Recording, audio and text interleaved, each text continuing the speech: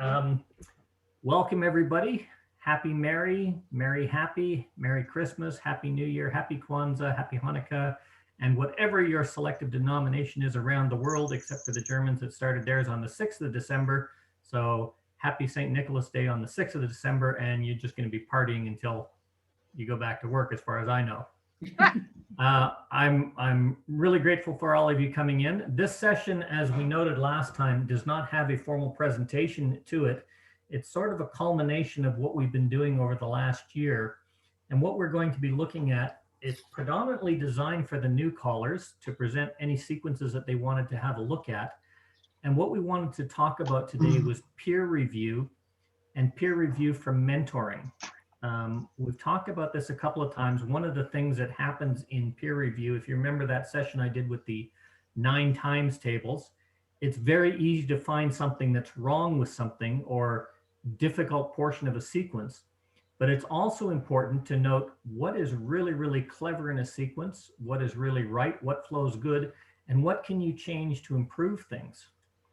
I hope some of you new callers or experienced callers have a couple sequences that you want to throw up to have a look at. I did receive a few on email. So I've got a couple that I'm just going to put up and we'll have a quick look at them just as a check first. But before we start, Mark, can you wave? I know you're up there somewhere. Okay, Mark Hart is our sound man. He's the guy that's been putting everything together, posting on Facebook and also posting on the OC Callers website, which most of you have the website address for by now. If you ever need to get a hold of Mark, he puts his email up periodically. He can also guide you to a lot of the links, but he does a lot of these things from all of the Zoom sessions, from Don Beck's to the class series to the series that we do and other things on the website, and he looks after it. So it's a great resource, especially for new callers. And I thank you very much, Mark, for all the hard work you put in over the last year. It's very much appreciated. If anybody does want to record these sessions, just send Mark a message and you can tick the box for record. What I'm going to do now is I'm just going to share my screen. We've done these intaminations and we're going to be working intaminations because it's easy to do. But a couple of sequences have been set in. So I'm going to paste the first one in and we'll have a look at it. And then we'll just see what we can do with it. Okay, so let's copy that.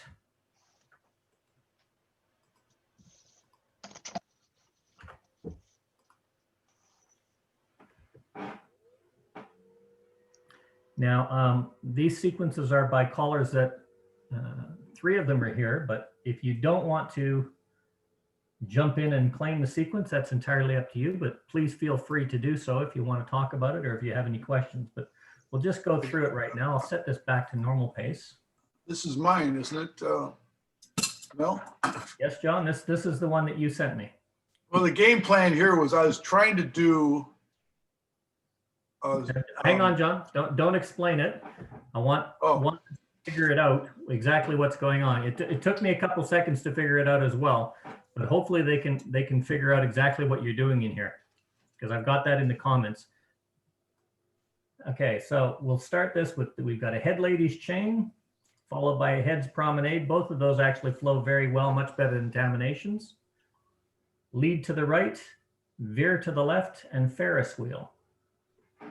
Centers pass through with a right and left through, veer to the left, wheel and deal, swing through, centers trade, turn through, outsides cloverleaf while the centers slide through, double pass through, everybody cloverleaf, and the centers California twirl. 2 ladies chain, flutter wheel, right and left through, square through 3, again outsides cloverleaf, centers slide through into a double pass through, nice continuity and sequencing, centers square through 3, that takes us to our corner box, swing through, boys trade, extend, there's your partner, swing and promenade.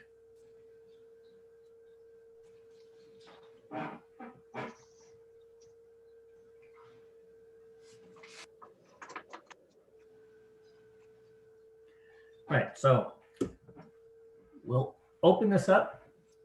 John, I'll let you start. You can explain what you were trying to do there. Well, basically, this is a chicken plucker with equivalents.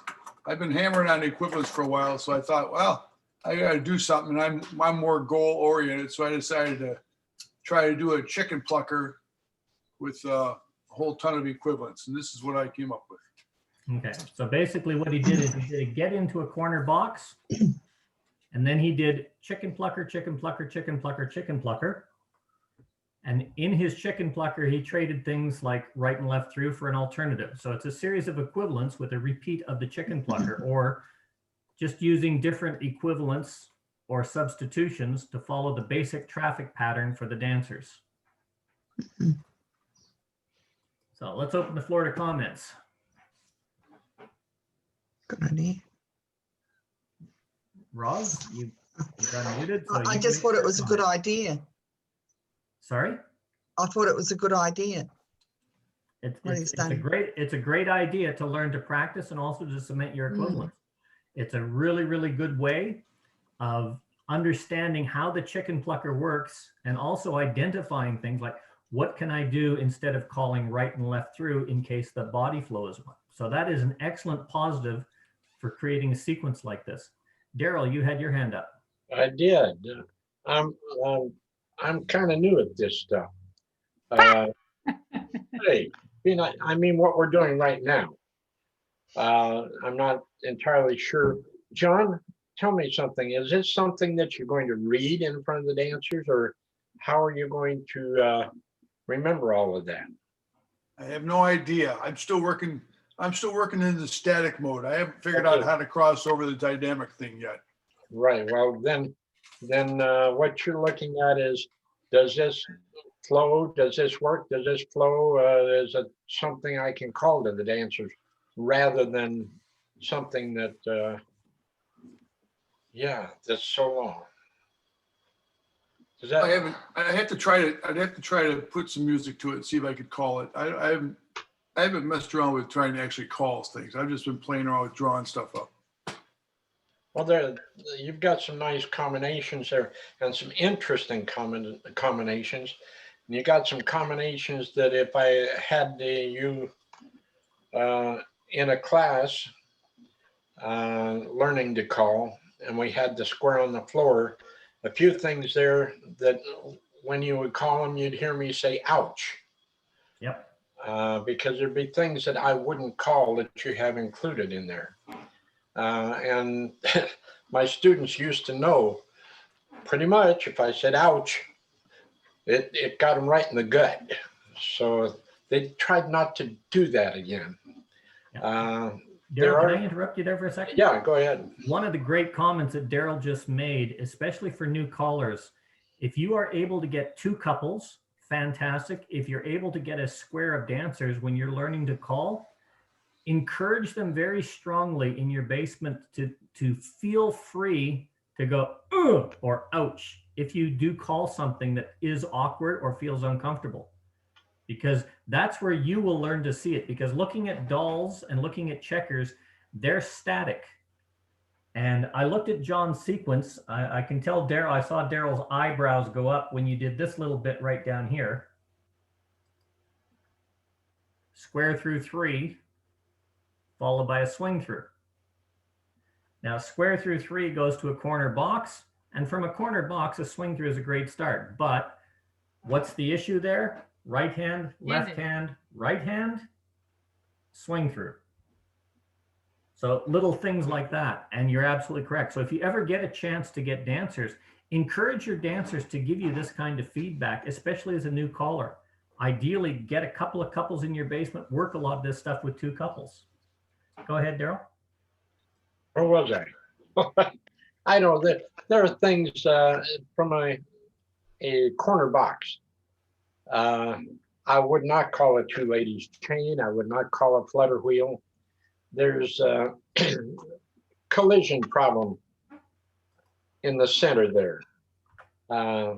Just, it's a space thing. You're better off if you don't do that. It's legal. It can be done, and they'll probably get through it. All I'm saying is it's not particularly comfortable sometimes. Absolutely. I want to point out that this is a brilliant little series of sequences that are great for new callers to practice when you're identifying chicken pluckers. What John was looking at was the chicken plucker and doing equivalents for the chicken plucker. And then also taking things like a right and left through. Well, instead of doing 2 right and left throughs in a row, what can I do instead of a right and left through? You know, veer left, wheel and deal, that kind of stuff. So they are great. And What Daryl's pointing out is by the way. when you go one sequence to another, to another, to another, to another, if you're going to start exploring like this, start one at a time, learn that, add it to your repertoire, and then it becomes part of it rather than trying to do all of these at once. But as a training sequence for what you set out to do, John, I think it's a really, really good attempt. I put a couple notes on here. So we'll just look at the sequence here again. We've got head ladies chain into a heads promenade halfway, which flows beautifully off that courtesy turn, into a heads lead to the right. That takes us to a corner box. That is an absolutely beautiful get in. It's nice flowing. It's good, especially for new dancers, new callers. Moving that on the floor as soon as you got the flutter wheel, that is an absolute, or sorry, as soon as you got that ladies chain, that's a beautiful opener to get you into that corner box. And it's using a promenade in an opener is something that is not done often enough, mainly because we do so many promenades in the singing call. Now you did a veer left, Ferris wheel, centers pass through, and a right and left through. The normal sequence for that is right and left through, veer left, Ferris wheel, centers pass through. By moving that right and left through, what he showed you is you can move that right and left through if it's part of a sequence pretty much anywhere where you got facing couples within that sequence, and it will still work. And it has a completely different feel to it. Okay. Then he does a right and left through equivalent. Veer left, wheel and deal. Okay, I put a note there because we've done that flow, that tight right hand flow a couple of times. I would have put a couple circulate twice or something in there just to get that flow on the floor going around, but it's not really necessary. A pass through equivalent, swing through, centers trade, turn through. Okay, there is another beautiful little equivalent to a pass through, swing through, centers trade, turn through. And turn through is one of those calls that is not used a lot. It's usually turn through to the corner. And I really like the fact that he does turn through, outsides cloverleaf, centers slide through. That's a beautiful little combination because it means the outsides have to do something. The centers are looking at something going, did I do something wrong? He immediately follows it up with another call that the centers have to be active on. And he also carries that little sequence through the rest of his theme. Center slide through, double pass through, and here's that cloverleaf. Centers California twirl. Now, this is what Daryl was pointing out. You've got that cloverleaf, they're a bit spread out, centers California twirl. That makes it tight. Okay. Ladies chain is very tight in an 8-chain 4 position, especially if you follow it with a flutter wheel. If you are going to do something in an 8-chain 4, such as a flutter wheel or something, you want it to end up with a sweep a quarter or something that gets them out to the lines. Yes, Daryl. After that cloverleaf, the dancer action is coming forward, and they do not have hands joined. So there's more than one reason why I wouldn't do a California twirl there. It doesn't flow. And if you're going to California twirl, you'd do better to set it up with something that already puts their hands together like a star through. Does that make sense? Yeah, how about a partner trade instead then? No, it's still a forward action, still the same problem. All right. What you could do, what you might do is say centers face in and star through. which is a California twirl, but Yeah. it creates that breathing action. Yeah, or give them that pause check with a prompt. Cloverleaf, centers, take hands, and with that girl, California twirl. Something that's going to really enhance their chance of success to counteract that forward action, because as they're going in, they want to react with the person in front of them, not the person beside them. So you've got to counteract that with a prompt. Center will slide focus through, down to- square through 2. Yeah. And as Bob was saying, Cloverleaf, centers, face, star through. That just feels so weird and different, and it works so beautifully. Depending on what's following, I would prefer the center square through 3.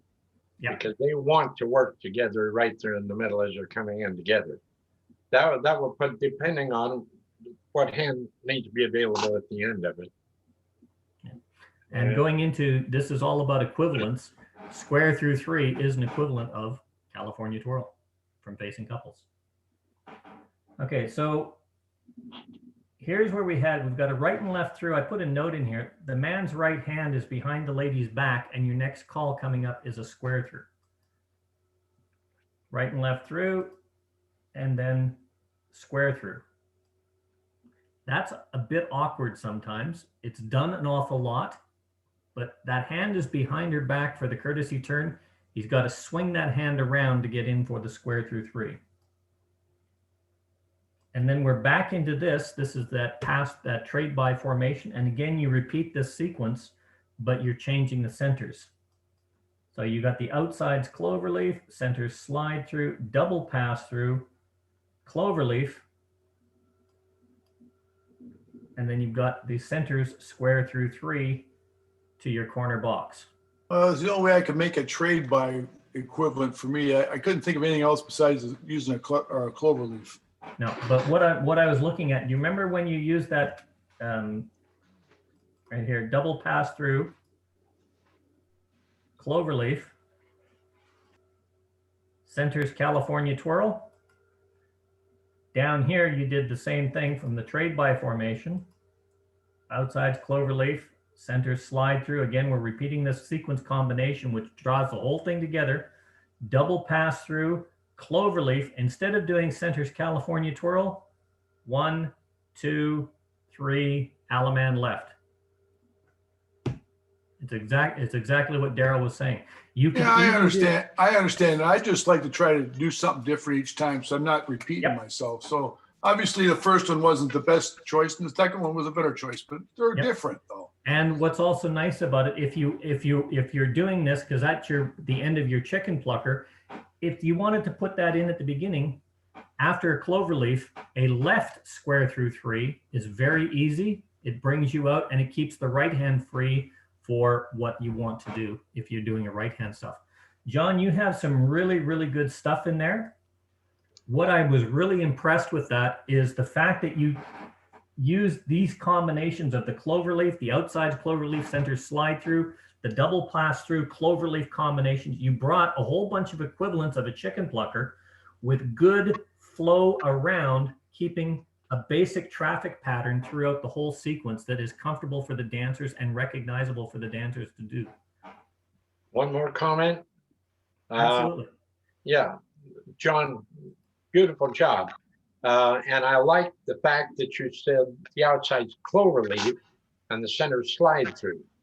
That's that gives the leaders, the cloverleafers, just a bit more time to get around. So you got that first. It would have been totally different if you'd said center slide through while the outside's cloverleaf. You understand?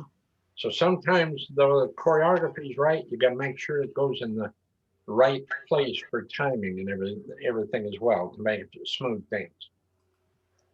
Well, I've got a ways to go on my delivery, but I'm just having fun making up the pattern. You're doing good.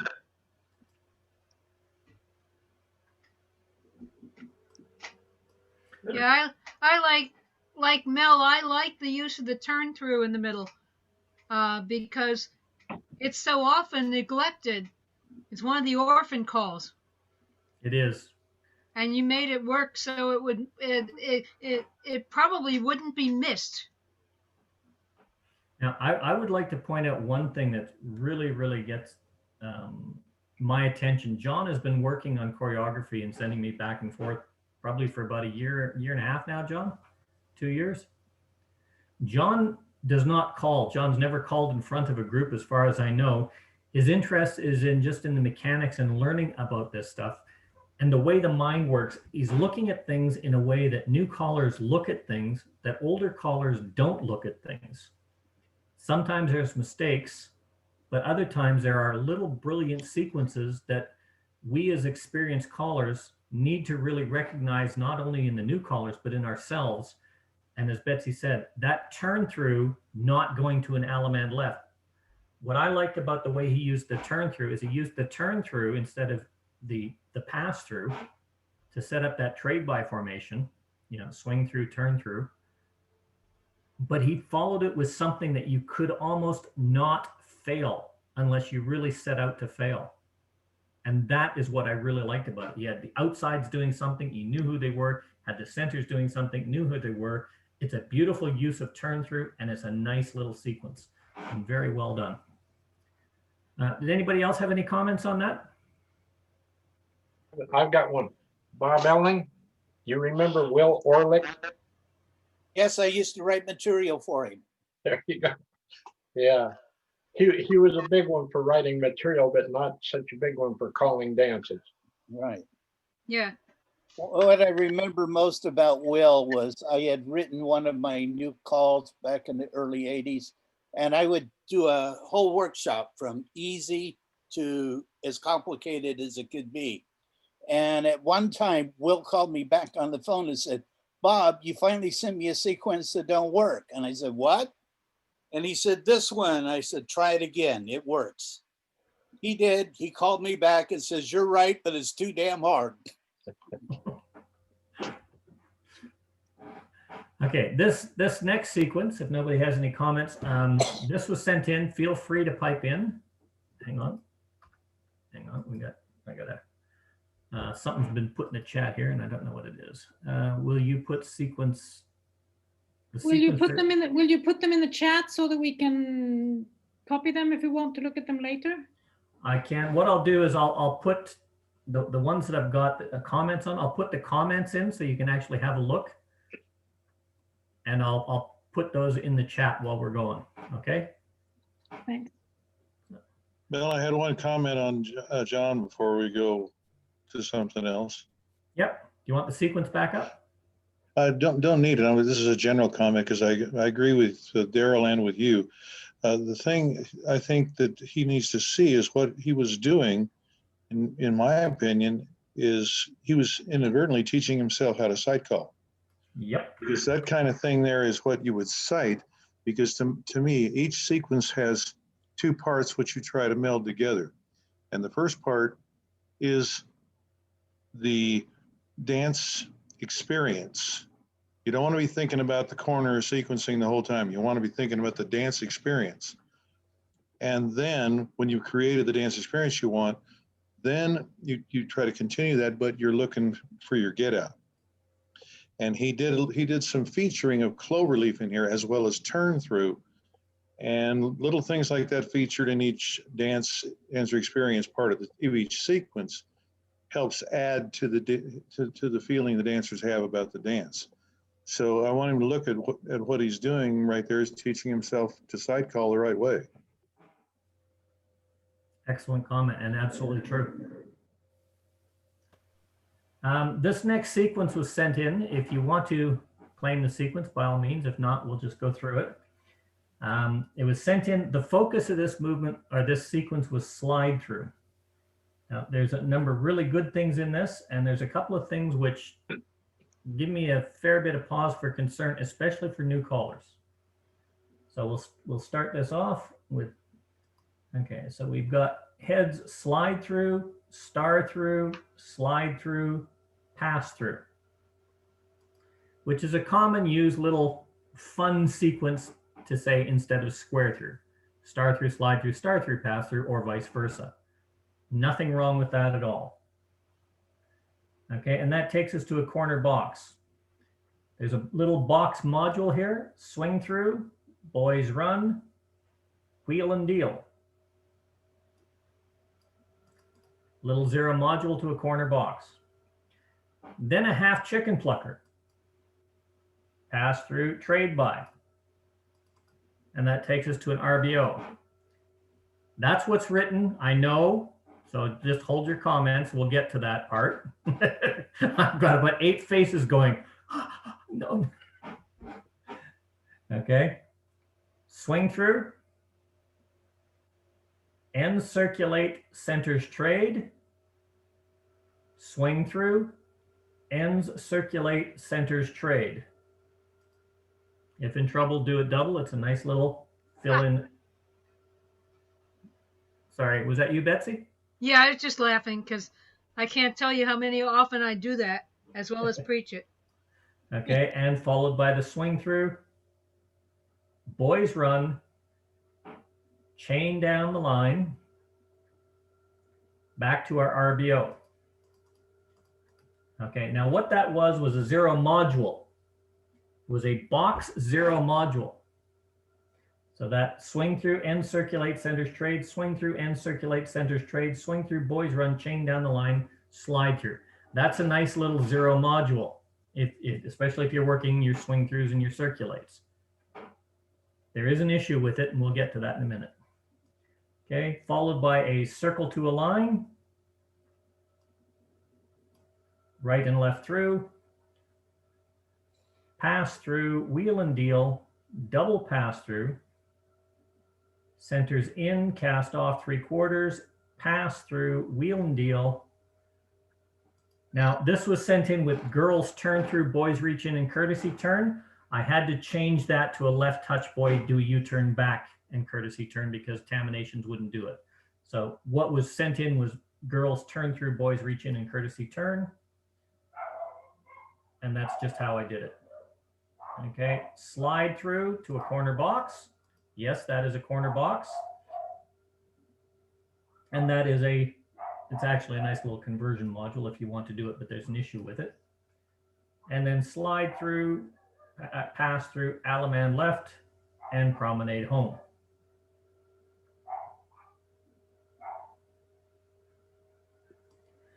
Okay, so let's start with some comments from the new callers first. Anybody? Linda, Roz, Carol, Yolanda? I'm not so sure that first RBO was really a half a chicken plucker, was it? Yeah, that was the first one. So it's a half chicken. It was sent in as a half chicken plucker, but what was forgotten on it? It was another either a pass through or a trade by. Yeah, Something the else. right and left through is missing. Yeah. Absolutely.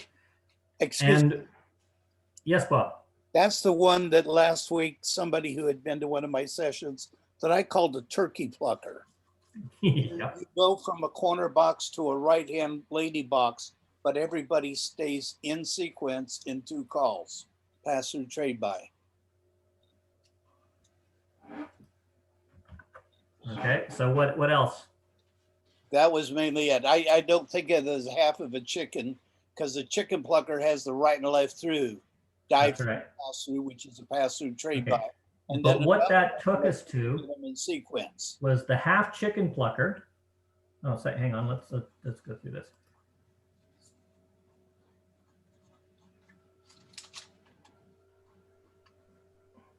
Okay, corner box, swing through, boys run, wheel and deal.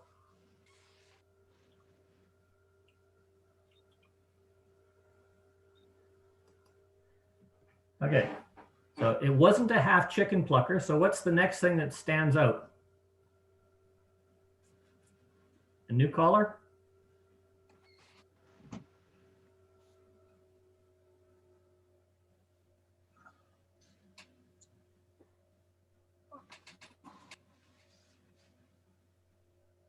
I don't know, Mel. Sako, Masami, Yolanda, anybody? Carol? Okay. Any of our more experienced callers care to make a comment? It's rotated the square 180 degrees. As far as the, you have your right-hand lady box. Let's see. Yeah, right-hand lady box, but it has rotated the square 180. Yeah. So it's flip-flop, but it's a right-hand lady box, but what's he labeled it as? Out of sequence. Out of sequence. Is that box out of sequence? No. No. No. That's something to be very, very careful on when you talk about groupings. Mike mentioned a little bit about this when he was talking about his activator method. Working with groupings and working with names of modules are very, very different in the aspect of if you're using names to identify where you want setups from, you want to be sure that you use the right names. This would be a right-hand box grouping, okay? But it's not a right-hand box out of sequence. Well, I So think it's worth noting when you had the corner box and you did the pass-through trade by, which is what Bob called a turkey plucker. If you just do module choreography from there on out, so let's say you do the magic module that takes you into the partner line, you're not going to have a partner line. You're going to have an opposite lady line. You've effectively done a ladies chain. yeah, and this is why I wanted to point this out a little bit later on, because the next sequence here is a 0 module. The swing through, end circulate, center trade, swing through, end circulate, center trade, swing through, boys run, chain down the line, slide through. That takes us to our right-hand box out of sequence, which is what they have. But look at this right-hand box out of sequence. Okay, this is a right-hand box in sequence. I've got the sides on the inside here. So let's just see where that takes us. If it's a 0 module, swing through, end circulate, centers trade, swing through, ends circulate, centers trade. Okay. That's our right-hand box out of sequence, but it's also inverted it again. Boys run, or sorry, swing through, boys run, chain down the line, slide through. Okay, it's still a right-hand box, but as Daryl pointed, who was it? You that pointed that out, that it's inverted the box. I've now got the heads on the inside instead of the sides on the inside. And as Mike said, if you're going to use a 0, a true 0 really doesn't matter. An inverted 0 really doesn't matter. But if you're using a right-hand box to a partner line, or you're using a corner box to a partner line, if you mislabel something and you only think about it as a module that you've written down, if you've written it down wrong once and then you go to call it, that's going to mess you up. So really, really be careful double checking your modules. That said, that's a nice little 0 collection. And I think that person has probably danced with you or taken a couple of your schools, Betsy, because it's one that I seem to know that you use a fair bit as well. It's got really, really nice body flow. It's got good wind in your face action. Follow that with a slide through to a circle to a line.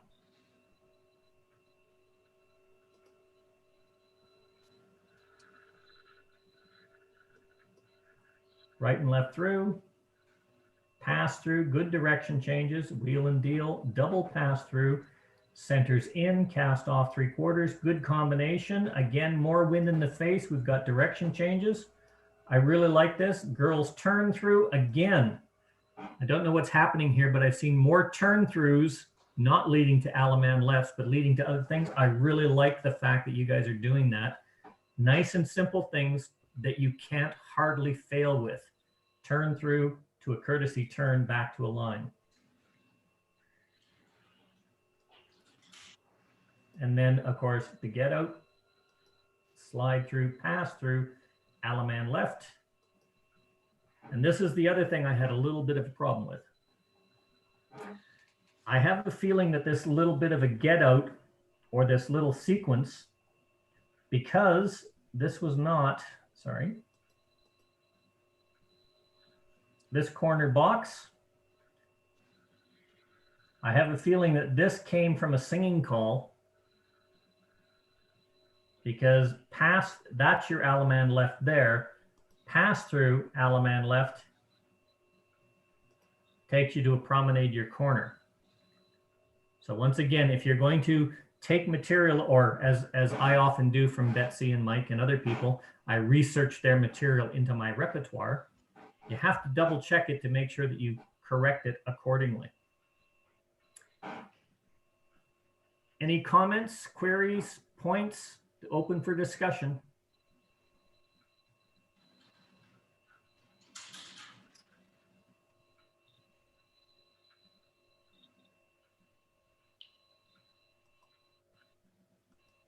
Really?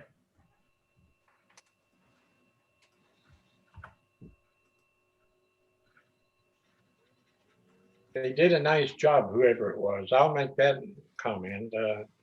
Very little in there that I could say, shouldn't do that from that position or something. It was nice, well done, well thought out. I agree wholeheartedly. I agree, and I also say that girls turn through to a courtesy turn. When they turn through, they're supposed to end up as partners with the one by their side, but oftentimes they don't identify that because all they see, as you say, is turn through Alaman left. They don't see that, and so the fact that you're courtesy turning the one coming towards you absolutely ensures success of that turn through to continued choreography. Yeah, I will also say that when she sent this in, it was girls turn through.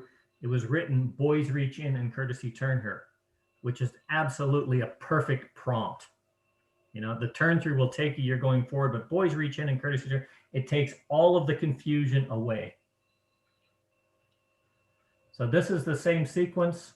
This is what we've got. Heads, slide through, star through, slide through, pass through, or square through 4. Okay, my comment on this was this is not a half chicken plucker. You forgot the right and left through. But because this caller was working for module themes and they mislabeled their modules, it is still nice module theming, but that one mistake, and you can tell where they start to correct it to get back in later on. And as Mike said, this is really starting to get into sight calling because you made a mistake. Now you have to correct it. This bit in here, I'm pretty sure is what they were using to fix that sequence.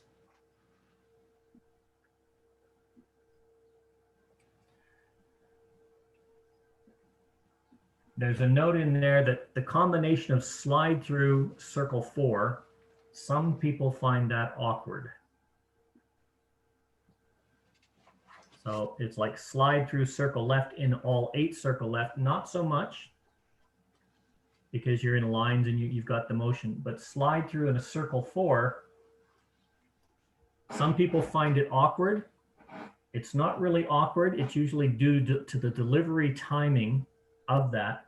But when you do it, slide through, circle to a line, you've got to make sure that you get that timing, slide through and circle to a line, that it joins those twos together with the delivery time. Otherwise, it becomes a very awkward combination for some of the dancers.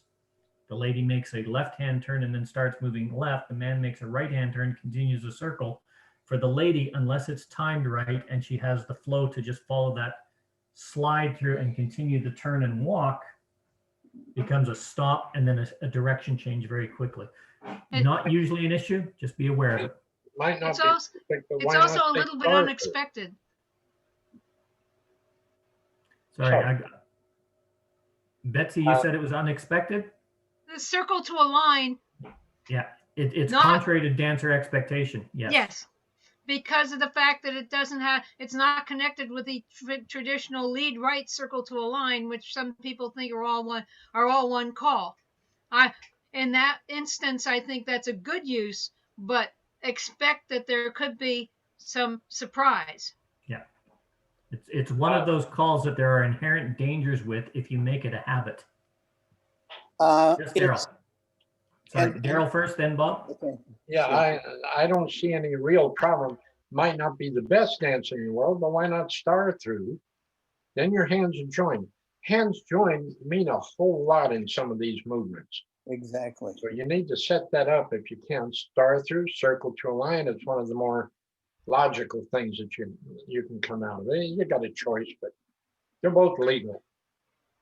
Or you can add an unpopular call to add body flow. And I actually would do this even at events. I would add a dos a do and circle to a line to get the body flow going for the circle. I'd be more likely, if I wanted a line, I'd be more likely to do a circle 4 halfway, veer left, and bend the line. You'd have, Yeah, you me know, too. nice lines and easily danced. So as you see, there's a lot of different combinations and options that you can use. Star through, circle to a line. The hands are already joined. There's less fudging. Slide through, circle to a line sounds and feels logically and intellectually should be smoother, but it's so contrary to dancer expectation because after a slide through, you're generally moving with a forward action with a free hand. It can be either a left hand or a right hand free. That's what you're expecting. And suddenly you've got a sideways motion. So timing is really, really crucial on that. Any other comments? I thought there was a lot of really good stuff in that. There's some really good flow in that. There's a lot of direction change and a lot of wind in the face activity for the dancing. Just a couple of very minor things that make it awkward.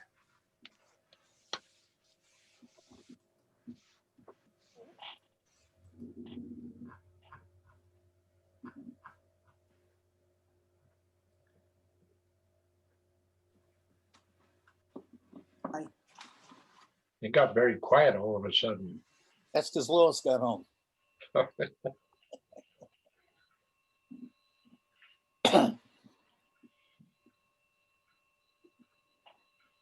This, I thought, has some really, really interesting choreography in it.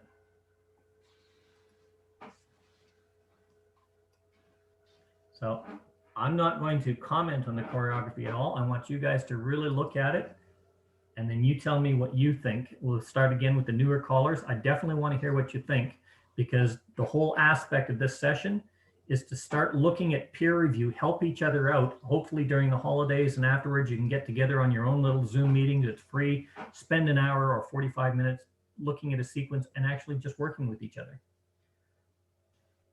So this sequence starts with a heads flutter wheel and sweep a quarter, centers pass through, a nice new different get in alternative to a square through start. So heads flutter wheel and sweep a quarter, centers pass through. I also want to point out the focus of this sequence again was module and it was dealing with sweep a quarter. That was what they wanted to focus on, was sweep. Okay. Slide through, reverse flutter wheel, and sweep a quarter. Veer to the right, couple circulate, Ferris wheel, centers sweep a quarter, and back away, the others lead to the right. Half a chicken plucker. Veer left, chain down the line, and a quarter more. Ladies trade, Ferris wheel, double pass through, leaders trade. That's a very complex chicken plucker equivalent, but it's really nice. Swing through, this is a zero module. Boys run, boys trade, wheel and deal, right and left through, flutter wheel, sweep a quarter more.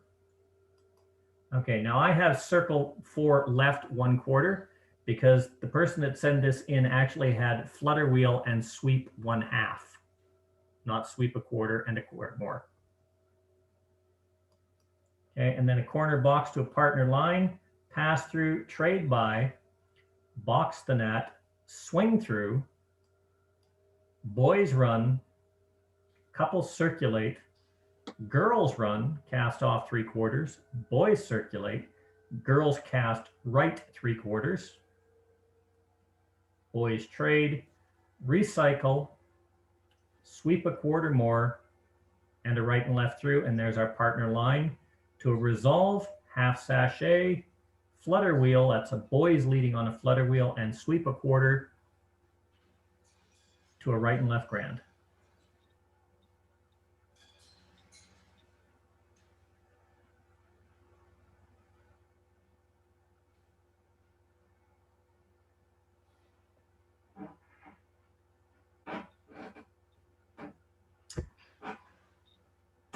Right, the floor is open for comments. Back up at the top of it up there, way at the top, coming, the head's flutter wheel, sweep a quarter, centers pass and slide through to a reverse flutter. I would probably use a star through. There again, hands a lot of times make a world of difference. It's the same thing, but a guy's going to use his right hand for that star through, leaves his left hand available. You've got couples, rather than going apart from each other, they've stopped the formations there for it. Does that make sense to us? Mhm. There was another place where we had a couples circulate to a Ferris wheel. The combination, I think it was about a three move. Oh, couples circulate twice to a Ferris wheel. Can you imagine what two pairs of those couples are doing during the circulate twice and the Ferris wheels and everything? There's just a whole lot of turning going on there. We didn't get a trade in there, then which made it better. Yeah, the couples circulate twice. It's, you know, when we talk about overflow, 180 degrees or a trade, 360 degrees, two trades like swing through, centers trade. Once you get to that 360 degrees, that's usually about as far as you can go. When you start doing 5 quarters, then you're getting into overflow. A lot of people don't consider overflow when they're talking about couple circulate movements, and they're following with big sweeping wind in the face movements like Ferris wheel. But the constant flow in the same direction does apply. I'd like to just drop back to what you said on star through reverse flutter wheel and slide through reverse flutter wheel. For whatever reason, star through flutter wheel is very awkward for ladies, according to ladies. The body mechanics and the kinesiology of that is exactly the same as star through reverse flutter wheel or slide through reverse flutter wheel for the men, if you're talking standard formations. When you look at body language and kinesiology, the lady has her left hand for the star through flutter wheel, she's going in with the right hand. For the man, right hand, he's going in with the left hand. Mechanically, it should work. However, it does not work. Okay, star through flutter wheel will work because the men will lead in, but it's awkward for the ladies, and that's because you've got a left hand turn and you expect to go forward, and usually what happens is the men try and help that lady in, so she's coming from here and there's a draw and there's a jerk on the hand which causes that action. Slide through flutter wheel works better for the ladies, but it's an uncomfortable flow because it's awkward, it's not expected. And as Daryl was saying, slide through flutter wheel for the boy, a reverse flutter, is the same thing. After a slide through, you expect a forward motion, not a diagonal motion. Star through reverse flutter wheel works. Yes, Betsy? There's also a small difference in the amount of turning that the person is doing. In other words, no matter whether you star through or slide through, the lady is making a tighter turn. Therefore, that's why I believe the ladies believe it's harder to do a star through or a slide through flutter wheel than it is to do a star through or slide through reverse flutter, because the men have a more sweeping turn on the star through or the slide through. Does that make sense? Yep, absolutely. It's an inside turn. It's more of a step pivot on the foot, followed by a diagonal turn. I'm going to jump in here because I think we're kind of missing the point, because I think on slide through and star through, I know I correct all my students to say you never call a flutter wheel Agreed. after either one. So I think it's the footwork that really matters here, because on the last step of either a slide through or a star through, the boy is taking a slight turning and forward step, where the girl is either backing up a little or going straight sideways the wrong way for the flutter wheel. So I think it's in the foot action that is the real problem here. I think you decide whether it's a star through or a slide through based on the handedness or non-handedness you've used before that. If you've done 4 calls where there's no handedness, you probably want to say star through and get some hands working, for instance. Yep. But I really like the general guideline, and the one that I was given is, as far as the body mechanics go, if you're moving forward in the action, there's theoretically no difference. But as Betsy said, it's a tight turn for the ladies. It makes it awkward because you've got that sudden tight step, long step at a diagonal going the opposite direction, where you expect a forward action.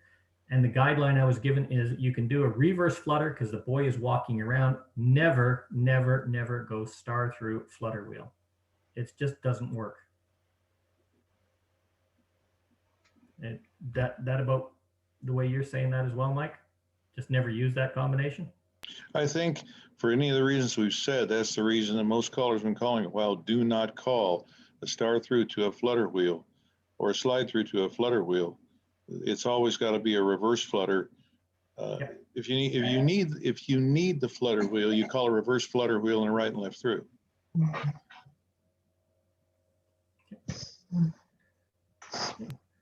Any other comments? Yeah, I have a couple. Who's that? I love the get out at the end, the half sashayed flutter wheel, sweep a quarter to a right to left gram. That jumped out at me. I have not used that one, so now it's in my repertoire. One thing I did not like in the sequence was box the net and swing through. I find that awkward. Yeah. But that's probably the way we use hands here. A box the gnat is a common movement that steps and flows into a wave, but it's usually followed by a center's action. Box the gnat, center straighter. Box the gnat, fan the top. Box the gnat and swing through is like calling touch a quarter swing through. It's not that it's wrong, it's not expected, and that's what makes it awkward. If you're going to do something like that, we had a discussion in Contra earlier, something box the net, step to a wave, balance, or something to break that up to really establish that wave would really add to the smoothness of that. Or as Bob was saying earlier, box the net, do-si-do to an ocean wave, swing through. That would be a good place to use it rather than box the net, swing through. Bob's comment reminded me of that half sachet to a flutter wheel, and that is something I absolutely would not call. And again, it's because of the footwork issue. The last part of the half sachet has the boy stepping back. And so you don't want him going forward on the flutter wheel. If I was going to use one of those actions again, I would be calling a reverse flutter with the girl going in with the left arm. Mike, I think that my personal opinion is it's the footwork that's the issue. I would sachet the girls, not necessarily call half sachet and then, you know, it's just from a half sachet line. Flutter wheel, sweep a quarter, right and left grand. Yeah, my comment was based on the situation that was created in this sequence. Yeah. Yeah, that's a little further down. I'm actually of a slightly different opinion on that one, Mike, because I'm used to a half sachet is a lead movement. You lead the girl across, you step back, and then you come forward. So the man will step back, move sideways, and he'll be ending that in a forward action coming forward if it's dance with style. But that's how I was taught to dance. It's not a forward in front and you slide sideways or you back up and stay back. I'm going to agree with you there. I'm going to backtrack a little and agree with you. Yeah. But it is a combination, but it's also something which really ties into importance. You have to know your dancers and how they dance as well, because there are a lot of dancers when they do a half sachet, that left-hand dancer doesn't move. They're so used to doing roll away, and that person's not stepping back. They're just holding that line, pulling him across and making him shuffle around, going forward and back. It does happen. So styling is very important. I really want to have a look at this sequence here, but I want to open this up to the floor. Are there any new callers with comments or? Mel, I was just thinking about that slide through, what you were saying, not to do slide through and flutter wheel. It's probably because when you do the slide through, the lady's got their weight on that foot and they're having to lift that foot up to do the flutter wheel. So that's probably what causes it. Yeah. Of not to do it. Do you get me? When you do your turn, you're going to be stepping forward. You're going to be pivoting on your left foot.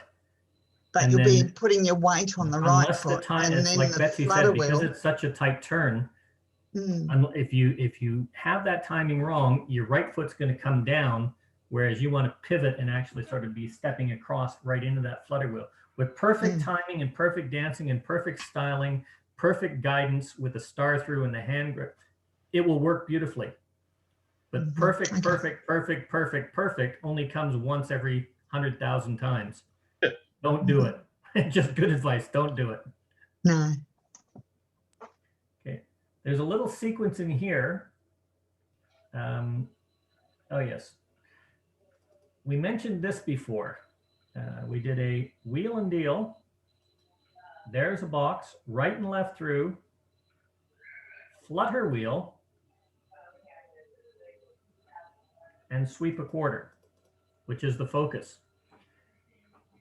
That one I personally think you could get away with, as opposed to doing a ladies chain and ladies flutter wheel. You could actually get away with that flutter wheel from the 8 chain 4, but only because you're finishing it with, you're starting with the right and left through, which is going to spread you out at the beginning. You're leading into the flutter wheel, which is a really good flow, and you're coming out of it into lines, which is going to make the square expand. You're not continuing to work in that little box. And it's, I can't remember who said it, but sometimes things work sometimes, and other times the same thing won't work. It all depends on what you begin it with, what you end it with, or how you're going to use it. For me personally, this actually works. And how crowded the floor is. Yeah. Now, I'm not sure what happened. This is a corner box to a partner line module, which came next.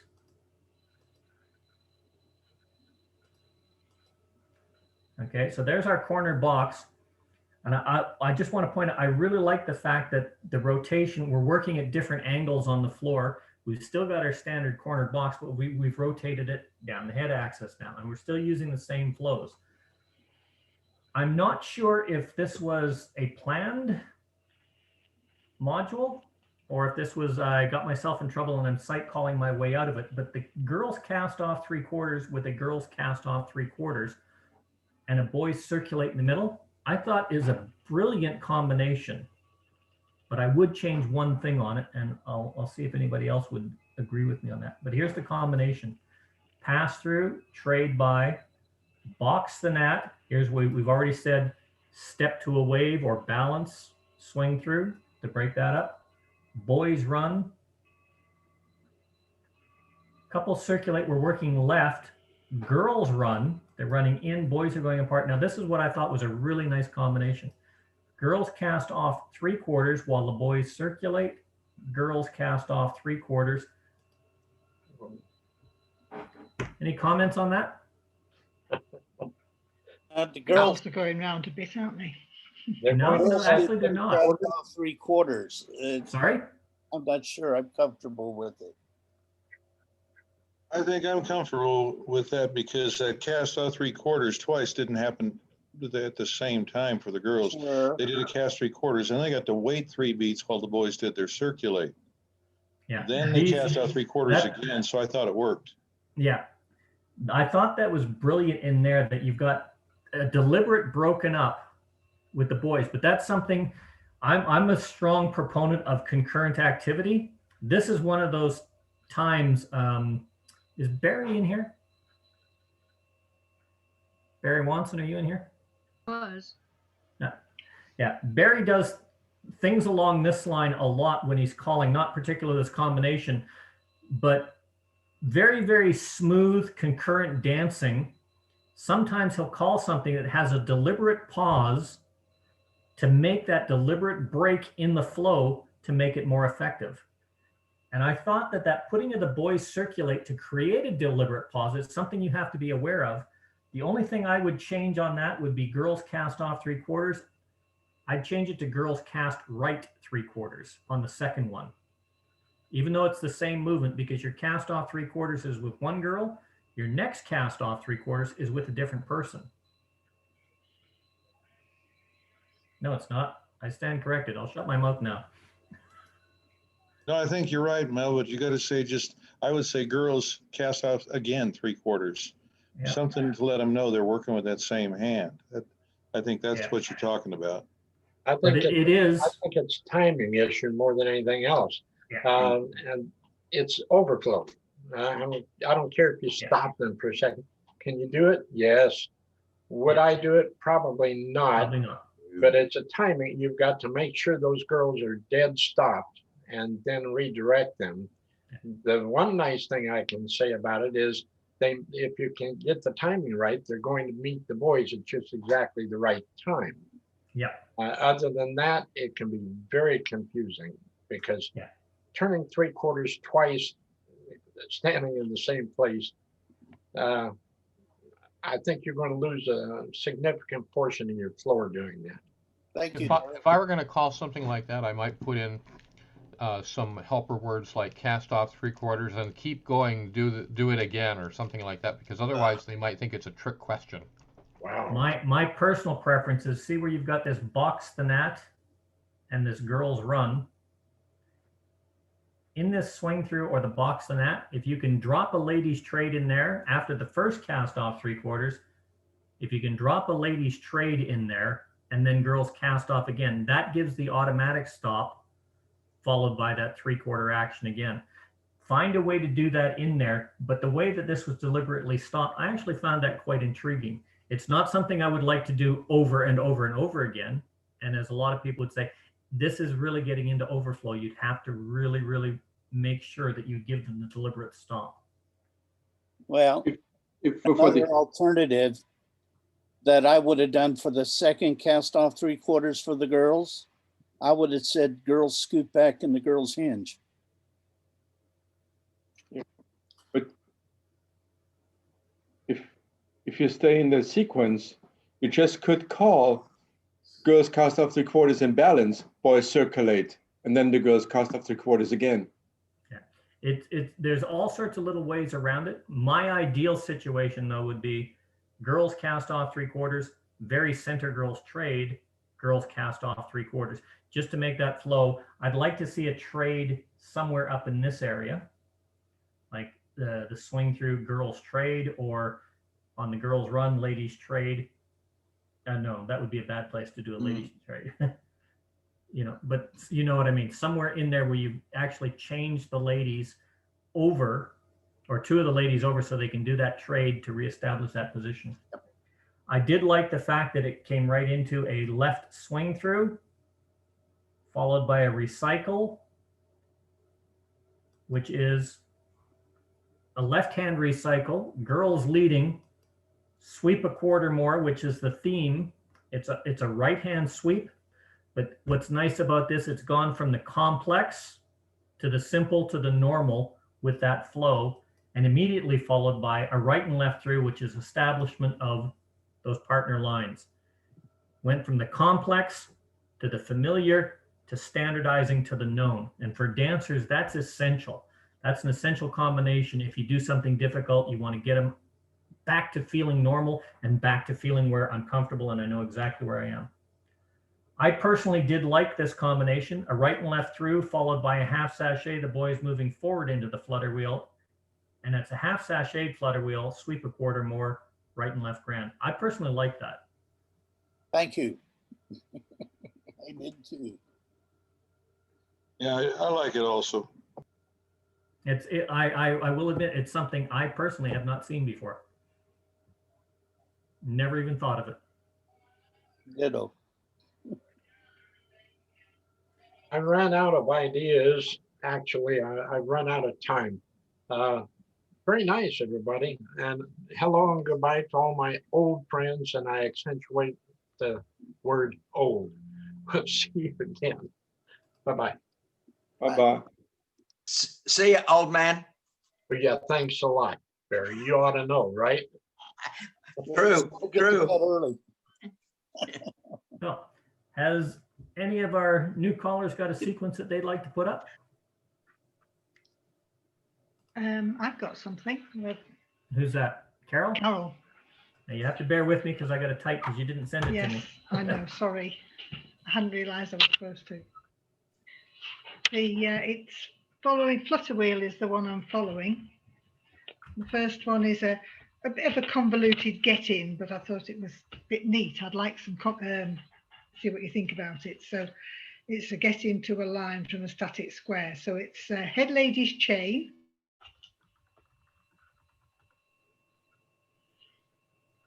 Heads pass through and separate around one to a line.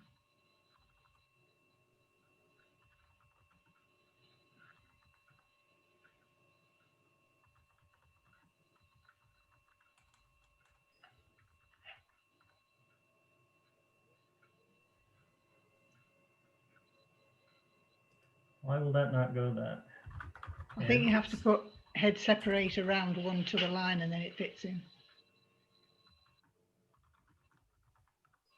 There we go. Didn't do it the first time. Okay. Lines pass through, ends cross fold.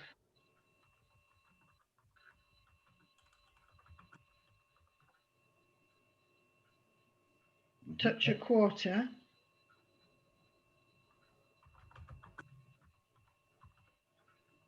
Girls run.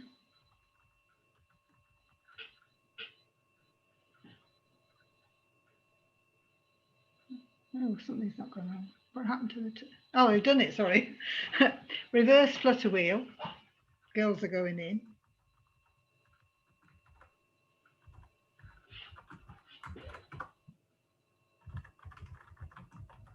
Just reverse flutter.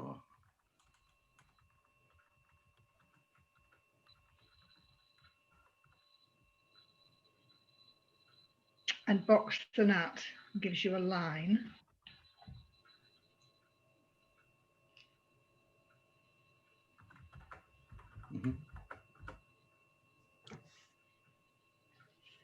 Then pass through. This is partner line to a partner line. Pass through, wheel and deal.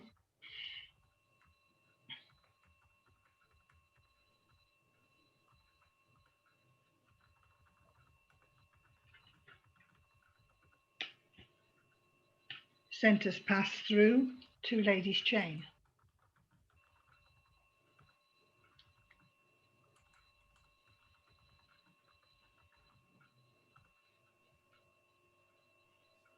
Flutter wheel and sweep a quarter.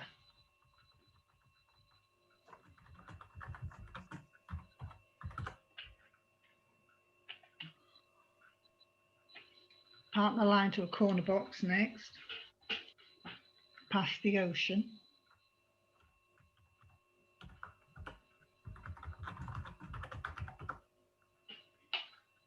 Swing through and circulate. Is that all 8 circulate? Yes. Recycle. Star through. Wheel and deal.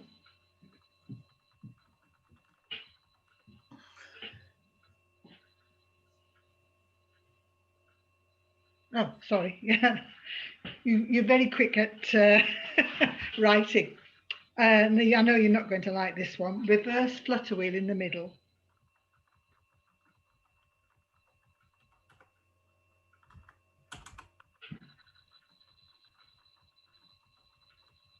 Pass through. You've done it, no, you haven't.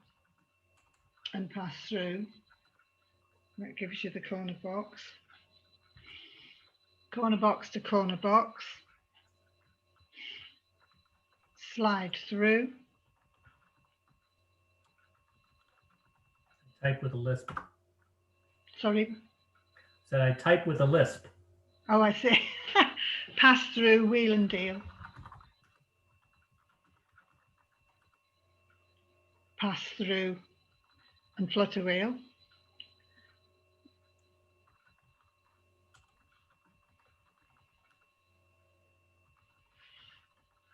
And then a corner, oh, flutter wheel, yeah. And a corner box, get out. Touch a quarter.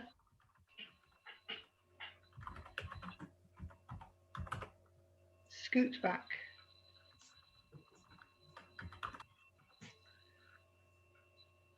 Boys run. Reverse flutter wheel.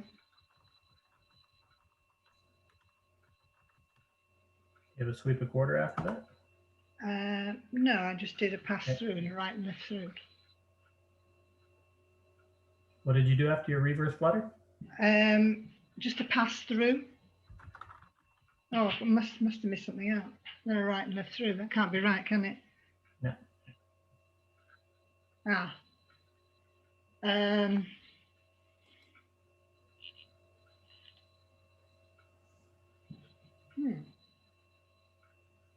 Don't know. I've lost it.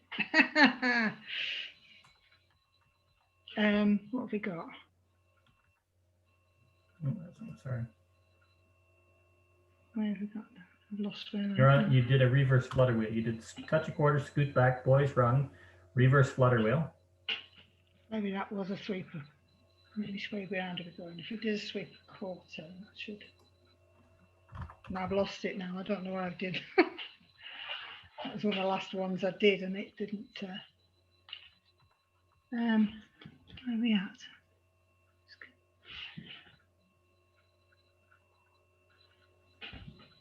Grant a quarter box.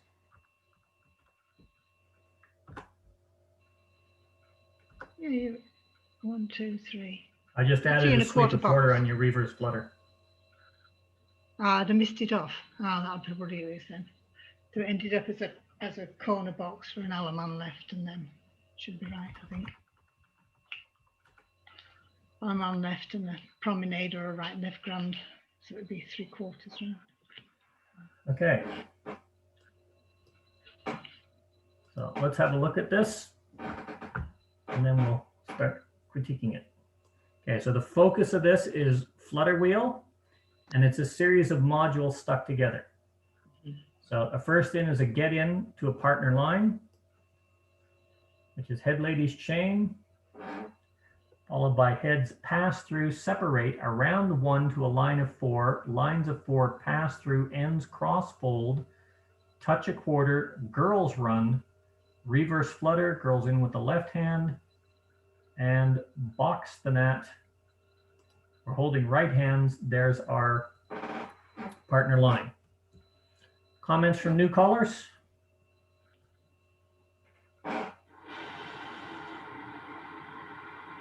You're saying something, Roz? No? I was just looking at the reverse flutter wheel and box and net. I wasn't sure about handhold with it. Anyone else? Mike?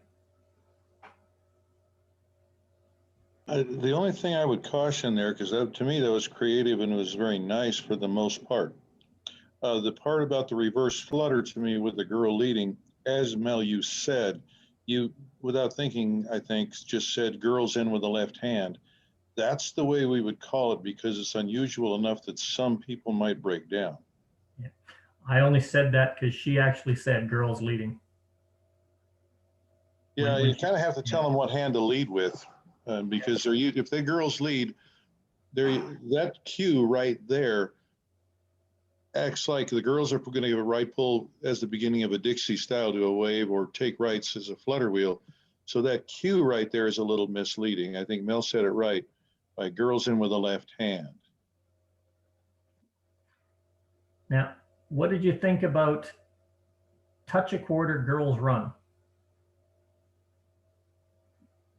Typically, I don't call that because the girls want to trade with each other after that. We've done ends cross fold. The box, Mike. And girls Touch a quarter. Girls Run is fine. Girls Run. Well, there's just such a quarter in the girls' run, I think, is a bit unexpected for some people. That's all I'm saying is you got to help a little bit there. Yep.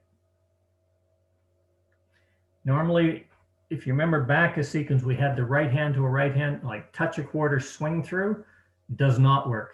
Touch a quarter, girls run. It's because it's not a right hand trade. That boy has to slide over for a change. Instead of making the girls do all the work, the only reason this will have a hiccup is because the boys actually have to think and the boys actually have to do a little bit of work here, as opposed to the girls having to think and the boys doing no work.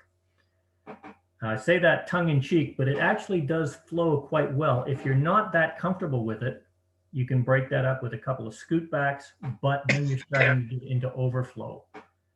I personally don't have a problem with it because it takes us to these lines. But as Mike was saying earlier, this is something you're going to have to prompt, especially because you're running from the outside in for two of the girls, from the inside out for two of the girls, to a half sashayed formation, and then you're following with a reverse flutter wheel. You've got to give them that feeling that they know they're doing it right. Girls run around the boy in with the left hand reverse flutter wheel or whatever it is. The timing's got to be good. I really don't have a problem with it. It's innovative, but it is a little different. It's one of those areas you need to identify as a caution. Hey, Mel, I got a question. On some of these calls that the senior callers or the journeyman callers are discounting, is it because of mechanics you're discounting the caller, or because the people aren't normally set to do this? I mean, is it one of these things where they don't do it because they don't see it very often and they're not used to it, they're not expecting it, or is it something because it's mechanically wrong, like wrong-handed or the wrong direction? The answer is both. The answer is both. Sometimes it's one, sometimes it's another. Well, the one that where they don't see it often enough, is that really a reason? Is that really a reason why we should not call things like that, or is it? In some areas, yes, it is actually. It's a matter of knowing the floor. I always use the first time I went to a dance in New England, and I called box the gnat at a plus dance, and I was told very quickly after that, because the floor was, oh, we dance plus, we don't do box the gnat. And we don't do wrong way bars, and we don't.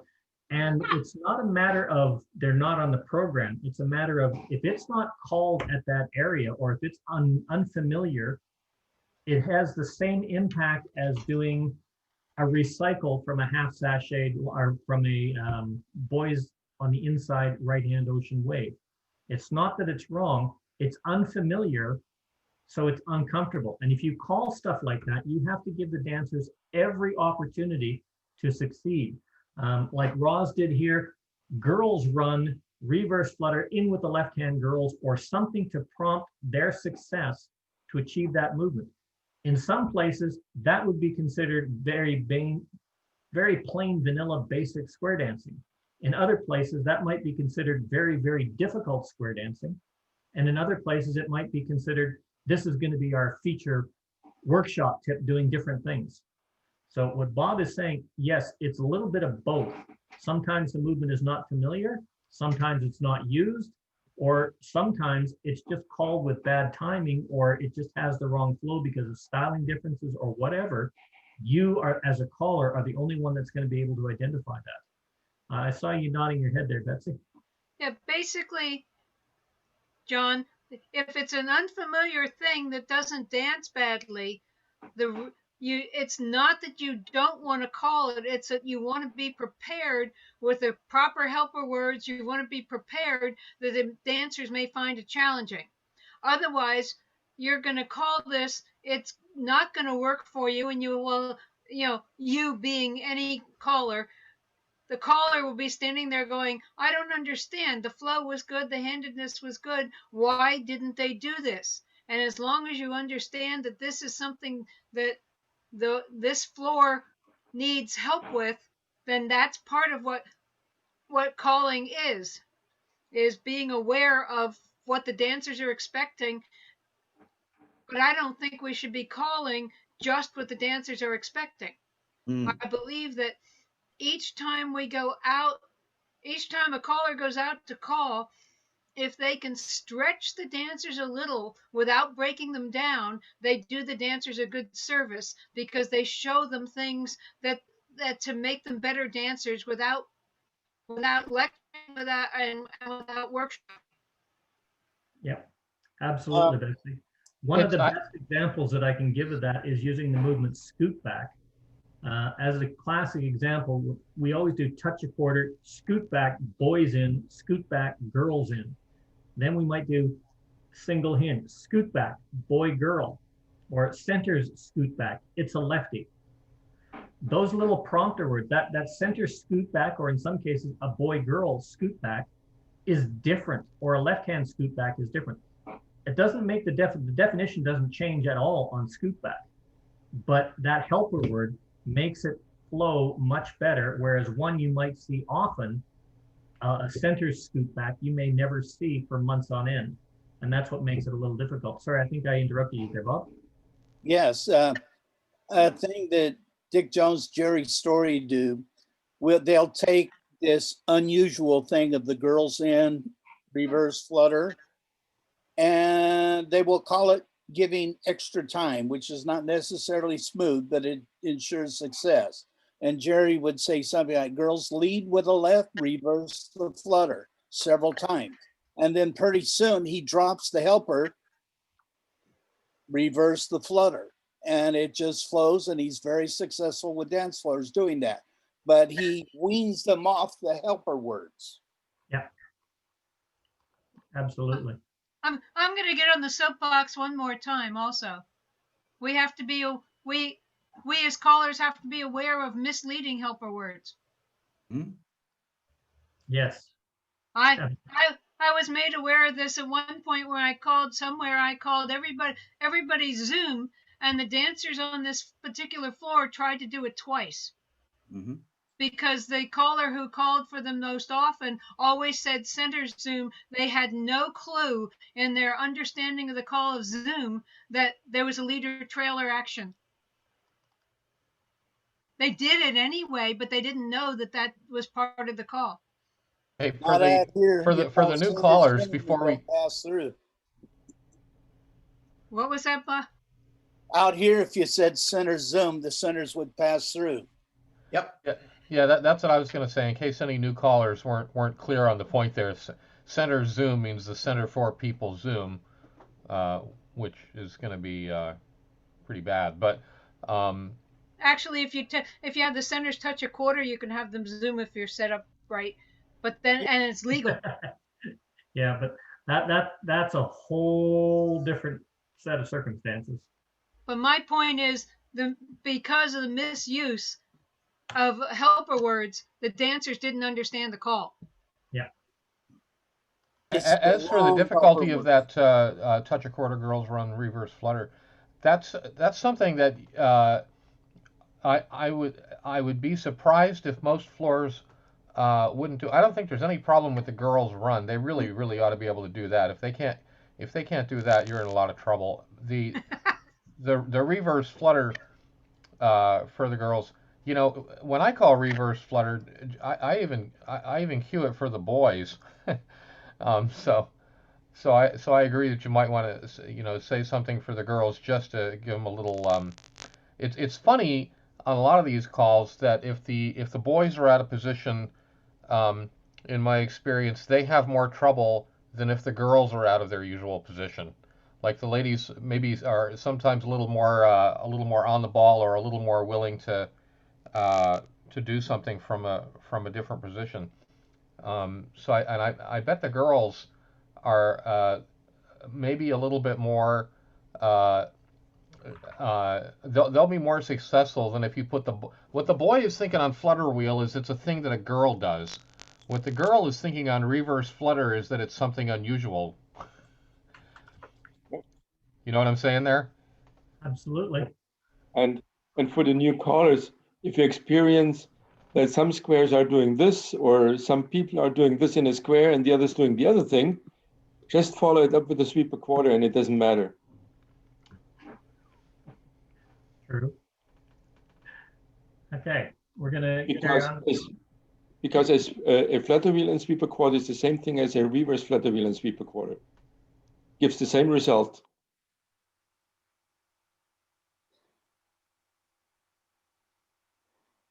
Anyway, we've harped on this particular little part of the sequence a lot. But it is a nice thing. Mm. Yeah. And for the young gentleman that sent this sequence in, who's now left us, I'll be sending comments out with it. I posted these sequences in. There's also a 2 couple sequence and one It's is me, there. I'm here. Oh, there, Karen. It's Carol. Oh, sorry, I was looking at the wrong sequence there. Sorry, we're still going through yours here.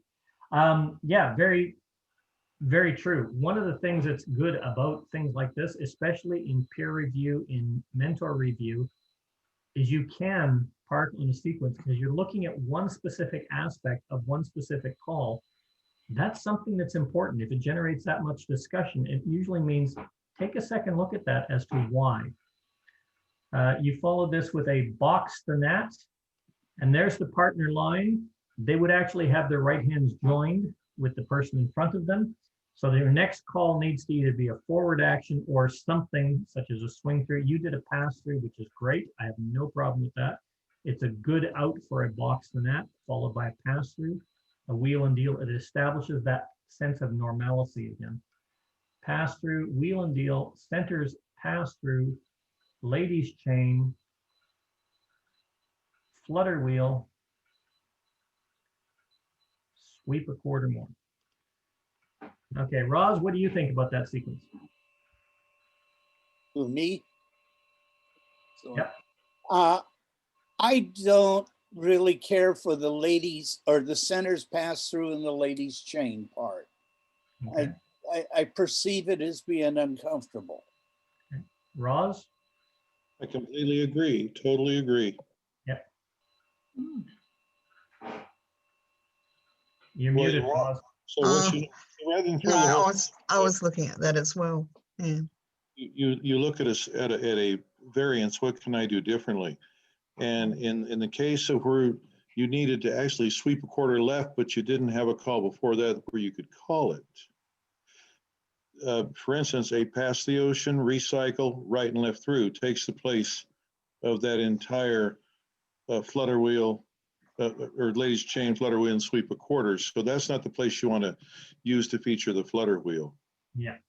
My issue with this is when we do pass through wheel and deal, okay, we expect the centers to be moving forward. They do, they're doing a pass through, and then we expect them to be moving forward to interact with the dance in front of them. So they're going to keep going on that forward action, and suddenly, flutter wheel, that guy is moving forward, suddenly stop. And then we're back into that crowding in the center. That combination from an 8-chain-4 formation of ladies chain, flutter wheel, or constant movements where you're moving the centers, because both of those movements make the square expand, but they also make them conflict with each other. See how tight that is in the center? Even Combinations has trouble. Yeah, Combinations will do it because that's what the program does. Because they can walk through another person.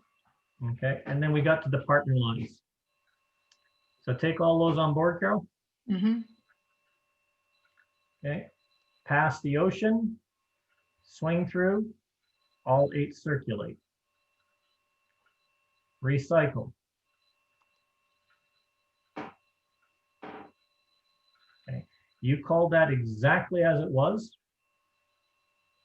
Recycle. This is another one of those spots that Betsy was pointing out earlier. It's one of those things that if your dancers are used to doing it, it's not a problem. But for probably about 75% of the callers around the world, this is something that you're going to have to cue the dancers or key the dancers into what you're thinking, because your recycle is from a right-hand wave with the ladies leading. That is not often seen everywhere. Most of the clubs I've danced with in Australia, that's not a big issue.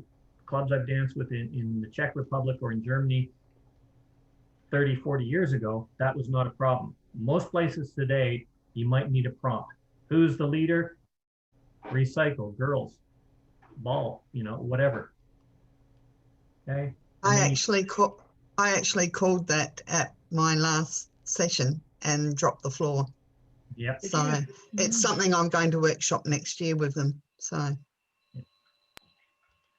Recycle is one of those movements. The definition never changes, but it feels like 17 different movements depending on where you're standing on the floor at any given time. Okay. Star through, wheel and deal. Any comments on that? Warren. Not good flow. Sorry? Warren, did you have your hand? Oh, you're reaching for a tissue. Sorry. Bob, yes. It's not good body flow. Star through, wheel and deal. Why is it not good body flow?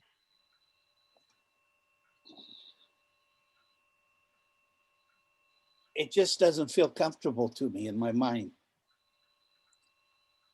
I think if you look at the guy who ends up in the center after the star through, he's turning to his right. He automatically has to stop and pivot, turning to his left. Back up. That boy doesn't have the problem, the boy that ends up on the end, but the other boy does. And so that's why I completely agree with Bob. It's not comfortable.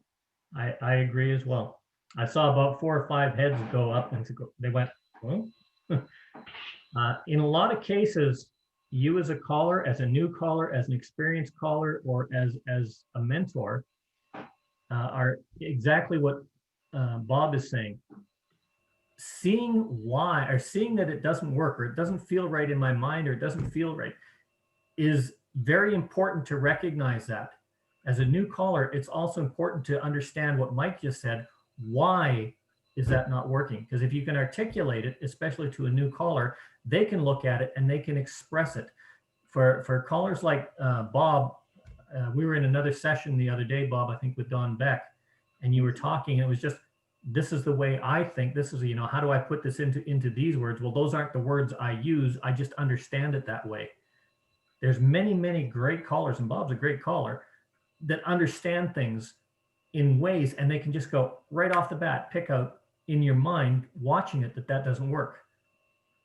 And then you've also got taking the time to explain it.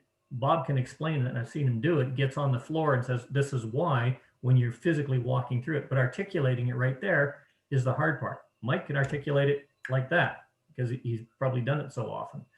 Same with Betsy. But you will know as a new caller when something feels wrong. When it feels wrong, take a second, go back to your call analysis sheet and find out why. With me, it's a lot of image calling where the dancers dance in my head and I can feel what they're doing. And I learned once, I was friends with Marshall Flippo, and we'd have lunch together at Nationals. And one time we were talking, and I mentioned how I learned to call. I never went to a caller school. I never had a caller coach. I bought sets and order records, listened to them, and practiced calling what was on there. But at the same time, when I started writing my own choreography, if I wrote one of these sequences, I would literally dance it on the floor with music, with phantoms, to learn my timing and my feel. I have made mistakes with bad flow. Typically, it'll happen once every couple of months down in San Jose, and I'll call something and I'll say, ouch, realizing too late, I should not have said that. I know many callers that have done that, and they go, square through 4, left swing through, ouch. And you'll hear them say it. They know as soon as it's come out that it was wrong, but it's already out there. You can't take it away. So adapt it, make a joke out of it. Let the dancers have a good laugh at your expense. You take the blame and the dancers don't feel bad about how awkward it is. Okay, so we got star through, wheel and deal, and absolutely correct. Right hand turn, flow, moving forward. You expect to move forward with an automatic backup pivot for the boy on the inside. Okay, now this sequence here, we've got a wheel and deal into the center. That boy is backing up and turning left, and then he goes into a center's reverse flutter wheel. Yeah, okay, got that already. Oh, I call them backbreakers. Okay. That's C4. I call it C4 because C4 to me is something that blows things up real good. And that'll blow your floor up real good. Okay, so reverse flutter wheel, centers pass through, slide through, pass through, wheel and deal, centers pass through, and then we do a flutter wheel. Remember when we did the centers pass through and a lady's chain? The same rule applies here, at least in my opinion. If you're going to do a centers pass through, you're expecting a forward action to interact with the outside dancers with everybody going forward. If you want to use a flutter wheel there, do a do-si-do or something to break that flow up. A lot of people are doing the Do-si-do. flutter wheel and ladies chain, even in combinations from the 8-chain like this. And the reason the thing that'll get that to work is if you put the right and left if you put a right and left through in first, because particularly the girls are the ones that are going to feel the most squished, of course. And when you do the right and left through a ladies chain or flutter wheel or whatever from the 8-chain, even if you do it in sequence with each other, the girls are going to be thinking, oh, here comes that squishy stuff again. This is going to be tight. And they'll be willing to do even 2 of them in a row, flutter wheel and a ladies chain or whatever. But yeah, the centers pass through and the ladies chain, yeah, like everybody's saying, and the guy has to go stop, and the girls have to do it, and then they have to do a squishy thing, which they weren't really prepared for. And I don't think you can cue it ahead of time, because if you say if you try to shoot it out where you do pass through, wheel and deal, centers pass through in a ladies chain, or try to give them a heads up on it, some people are going to miss the pass through. They're going to get panicky. Some people will try to start to do the ladies chain in the middle, which is of course even more horribly disastrous. Yeah, you want to, if you do the right and left through and then a ladies chain and then a flutter wheel or whatever you want to do in there, they'll be kind of in yeah, we understand we're operating in squish mode here, and of course the square will be trying to naturally expand a little bit as they're doing it, and they'll be prepared for it. Otherwise it's going to be too squishy. Absolutely. One of the other reasons why a right and left through works before a flutter wheel or a ladies chain from this box is because the right and left through has that courtesy turn, which automatically causes the square to breathe out. Those outside dancers will automatically give a little bit of extra room. I did want to put a clarify there. Barry jumped in. You probably heard me go, after I said, if you do want to do a pass through and a flutter wheel, break it up with something like a do-si-do, just to break that flow. Absolutely correct. That was one of those comments where you go, ugh, a do-si-do before a flutter wheel is not really a great combination, because you're going forward, back, forward. That's not the right movement to use before a flutter wheel. I was trying to break it up with something that's going to establish flow or stop the flow of that forward action. Mel, can we go back to where the star through wheel and deal was, followed by the centers reverse flutter? Yep. Okay, so we was that the case? Wrong. Oh. Yes, it was wrong. Ouch. Yes. Because your next calls, your next calls are centers pass through and then slide through, you could replace that reverse flutter wheel right now with after the wheel and deal, you could call a flutter wheel, have the centers right and left through, then do your pass through, and you don't have to destroy the rest of the sequence. Yeah, and a flutter wheel would actually work there. Yeah, that would be They're smooth. coming in with that right hand Yeah. free. And then you square through 3, as Mel would say.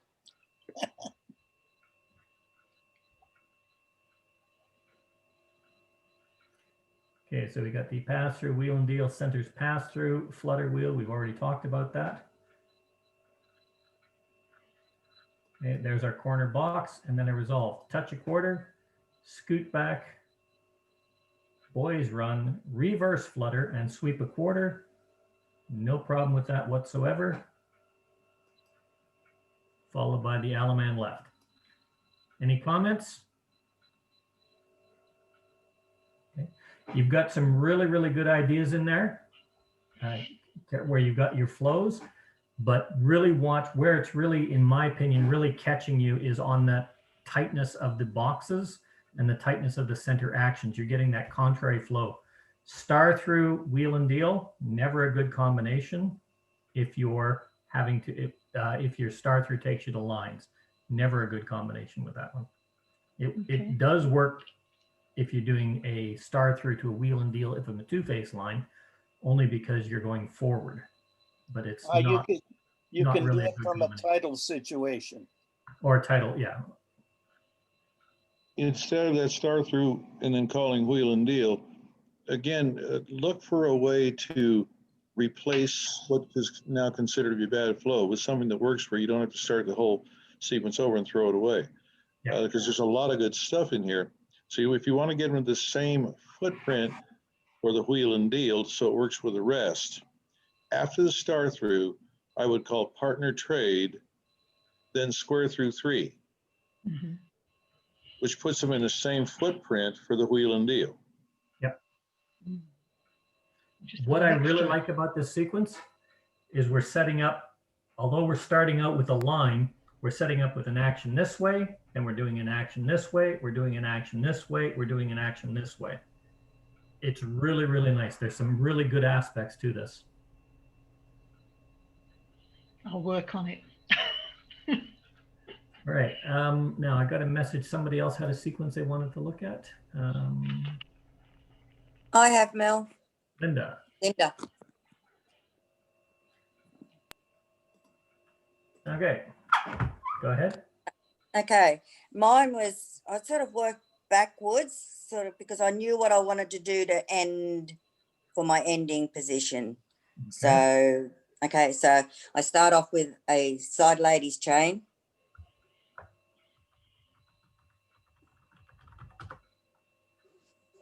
Heads promenade halfway. Heads past the ocean.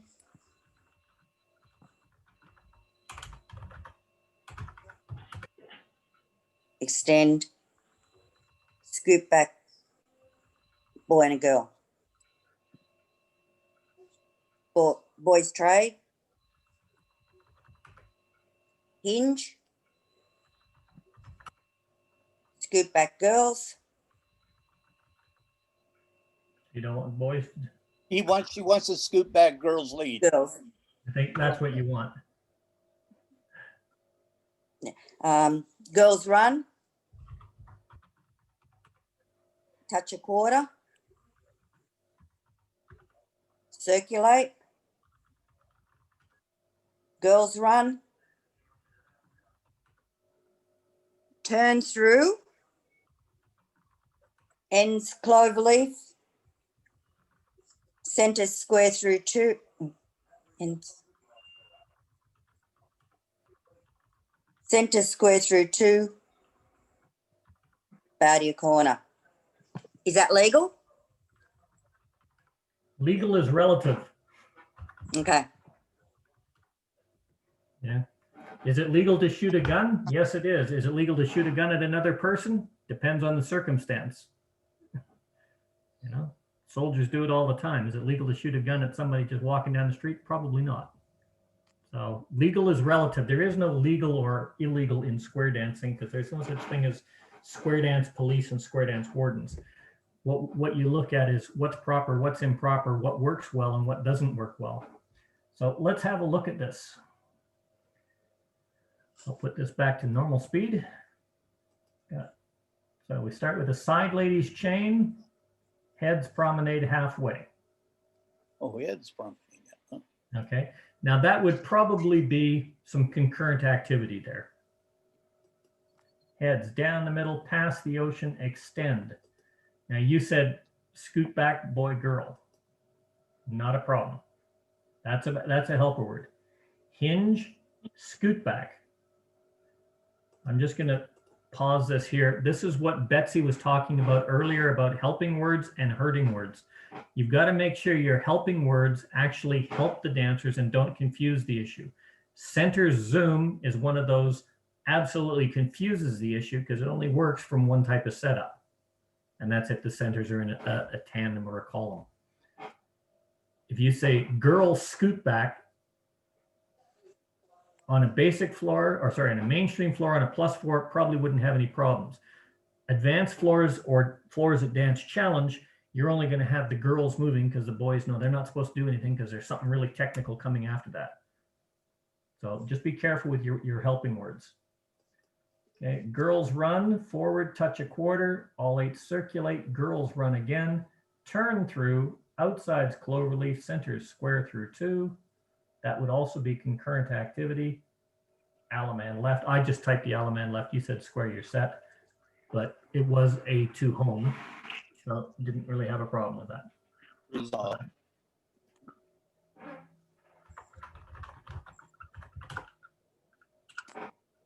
That's better. Right. Comments. Floor is open. Ros here. Is there a bit too much overflow? If you look at number 2 girl, she's tending to go around in circles a bit. Okay, let's have a look. Watch number 2, lady. Left, pause, right, right, right, right, right, right, right, right, right, left. Oh, Never saw that. that's where walking a sequence on the floor pays off. Mhm. Because if you do something like that, oh, when I say I walk it on the floor, Marshall and I talked about it. We would dance the whole figure or the whole routine as the head band. Then we would dance the whole routine as the head lady. Then we would dance the same routine being the side band and the side lady. And you would be surprised. Some of the stuff seems, oh, that's great for the head couple.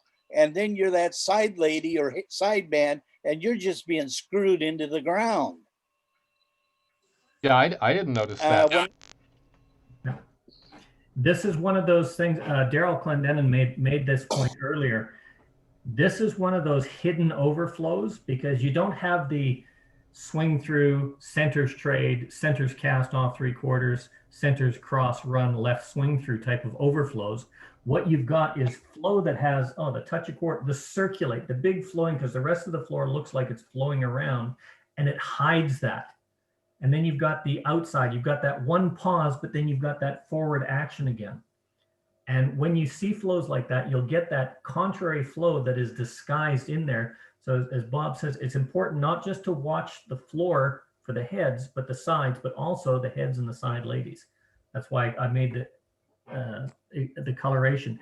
This is unusual, and most callers won't look at overflow for the ladies if a lady caller is there, because it's usually ladies end up screwing the men into the floor, men screw the ladies into the floor. So this is unusual in its case just for that. Any other comments? Let's talk about that turn through, square through 2 Alaman. Was that an Alaman left at the end, or I lost track? No, I put that, she said a corner box. She said you're home. I put an Alaman left, but that was just me. I just looked at the corner box and said Alaman left to get out of it. But it was not a good movement to put there because right hand, left hand, right hand. That's why I took it out and put square the set, because that's what she actually said. What do we think about turn through, square through 2? No way. Why? Because you turn through with the right arm, and then you have to begin square through 2 with the right hand. I would say she barely got away with it simply because they stood still while the outsides did the cloverleaf. Right. There would be, but typically I would not call something like that. Yeah. There would be a pause for those dancers. Turn through, outsides clover, just the ability to say outsides cloverleaf is not a 2-beat, what's the word I'm looking for? A 2-beat command. It's a 3-beat command. That's going to create a necessary pause for the dancers. But as with pass through, pause, flutter wheel, again, you're going right hand to right hand, not all that comfortable.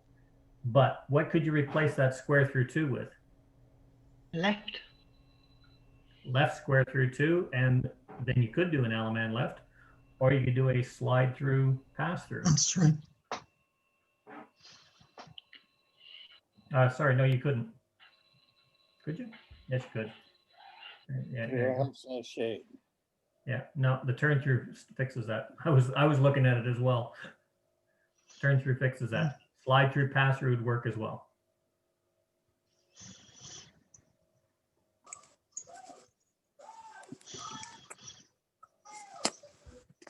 Yolanda, you got something? Nice job, Carol. You've got some nice short sequence. Up to now, one of the things I noticed, all the Linda. sequences you sent in to me were all about between 41 and 49 long. And that was a series of modules put together. None of the modules are over 12. There was only one which was a little bit difficult, and that was because I think they did the RBO and they were trying to correct it to a corner box. And they were citing their way out. John's modules earlier with the equivalents, trying to string a bunch of equivalents, very good idea, good learning technique. It is going to require a lot of work. So very well done, Carol. Or Linda. That's Linda. I'll be all right. The mine's only the second thing to go. The rest of it went a long time ago. Yolanda, did you have something to look at? You're going to have to unmute.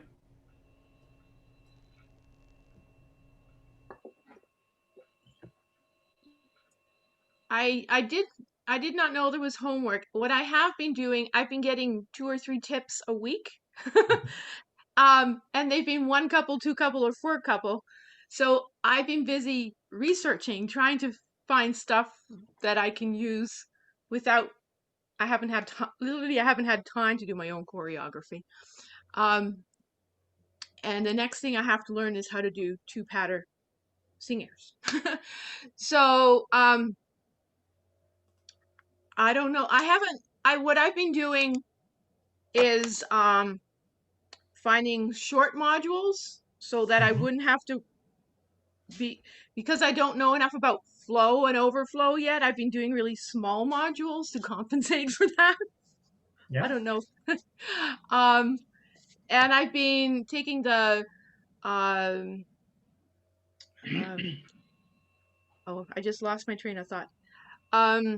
For the singers, I've been taking out the what do you call it?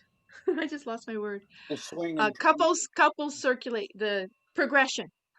I've been working on individual singers to take the progression out because I needed Christmas stuff. So, and for the 1 couple things, somebody gave me a whole bunch of old ones and said at least 1/3 of them were incorrect. And she said, find the ones that work and the ones that don't work so that you can use them, the ones that work.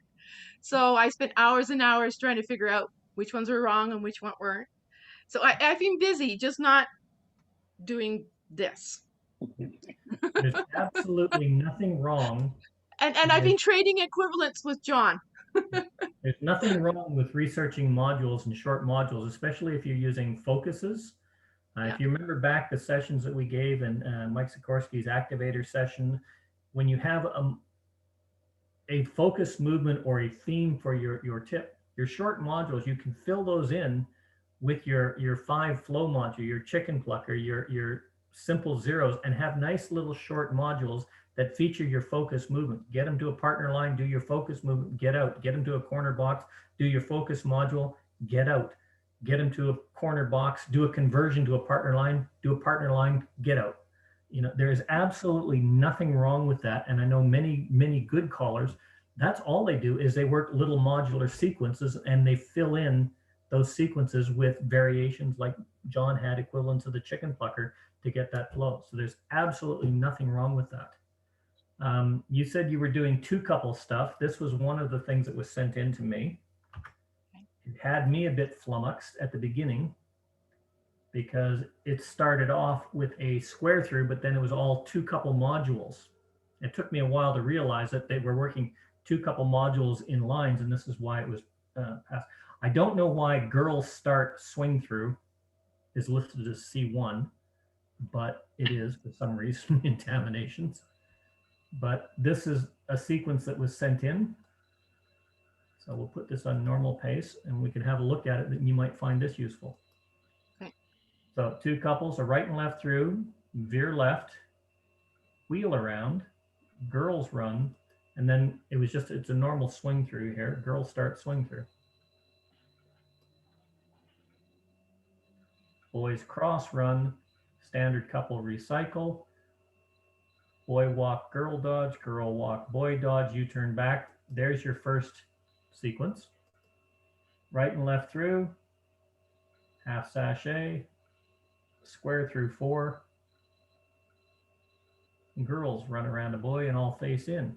You're home.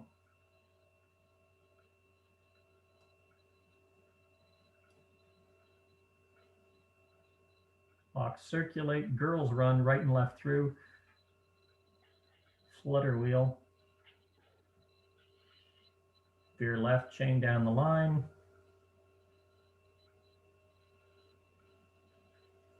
that's just a repeat. There's your doubles, veer left, chain down the line,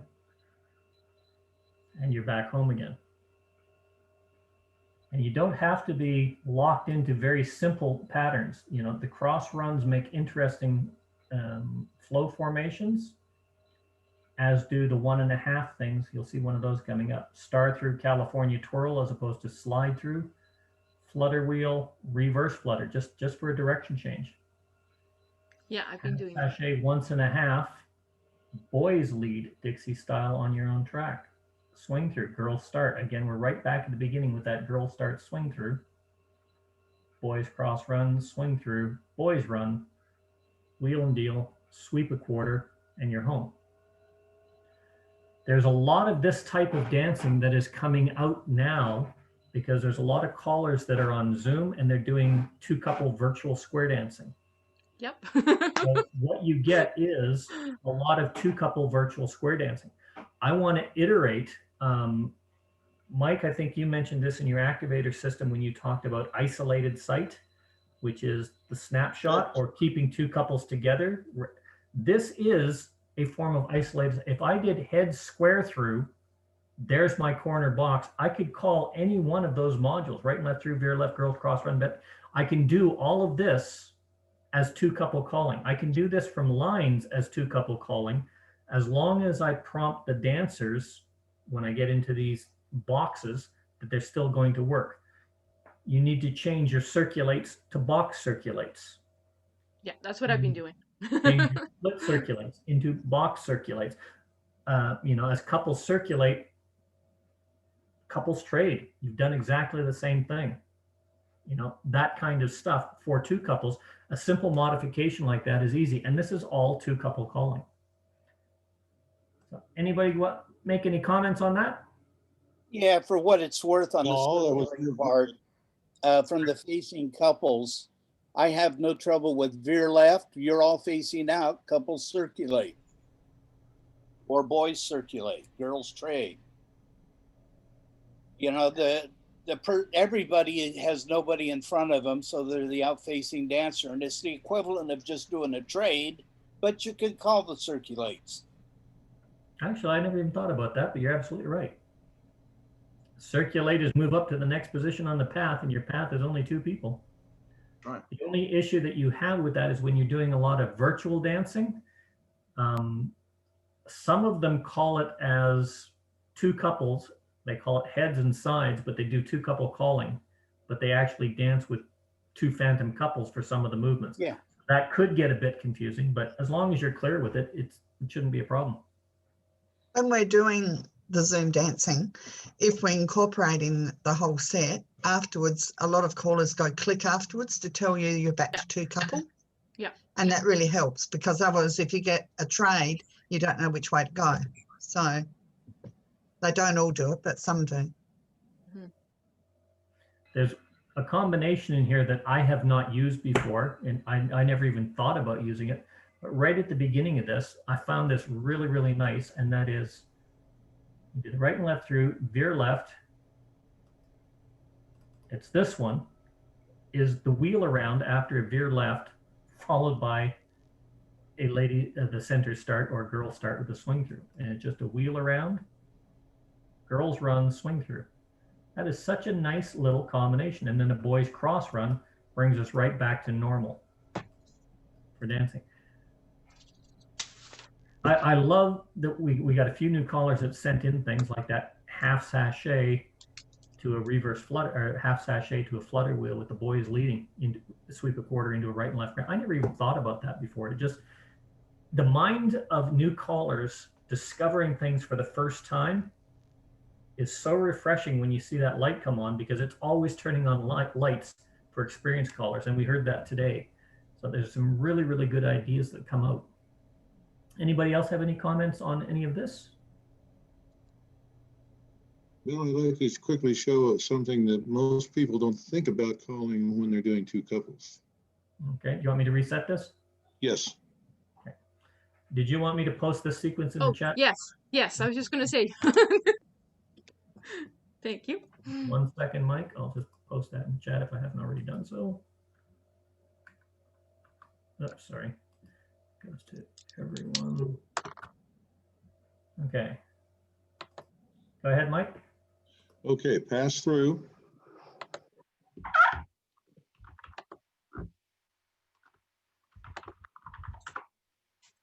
Number one couple, partner trade. You may have to say near couple in examinations. I don't know. Wouldn't that be far couple? Or you won't find that, won't find that. Couple one trade. I don't think it does it.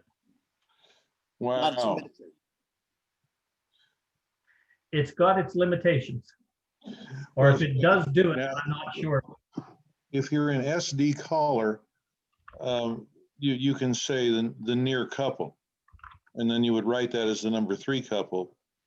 The point is, then you've got a tandem situation. You can call centers in and cast three quarters.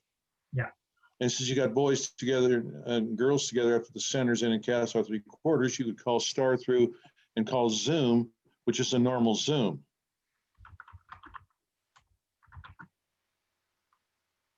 And then if you call first couple go left, next couple go right, then you've got all lines of four facing the call. The line of four is facing the caller. Yeah. Then if you did it from there, since you paused them after the star through, that's the one situation where after a star through, I might call a wheel and deal, but I give them a two break rest first. And then I think at that point, after all I said, the number one couple's home, the number three is facing out, have them partner trade, and you're back home again. The only place I ever find is star through followed by a wheel and deal remotely acceptable is if it ends in a two-phase line. And yeah, and I would only in two couple after I paused them two Bs from the last call, two or three, would I even use it once in a while. But it's because of what you need to do for variety in a two couple situation. One of the other things, what Mike is saying, when you look at two couple, near couple, far couple, that sets you up for a lot of tandem things, the zooms, the peel off, or just the leaders peel off to set the cast off three quarters, somebody walk or up on a diagonal, pull by, etc., to fix that kind of setup to bring it back to the symmetrical near couple, far couple. You can also do your dive throughs from there. All of these things, but what is really, really nice about it is when you look at this, we've done a lot of two couple dancing. What Mike was saying, how to actually, pass through far couple, California twirl, near couple, arch, substitute, back over, however you want to do it, set it up. All of this stuff works really, really well in a Sicilian circle as well, because that's what it is two couple. Instead of pass through, near couple, do this, move to the next, and you're calling two couple calling. All of this is setting up, and it's one of the biggest overlooked, beautiful dancing mechanisms that we have as callers, especially for new dancers, to get them activated to learn, because 90% of your calling is two couple dancing. And if you can master that, the rest is easy to slot in.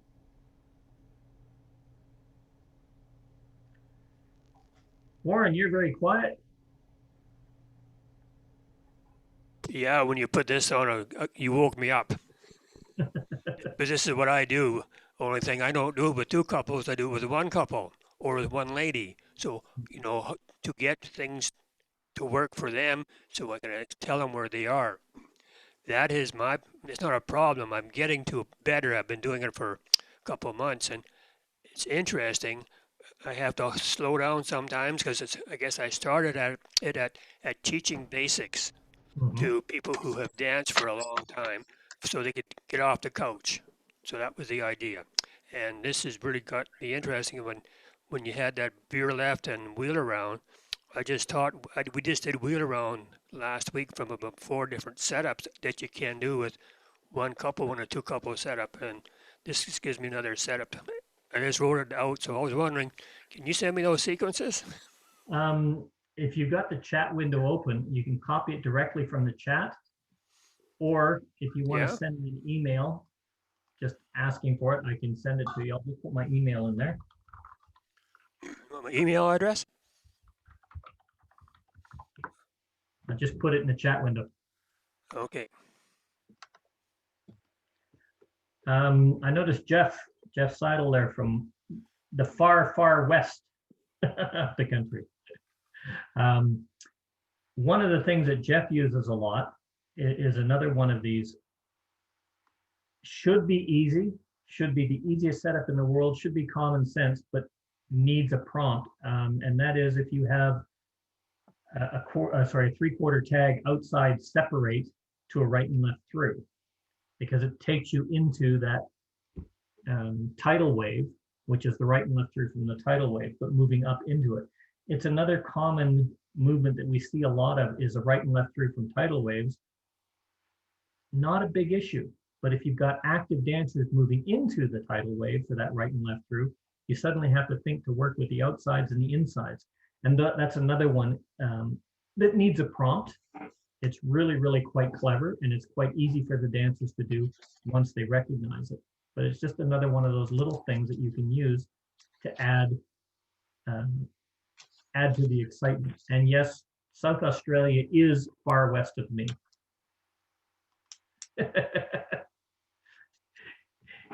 He's closer west than I am. Well, we're talking about different things. I've noticed with a lot of our newer calls, up to the middle and back gets thrashed to death. Yeah. And the other thing was from, say, a 0 box or corner box, touch a quarter and swing through. Those sort of things, you can do another call and substitute that touch a quarter, like pass through everybody face right, then swing through if you want to keep them in those setups. And, we can utilize basics really rather than use something that won't work, as in touch a quarter, swing through, pass through face right, then swing through, same thing. Yep. And we've got to utilize different things to make things that we want to do work. I think part of that, at least from my experience, when I started learning to call, the movement forward and back was 1, 2, 3, touch, back, 2, 3, touch. And I was taught that forward and back it had 2 purposes. One was for dancers to create a break in flow if you wanted to make a deliberate break to start a movement that doesn't flow well, you use that. But the most important reason was for new callers to actually take 6 beats of music or 8 beats of music to have a look to see who's where on the floor. That's your break, but it's a dance move.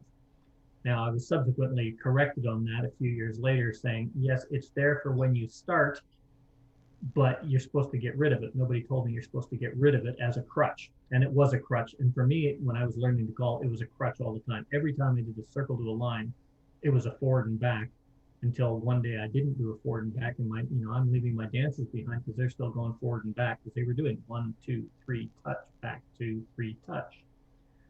It is a great tool, but it's a tool to be used for a purpose. It should not be used as a tight sight calling tool for a break, and that's what you're referring to with the new callers. Touch a quarter, swing through is a very common. I love what you said. pass through, face right, swing through, has exactly the same body flow, more or less. But because there's no hands involved, it feels different. It doesn't feel wrong. It doesn't, it goes quite well with what the dancers will anticipate to do next. Excellent comment. Another one that we hear at basic and mainstream is there's a lot of older records when roll used to be on the basic program. Touch a quarter and roll, or half tag, everybody trade and roll. There's nothing wrong with face right or face left, depending on which way you're doing the touch. Use those basic calls or the basic directions. They give you the same flow, and it suddenly takes it back to a basic dance instead of a plus dance or an advanced dance. Yes, Bob. On that forward and back thing, just a little aside, not necessarily in regular choreography, but at Color Lab, they were doing a thing on how to get everybody back dancing when one couple got sashayed and mixed up. And they provided a way, and it got all the way around. Everybody was facing a partner star through. And the end result was maybe 3 couples facing in and 1 couple facing out, and they called the bend the line. Now, of course, star through bend the line sucks. And I raised my hand. I said, why don't you just call forward and back bend the line? That's what they did the whole rest of the presentation. Yeah, you got 3 people going one way and 1 person going the other, 1 couple going the But other. they're all backing up to a bend. Yeah. I would suggest to the new callers, and I'm not arguing with Bob, he's exactly right in my opinion, but the new callers, when you're calling, avoid up to the middle and back. Don't call it. Just don't. And then later on, you kind of learn where it needs to be put in, such as the situation where Bob has it. If he needs that bend the line, he's got lines facing out. He says forward and back, now bend the line. And now you put flow into it. The other time I'll do that is if I've got a 2-face line and I say out facers California twirl, there are times when the in-facing couple hears the word out and they'll California twirl. Now I got 1 looking out and 3 looking in. In that situation, I call up to the middle and back, but I usually say up to the middle and back. Yeah, little prompt from. I cannot stress that enough, Mike. Exactly what I was saying. I was taught that was a perfectly legitimate thing for a new caller to get your bearings, to find your way. Unfortunately, that's what they were teaching, was to help me as a new caller to recognize where the dancers were, because you started learning by sight calling, which is absolutely the wrong way to start learning to call. You should never start by learning to sight resolve. There's so much to learn beforehand. And for me, for the first 3 years of my calling, it was a known crutch. And it was Al Stevens and Bob Moffat that pointed that out to me. And ironically, it was Al Stevens and Kim Lindner that had me start doing that. They just never told me that that's only there for you maybe the first few months of your calling. After that, never use it again. Well, I like your version. Don't use it at all until it's time to use it, and use it properly. John, you had a comment. Yeah, Mel, I use forward and back as a formation identification. For instance, when you're facing out after a walk and dodge, I'll use a forward and back, and then boys trade and girls trade. Yeah. Yeah. Again, that's a flow break and a formation establishment. That's the right way to actually use that kind of thing. If we had some people on here, they would be arguing with you that forward and back partner trade, oh, that's awkward because it's a sudden direction change. Personally, I think that's a bit of a novelty gimmick. You could get away with it because your back is, you're going to have the hands join with the partner, and then the step forward. So you're going forward, back, forward for the trade. You could get away with it, but it's not something I would do very often. From lines facing out, forward and back, bend the line twice. Ouch. That's just nasty. What? It's like one side's doing a wheel around, the other side's doing a reverse wheel around. Everything's body flow. I know, but I've just got this visual of bend the line twice. I've been going, right. No, that's not it. I know that's not it, but I can just see the dancers. It's one of those things that you said in your mind. Bend the line twice. They're going to bend and unbend rather than bend and bend. Oh, there, I got to try calling unbend. Yeah, as Guido points out, forward and back is a direction change in itself, which is probably the only what. That's why you can get away with it. The floor is open for any comments. If any of the newer callers or you have something you'd like to have a look at. Did you want to No, have? I've got something. Roz. Okay, yeah, 1 second, Roz. Helen, did you want to have a look at that sequence that you sent in? I didn't send in one, I admit it. The one that you gave me right at the beginning? Shall we do it again, you mean? I've got it written down here, but we can look at it if you want. Yeah, we didn't look at it properly. We could look at it, yeah. We could do that. I think I wrote, hang on, I think I'll look at it. Yes. And Roz, we'll get to you as soon as we're done with this one, okay? Or did you have something to add right there? Roz just walked away. Oh, yeah, I think she was saying goodbye. She's typed it in the chat. Could I just ask before we do my thing, if I understood rightly, when you use forward and back, I use it with my beginners because when they're sort of we've done something and they're not quite sure, I do forward and back, and then they're in lines, and forward and back is something they actually know how to do. Is that what you meant when you said establishing the formation? Is that what you meant then? Or I believe that's exactly what it meant. It's used to reestablish the formation if the dancers are having a little bit of trouble. Mike Sikorsky was saying it, and I can't remember who else. I think that was John. Was that you? John. Yeah, was saying the same thing. There are times when it is absolutely appropriate. If dancers are having a little bit of trouble or they're slightly offset, if you do, for instance, swing through, centers, cross, fold, slide through, lines forward and back, because they're in an offset after the slide through, that'll allow them time to adjust and establish the formation for right and left through. Those are great times to use a movement like that because you're using it deliberately and for a purpose, not as a collar crutch for you to think. Okay, an example where it's good is going into a two-face line. We'll just start with parallel waves, boys on the outside. You wouldn't dare call boys run, bend the line. That's a backbreaker. But try boys run, everybody forward and back, bend the line. I didn't call no swing through. Boys are on the end. Step to a wave. Boys run. You would not want to call bend the line. It would be bad body flow. But if you insert everybody go forward and back, bend the line, that's positive body flow. You see what he's saying there, Helen? Yeah, sure. Yeah.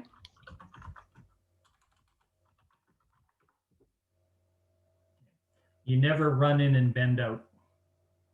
No. Okay, so Helen, you had this sequence.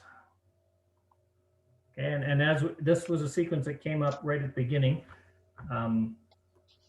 it's an interesting thing because it uses a 000 type sequence in it. Oops, hang on, let's put this at normal speed. So heads lead to the right, circle to a line. There's our partner line. Pass through, wheel and deal. U-turn back. Centers in, cast off 3/4. Pass through, wheel and deal. U-turn back. Centers in, cast off 3/4. Pass through, wheel and deal. Double pass through, cloverleaf. Double pass through, cloverleaf, double zoom, just for the heck of it. Centers left, turn through to a right and left grand.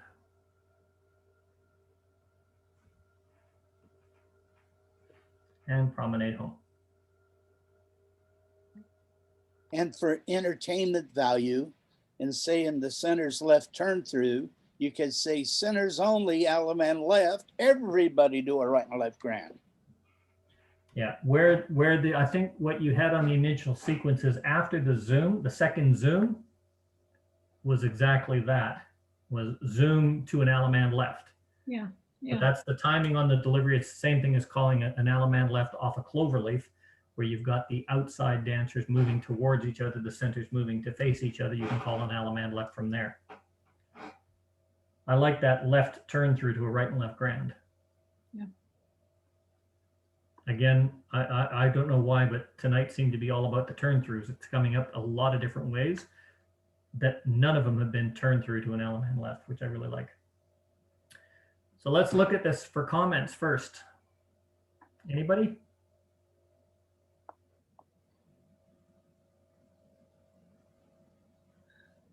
I think maybe we talked about it a little bit earlier, that isn't this, when you see it like this, isn't it a little bit repetitive? It's, I think a little bit more like the contra we were talking about earlier, a known pattern that you repeat all the time. That's not really what square dance is about, is it? I would disagree with that. Okay. I think Especially for beginners, when they're learning, they need to do things regularly so they understand the pattern, don't they? And part of this is coming off the 000. So even though it repeats, it gives a different association. You might end up sashayed at the end or something else. So it's not for the dancer an exact repeat. They're the same calls, but they feel different. Okay, so that's why I've got done like this. So just watch the couple in white.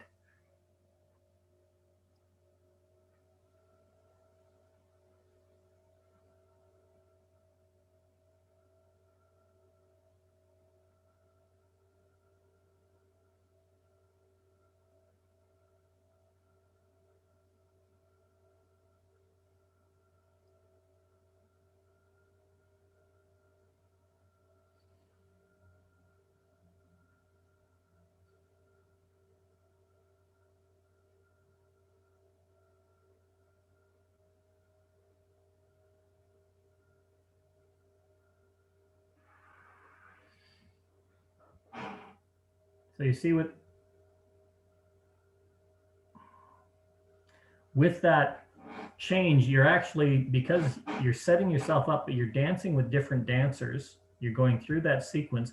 It's the same flow, but it's with different people, and you're going through different parts of the hall. You're changing from the head walls to the side walls.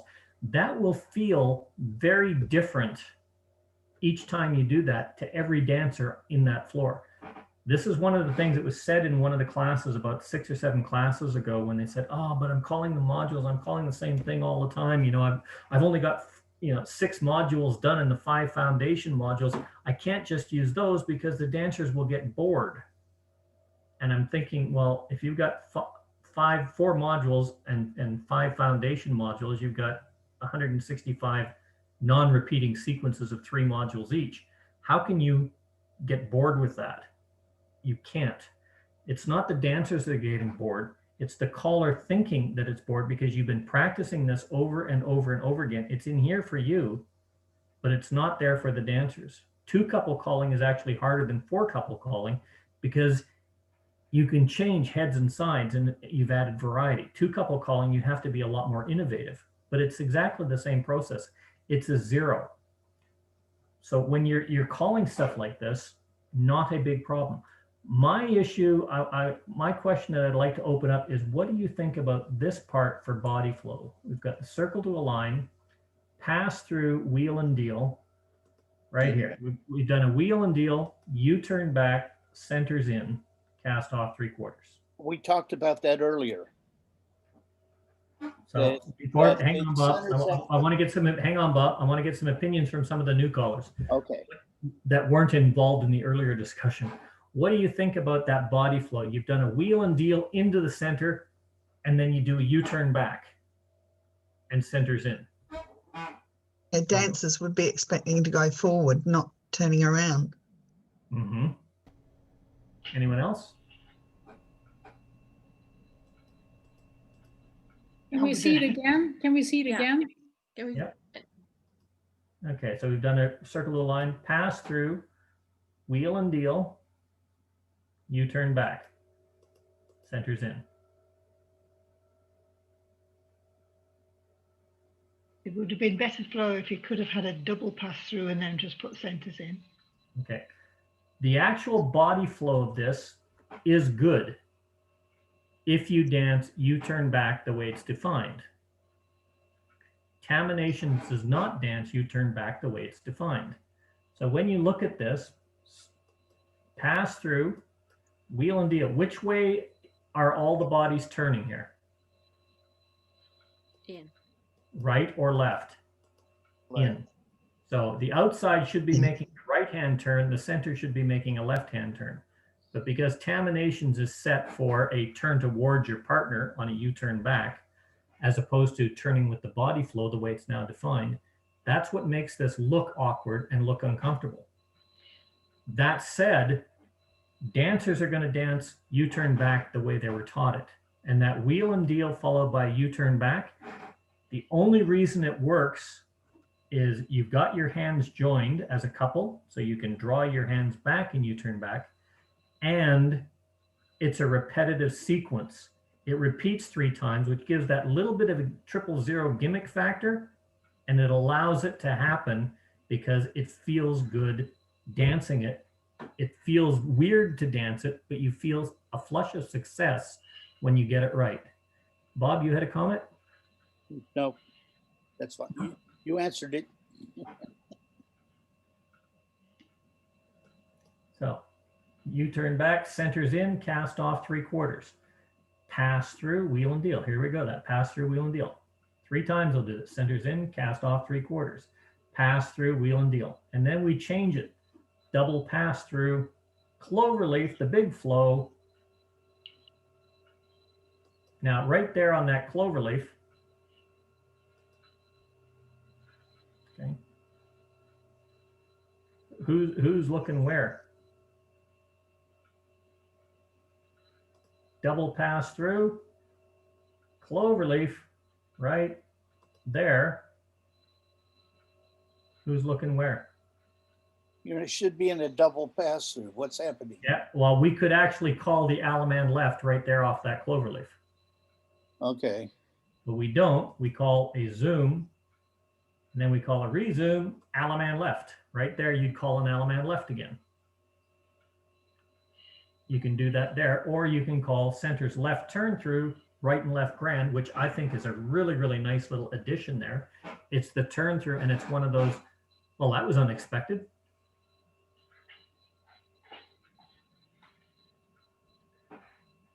That's a sequence. Who's that? Was Jerry Justin, Helen? No, he sent me the book. It was Ron Refvik. Oh, yeah. So, like I said, and there's absolutely nothing wrong with researching material into your repertoire. Lord knows I've done it enough times. And when you look at this, when you analyze heads lead right, circle to a line. Let's just put our colors back on here. So heads lead right, circle to a line. We're in a partner line. Pass through, wheel and deal.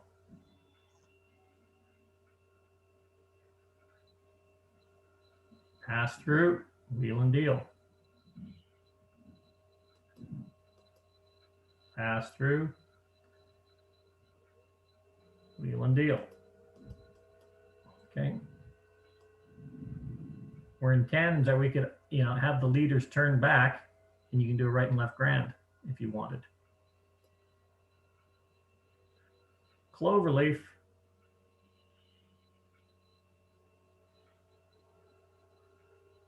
Zoom. Center's left turn through, bang. So basically what you've got is a get into a partner line and a convoluted get out to a partner balk, or to a right and left grand. But I'm not sure. I think it was Guido. Are you still with us, Guido? No, he had to leave. Okay.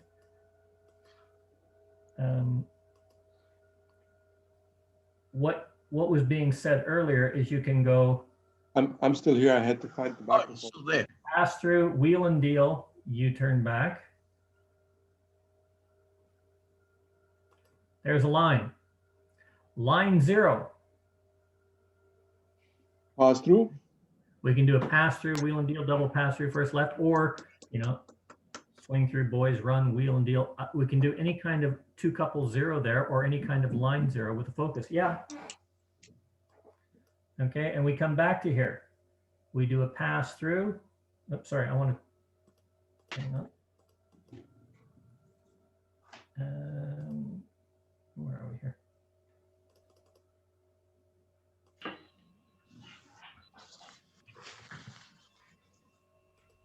Okay, line 0, non-gender line 0.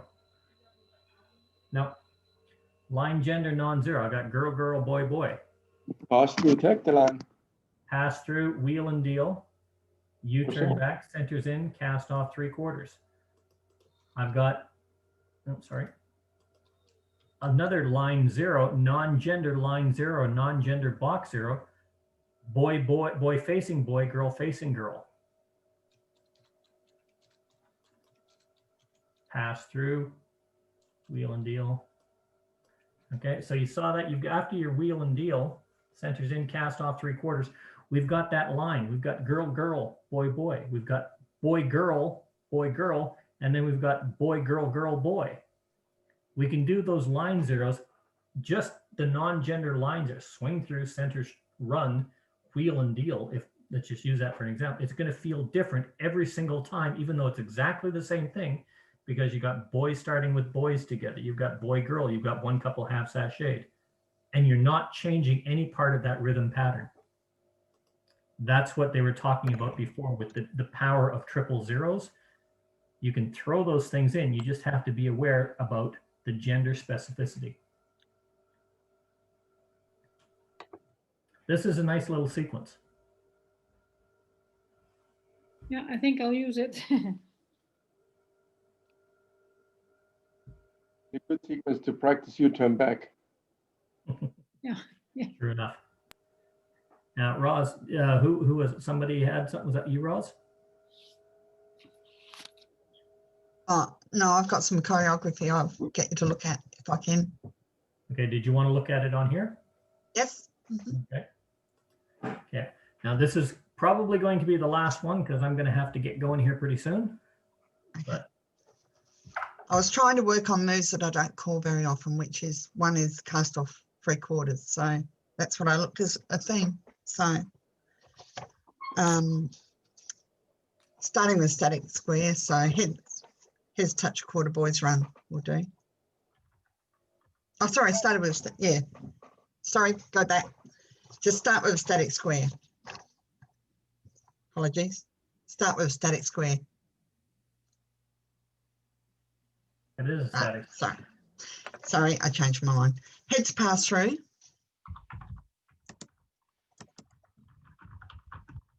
Yep. And cloverleaf.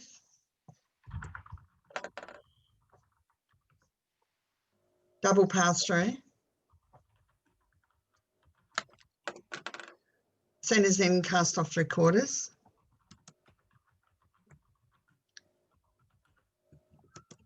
Slide through. Double pass through. Centers in, cast off 3/4.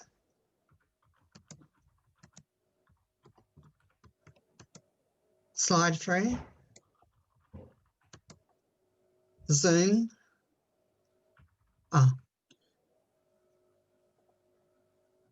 And center square through 3.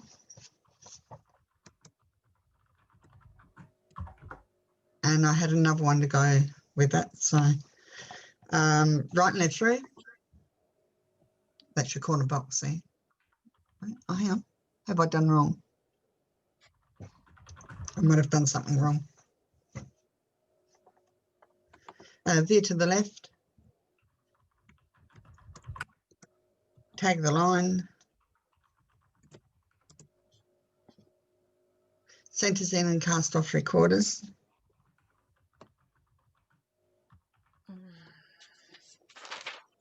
Pass through. Tag the line. Centers in, cast off 3/4.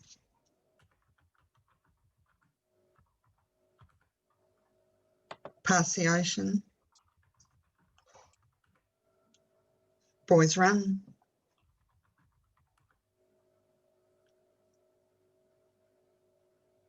Oh no, cast off 3/4.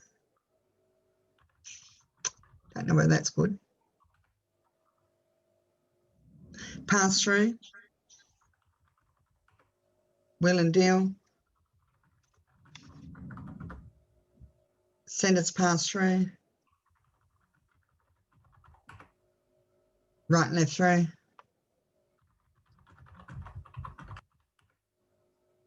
And I've mucked up, but that's all right.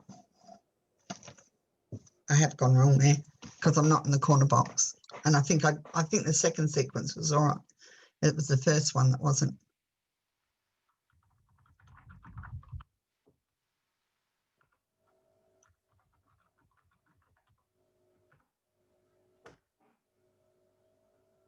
Okay.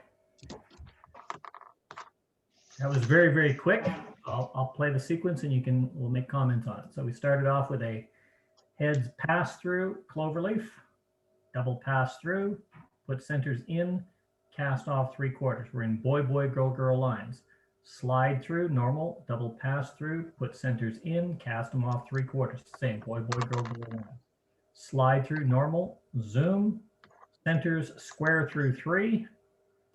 That is indeed a corner box, but after a square through 3, you've got your left hand free. That's why I put a do-si-do there. Ideally, you would have changed that to a left square through 3 if you wanted to carry on with a right and left through. But, you know, a do-si-do, just because Barry's here. And a right and left through is probably. Let's go into comments. Could use it. Veer left, tag the line, centers in. Now we're doing 1 normal, 1 half sashayed. Tag the line, centers in, 1 normal, 1 half sashayed. It's the others though. Pass the ocean, cast off, boys run, cast off 3/4. Pass through, wheel and deal, centers pass through, right and left through. I just did a square through 3 trade by to end your sequence. And you're home. So I really only have one issue with that. You've got some really nice flow in there. You've got some nice sequencing in there. And it's good wind in the face, good roundabout, and good. It's a good set of redundant choreography that has a different feel. Your center's in, you've got a different boy in the middle, you've got a different boy on the outside when you're doing same gender. When you do it the other way, you've got boy, girl. The next time they do it, they're girl, boy. So even though it's the same choreography, it's a good mix, changing that flow and that feel. You've got coming in from the head, you've got coming in from the sides, you've got good left hand and right hand balance. I only have one minor issue with that other than the square through 3, but you said that's a corner box and you were just doing modules, so that's fine. Any comments? No? I wasn't sure the positioning on the boys run cast off 3/4. That's the problem I have. So we did our cast off 3/4. That was followed by a pass the ocean. This pass the ocean, this is an identifiable trouble spot because you're doing a pass the ocean. One couple's half sashayed, one couple's not. In a lot of places, that would be a bit of a trouble spot. So you might give them a, you know, who's on the right, or boy, girl in the middle, something to give them the maximum amount of success. That might even be a good place for a forward and back. Who's going to take hands? Just a clue to wake them up. Okay, you do the pass the ocean. Right. Now, here's where I have a problem. Boys run, cast off 3/4. Boys run. Okay, look at the, we'll undo that. First off, let's look at the number 4 man over here. This number 4 couple. Boys run, cast off 3/4. Okay, that's not a normal anticipation call. You could fudge away with it, but it would be kind of, they'd look at you a bit strange going, I'm not quite sure about that. But look at the number 3 man, or look at the head couples. Boys run cast off 3/4. They have to run to the right and then pivot to the left. Body fly. That was really the only serious issue, or not even serious, but that was really the only issue that I really had with that sequence. Okay, and then you pass through, wheel and deal, centers pass through, right and left through. I just did the square through 3 trade by, or you did a square through 3 trade by element. Sorry, I did a square through 3. And a square through 3 does not flow well off a right and left through. I was just fixing your sequence. Okay, but that's not your error. That I just put that there. Anybody else have any comments? I'd like to share something, but go ahead, somebody else. Yeah, there is one issue there, that at the beginning of the sequence, you have heads pass through, clover lead, double pass through, centers in, cast off 3/4, slide through, double pass through, centers in, cast off 3/4, slide through, followed by zoom. A zoom after a slide through is the same as zoom after a star through. That's bad body flow. Good point. I missed that completely.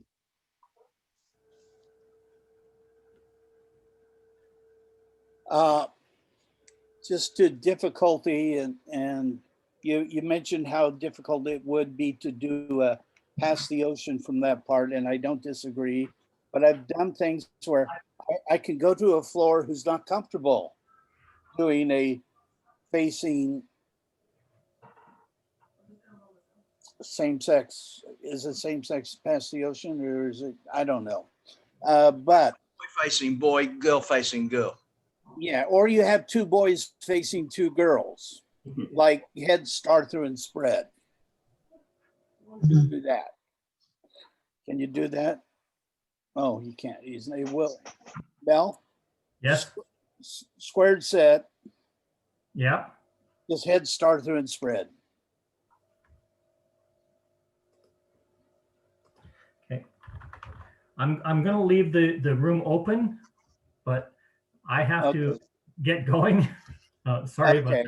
But I can talk my way through it. I'm going to change the sharing options here. So I'm going to unshare.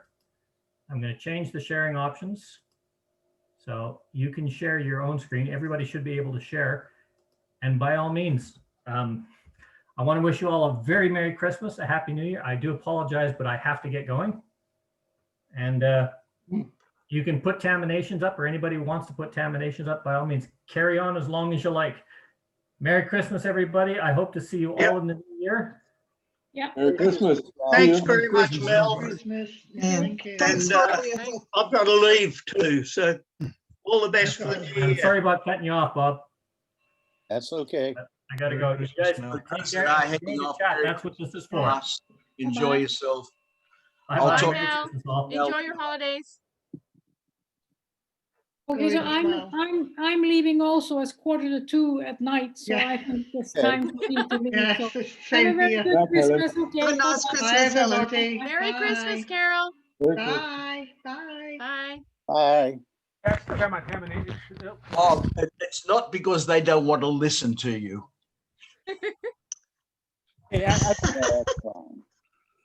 I still got my terminations up if y'all want to look at it, and because I got one I would like for you guys to take a look at as well. Okay. Okay. Well, what I was talking about is the difficulty of having a floor do a past the ocean when you're in a non-standard setup. And the easy one, start through and spread, or heads pass through, separate around one to a line. You have 2 boys and 2 girls. You call that to a floor, a normal floor, anywhere I go, and you call past the ocean, and you'll have a lot of failure. And the reason is the 2 people in the middle of the line are a standard couple, and they'll try to work with each other. So you can take that same sequence that'll give you an 80% failure rate, call pass through and a U-turn back, Now the centers of the line of 4 are doing the normal part. The heads are passed through and there's nowhere else to turn. They'll face in and make the wave. Have the center spread.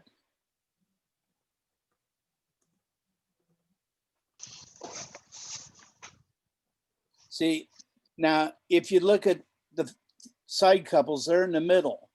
The girl is on the right. So if you call past the ocean, they're going to be pulled toward their partner in their normal facing turning direction. But if you have the line pass through and face out,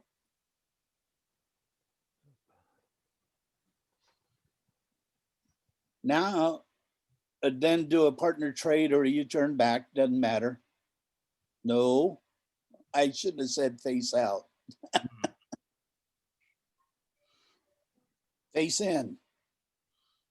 There we go. Partner trade. That'll work. That'll work. Anyway, but now you have a situation where the 2 boys are on the right hand end of the line and the couple in the middle, or the 4 people in the middle, their normal turning direction is for the boy to turn right and the girl to turn left. The outsides will pass. Their normal reaction is to face in and making past the ocean work from that setup. You do that several times and then you can swap it back to the other without walking through and going through lengthy teaching. It's just a thing I do.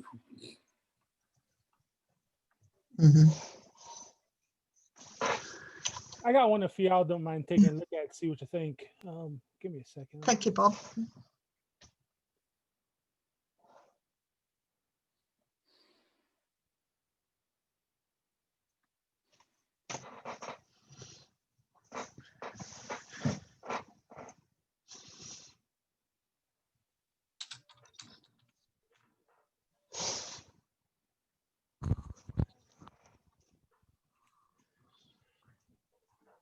All right, we're gonna go with this first. There we go.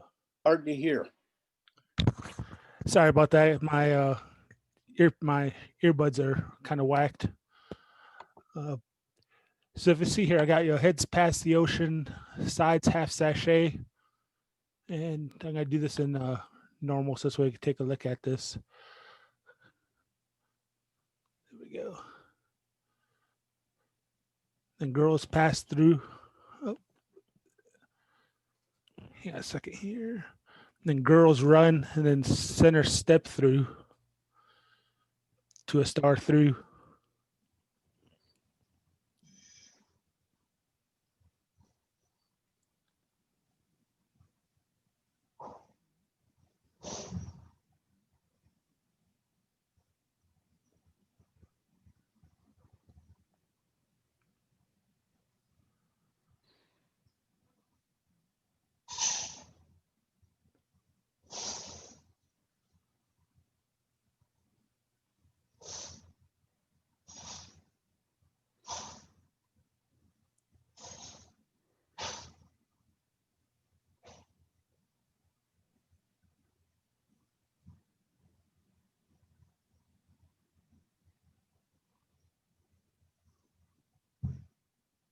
There would be a promenade home from there. Except it doesn't scroll down and show the whole thing. I liked it. Did you? Okay. It's for my can of worms there, you know, I'm thinking newbie callers. I would never want to learn a sequence that long. Gotcha. And I'm somewhat of a newbie caller. Actually, it's funny. I actually started calling in 1989, but had to quit in 1990 and just started back up about a little over 2 years ago. You know, you can do so much with short sequences and know where you're going each time. And I'll be doing a presentation on that next year. As Kip Garvey alluded to the fact that, oh, Bob Elling wouldn't follow all the stuff he was talking about. And he's absolutely right. I respect Kip a lot. But you know, Kip's dancers wrote him a letter telling him that if you leave, Bob Belling fills in. And we had a thing going for several years where we worked together. And I had to be the worst singer in California, and he was the best. But the dancers liked us each for our own attributes. Right. I I did have another one. If y'all got a couple minutes, I got another one to say. I hope it doesn't scroll off the screen so I don't see what the ending is. No, this other ones are actual short ones. So let me see if I can go back to it just right quick. Let's see here. This. I'm gonna stop share for a quick second. Well, maybe I could stop share. See if I can figure. Oh, there it is. Steve. Yeah. If I could make a comment on that sequence, I Absolutely. see nothing at all wrong with the sequence, but there's one thing that I don't think I would use myself, and that's towards the end of it where you have step to a wave, which puts boys on the end of the wave and have the boys trade. I don't like doing that without having the ladies in the center to do something, because they're just standing still while the boys are doing their big long bit on the end of the wave.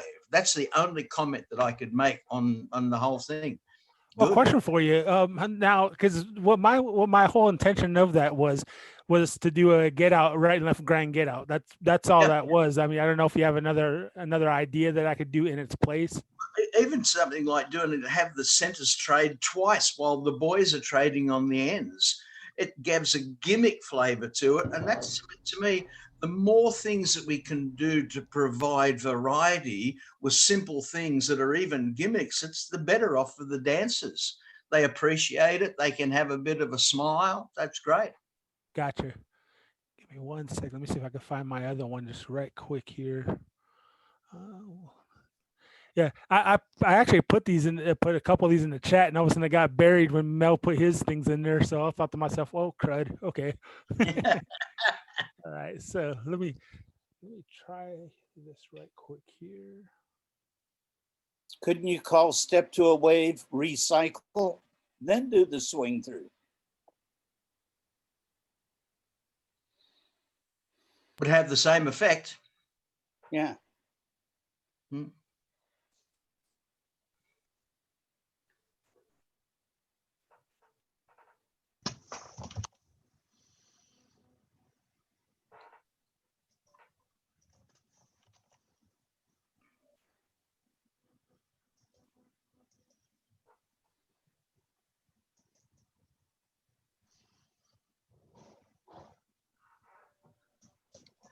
Trust Guido there to have a beer in front of everybody. No, he pulled it out again. Yeah. I wish he could send that. It's still the same beer that I started with. So. All right, I'm gonna share my screen again. This way you can take a look at this one as well. There we go. But Barry, here it's about a couple of minutes to 2. Yeah, so it's okay for you. Here it's just a couple of minutes to midday. So, too early, definitely too early here. Right. Okay, here's the other one I've got here. That's a little shorter. There we go. So head square through.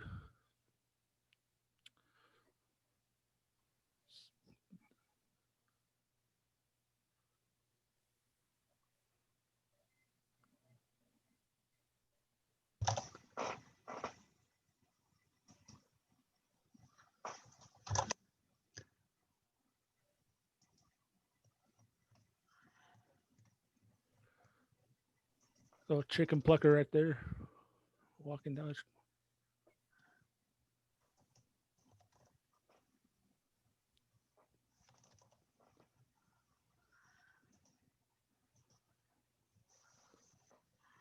And now go to a right and left grand and promenade home. Yep. Mm-hmm. So, all right. Oh, right and left grand not found. Oh, because I didn't put the D at the end of grand. I see that now. That was the reason why. But then, yeah, right and left grind and promenade home. So I didn't know what y'all may have thought of that one. My keyboard makes exactly the same errors as yours does. Yeah.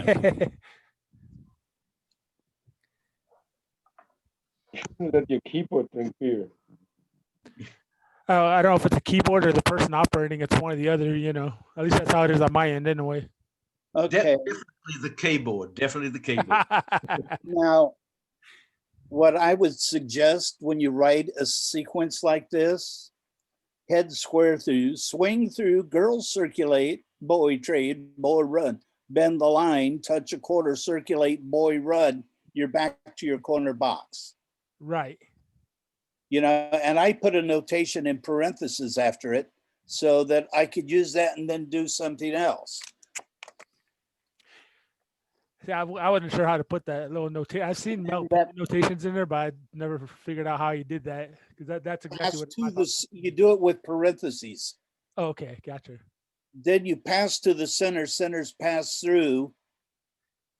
That's pass through trade by. Right. That my whole thing was for the chicken plucker effect is what that was for. Okay. I don't like to pluck chickens. I like turkeys. They're easier to work with. Right. Gotcha. Okay, pass through trade, touch quarter, walking down under trade, pass through wheel around, pass through wheel and deal double, pass through ends trade on and left.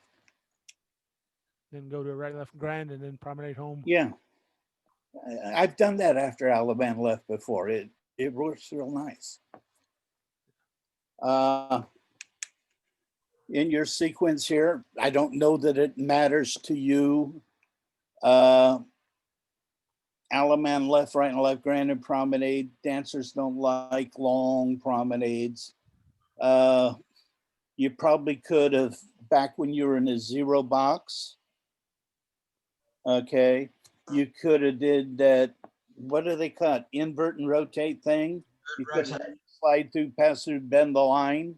Now you're still in a corner box, but you're halfway around the square. So then when you do the right and left grand, it's a short promenade. And that's what dancers tend to like in today's dancing. Gotcha.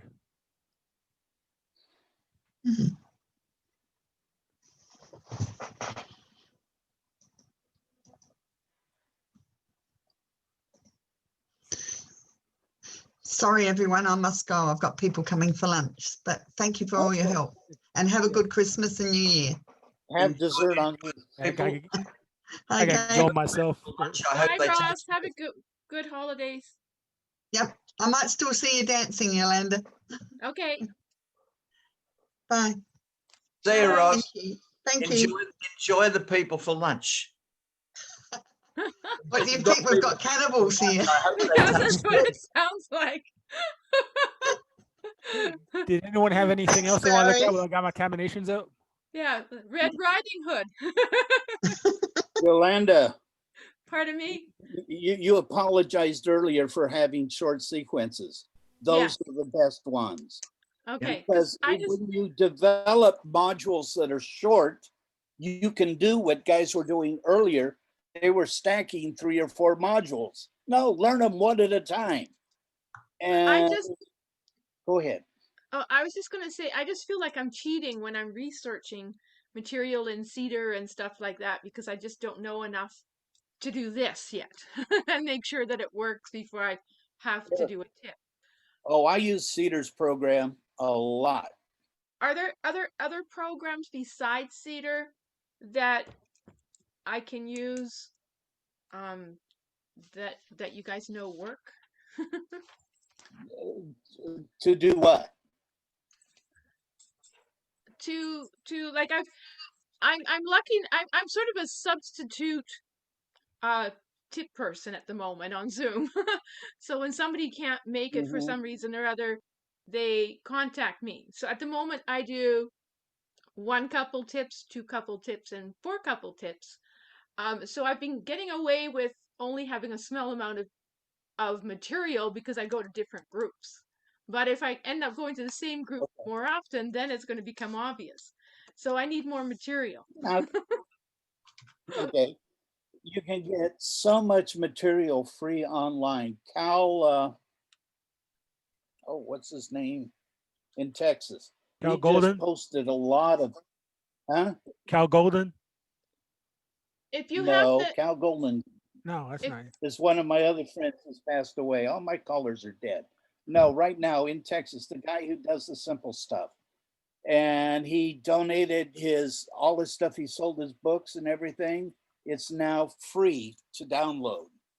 And Cal his Campbell? thing on module. Campbell. Cal Campbell. Who? Cal Campbell. Could you put it in the chat, please? Oh gosh, you're asking me to type. Somebody type for me. Cal Campbell. Is it a CAL or a KAL? It just depends C. on. CAL. I put it in Cal there. Campbell. There you go. And here, give her my email address. Sure. Bob, type it for her. Okay. Bob.Elling. Okay. Okay. Did you type it? Yes. At gmail.com. Okay. I just find with And names if you send sometimes. me, I'll send you the links. I'll send you links. Okay. And I think Buddy, I'm not sure if Buddy Weaver does stuff, but no, he does. It's musical. I mean, I've been sort of feeling like a fraud. I'm one of the newest callers around, and I'm substituting on Zoom and getting away with it. You know. No. It's What like- I suggest, I'll be bringing it up when I do my session, is to get those stuff and you read his modules. You know, half of them I'd throw them out the garbage can. You know, I would never use them. But he does come up with some, and he has some very good ones because I was writing them for him for a while. But you can go so through, and fortunate. there's several sources where you can get modules. Yes. And they're a whole list. I mean, thousands of modules, not a couple, thousands. And Cal's thing is done in a date or a spreadsheet. So you pick your call, and then you see the module for the call. Oh, okay. Because I've been asked to be a sort of permanent tip person for somebody that's starting a new group. Now, we don't know how well it's going to work, but we're starting with dancers that really don't know hardly anything at all. They're having trouble with right and left through and ladies chain. So I'm trying to find really basic materials for one group and more advanced stuff for other groups. So it's interesting, you know. I mean, before COVID, all I had to do was learn 4 couple stuff, and all of a sudden, like, ging. But I figured if I don't take my chances with mic time, I'm not going to learn, right? Yeah. So I'm probably Well- spreading myself a little thin, but I thought if I can find some proper resources, then hopefully I can keep getting away with what I'm doing. Well, the nice thing about doing a two couple calling is the fact you could do that in 4 couples as well once everything gets back to normal, Yes. if that ever happens, you know. Yes, it's just a So matter of it expands your memory, expands your horizon a little bit, you may say. yes, except I don't have the expertise that these guys have, so I don't know if things flow well or not. Okay.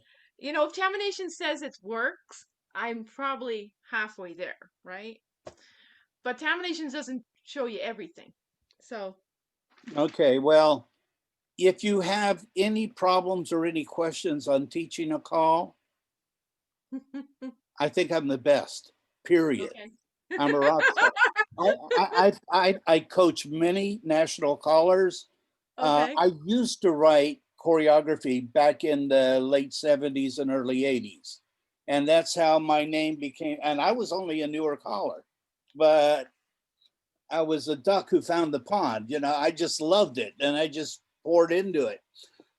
Anyway, See, I started with this not even understanding that there was such a thing as patter. I was just gonna do singing calls, That's get good. little 45 out with the matching lyrics and sing, and that would be it. Now I know better. If I'd known what I was getting into, I probably wouldn't have been too scared to start. Oh, there you So, go. but I find that I started with Zoom calling, which I had no intention of doing, because the dance I was at, the Zoom booted the host out, and the dancers knew me from when I was accidentally thrown into the provincials at my level. Okay. So they said, "Oh, come on, Yolanda, grab some material and keep us going." So I mean, I didn't plan this. This just sort of mushroomed. Okay, I'm going to give you an example about teaching. Okay. And, like a right and left through. Yeah. There's callers that argue that you teach right and left through before you teach square through, trying to prevent the courtesy turn and all of that. So I put my head into it and said, well, how can I fix that? Well, I started calling square through first. Then I said head square through 3 and a courtesy turn. And then I keep repeating it. So they get used to the right pull by and the courtesy turn, but it's more comfortable. It's more abrupt with a right pull by courtesy turn. But if you do a square through 3 and a courtesy turn, they don't, the last 2 years, and it's only 2 years now that I've been doing that. I've been calling 50 years. You can always learn something new. I was teaching 3rd and 4th graders at an elementary school. Okay. And of course, we'd done do and promenade and all that. And then I decided I was going to work with pass through. And I walked him through pass through. And a young 3rd grader raised his hand and said, Mr. Elling, isn't that half a do? Okay. You can learn something from everybody. I had never thought of it that way. I used it that way, but these are guys that normally can do a right and left through on the regular floor, but now they're trying to do a right and left 3 and courtesy turn a phantom lady, and now they can't touch anybody. And now how do you teach them to do a courtesy turn with nothing? Okay. How I would do that, I would pass through and or with your partner, do a courtesy turn. Okay. But no, we're talking no. Sorry. Wait, let me finish. Okay. And with your partner, courtesy turn. Okay. Yeah. Then I would say without holding hands, courtesy turn. Now, if I had one lady or just one man, he's doing his without hands part, and that lowers the stress of the learning. Makes sense? Yeah. Well, that's what I'm saying. Like, we have guys that are solo dancers, right? Like, I dance solo as well. And so they have nothing to go with, right? So they're so used to, grabbing the lady and nicely turning them around. And now there's no hands, and so they can't remember how they did it before. Well, there was a case where Jerry Story was calling a dance in San Francisco, gosh, 30 years ago about. And there was another caller out here who was outstanding. His name was Ron Haggerty. And I set up a square as the number 1 man, and he was the number 3 man. And we just danced to the call, and Jerry would resolve you to home, and we would be in the exact spot at the exact time every time. But when people saw us do it, we put the hands out. We did the pretend courtesy turn. When we did the ladies' part, we put the left arm out and did our part of the courtesy turn. And learning to use your hands. What many people don't understand, some people who've observed square dancing call it a hand dance. It's moving from one hand position to another. So when you're trying to teach these people, you have to exaggerate what the hands are. Like for a right and left through, right, left. Now the boy's left palm is palm up. That's very important. The right hand is behind the imaginary girl's back. And then courtesy turn her. Hand positioning. If you wanted to get them right, they have to learn hand positioning. That's my opinion. Okay, thank you. You're welcome. I thought, now, is it okay if I demonstrate it? You know, but I think that's what like I've said, I'm assisting this time, right? So, but I thought if I get an opportunity to really my own, that's what I'd be tempted to do, because I normally can do both sides, right? On Zoom, I only do one. I only do the ladies' position, but it's too confusing for people. But yeah, it's like you have to teach, but you can't use other people. Yeah, there's no angels whatsoever.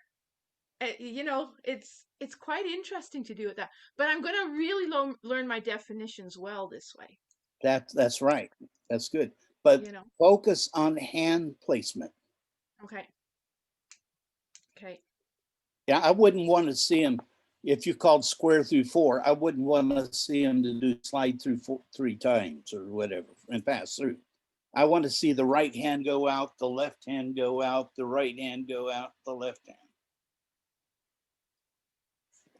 And another thing too, when if you're doing on Zoom and 2 couples or 2 people or 1 person, if you know where they are, you should be able to tell them you're here facing that wall.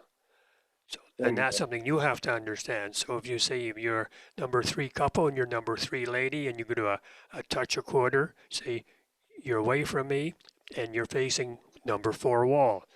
And that helps them understand where they are. Right. That those things I learned because I call 1 couple dancing to well, I do Zoom dancing, and I have to. Some people get lost, and I have to say, when they're lost, I have to stop and say, girls should be facing this wall, right hand join, and where they are on the floor. Then that way, they can move, and then they can get to the right spot. And another thing on Zoom dancing, we do, and we dance Zoom, we put a plus on the floor, and we have a flagpole in the middle. What side of the plus are you on? And the flagpole is important to explain where they're going to be.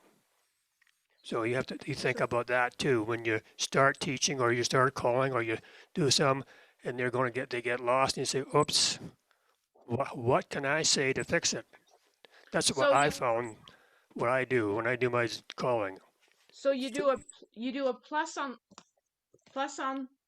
right here. A plus on the floor, yeah. Plus on the floor, but you said something about a flagpole as well? Yeah, and the center is the flagpole.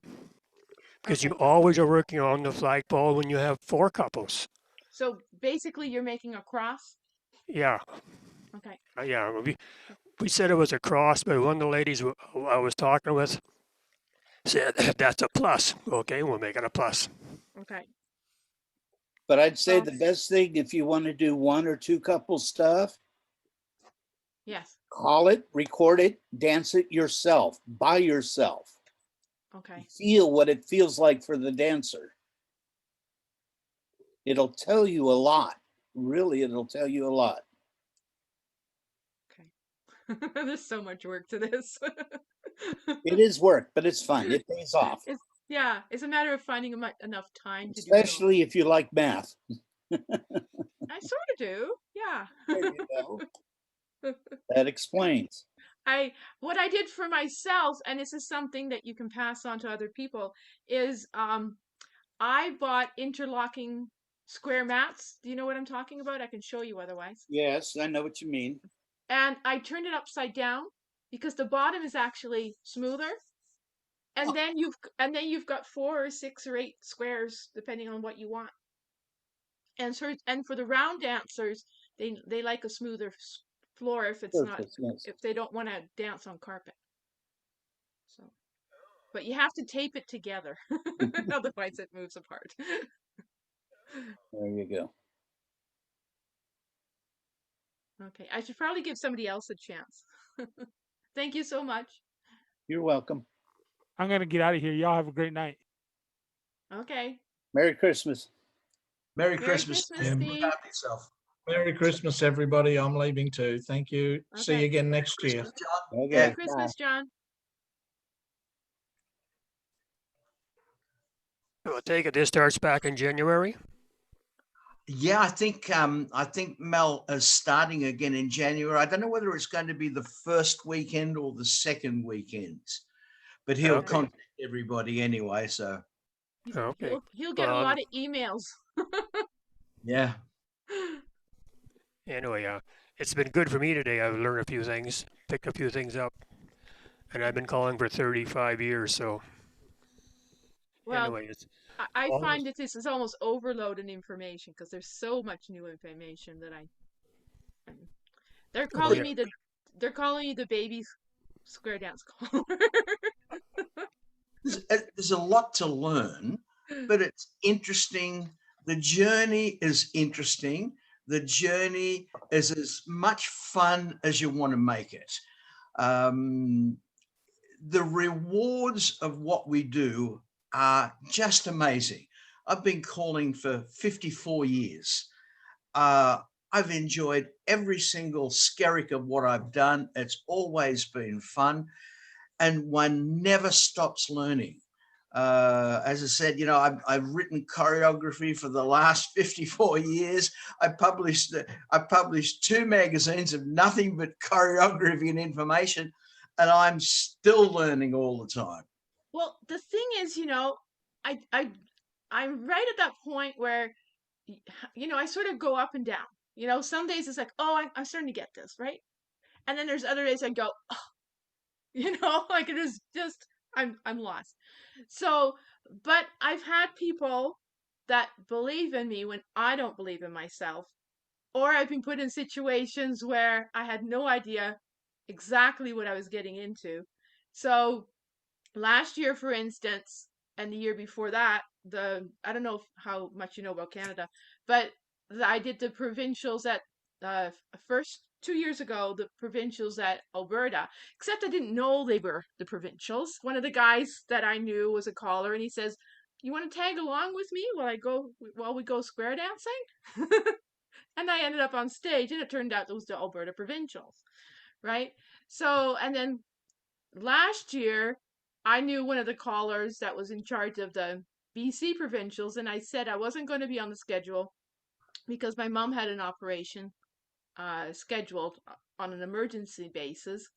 So as soon as she could get in, and I said, don't put me on the program. I don't know if I'll be able to do it or not. So I thought I was perfectly safe. Well, somebody emails me and says, do you realize you're on the schedule that's posted online? And I said, what do you mean? So a couple of friends actually covered for me because my mom ended up getting the surgery early enough. And they said, it's only going to be for 3 or 4 days. So one was going to take mom to the doctor, and the other one would look after my animals for me, right? So I get to the provincials, and I was only supposed to go into the intro one, right? And I was thinking, oh, 5 or 6 squares, nothing major. I ended up calling for 22 squares. And so then I ended up getting involved with caller school accidentally. I'd never gone to an after party for callers. It was actually the first time I got the little badge that said I could go into the callers room at lunchtime, and it was like a major deal because the callers are way up there, because I was just the dancer, right? And so the badge was a big thing, and I think I asked everybody 20 questions or more if they let me.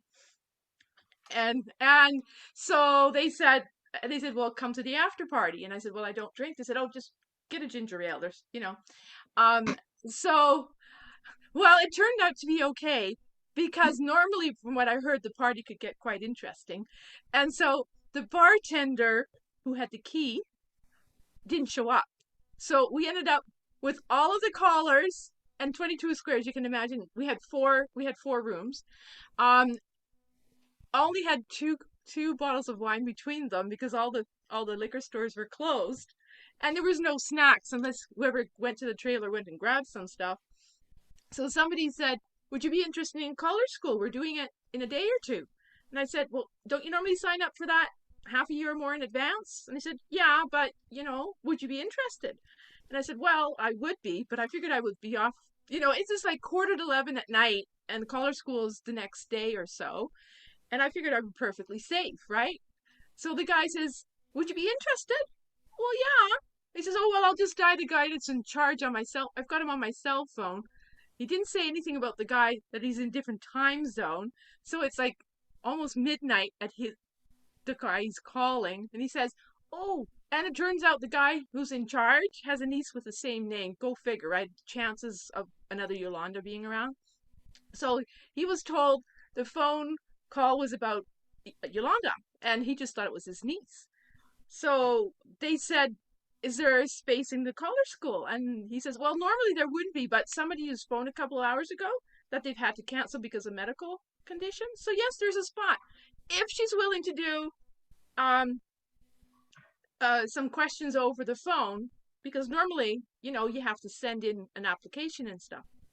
So luckily somebody had shown me a couple of square. I had just learned Square View. I knew how to open it, and I knew how to do one list. Right? So so he said, "Sure, go ahead." And I said, "Well, okay, if I can find the transportation, because I've come to the dance with somebody else because I helped them move." So they said, "Okay." The guy who had the cell phone said, "We don't have a chair for you in the car, but we have a van that we're pulling the trailer with, so all your stuff can go in there."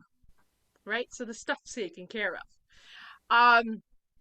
And then somebody said, "Oh, we don't have room in our car for your stuff because we've got a passenger vehicle, but we have an empty seat in the back if you don't mind, going whenever we're going." So it turned out they were in charge of the whole provincial situation. So we ended up having to stay. It was a hockey rink, so there were we had covered the ice up with plywood, and a rugby team had to come in and take all the plywood off. So we drove the whole night long to get to caller school.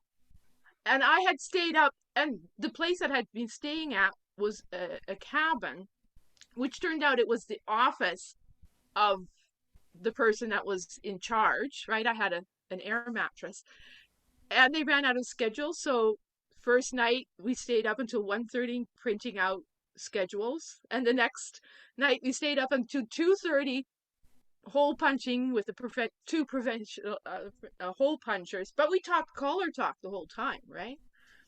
So by the time I got to caller school, I was like this. The other lady gave up. She didn't even go. She went to half an hour and went to trailer to go to bed. And I'm sitting here like this, first time in caller school, trying to keep my chin from falling off. It's not the best way to learn how to call. And this is how the amount of stuff I knew. I didn't even know what a get-in was. So when they were talking about, and they were talking about 0 lines and 0 boxes because they were doing that format. And so I thought a 0 box meant static square. So they're talking and talking, and I just couldn't get it. It was like, oh my gosh, why isn't this working? Because I'm thinking, the number 1 position. By the time I finally realized what a get-in was, I think it was the end of the first night. So it's been interesting. So the same thing with Zoom, right? One thing is leading to another. This week I was asked to do a Christmas program with 9 other callers. So I had the first time, and I just gotten my sound system figured out, about 4 days before that, because my old laptop was buzzing, so I wasn't saying too much in the meetings, because it would bug everybody else. And so it was like, okay, now how do I figure out all the sound? So one of my friends came over and figured it out for me. So it's interesting. Like this really is just snowballing, right? Yeah. I'm having fun though. I'm having fun. I don't know how much sleep I'm getting sometimes, but I'm having fun. So, yeah.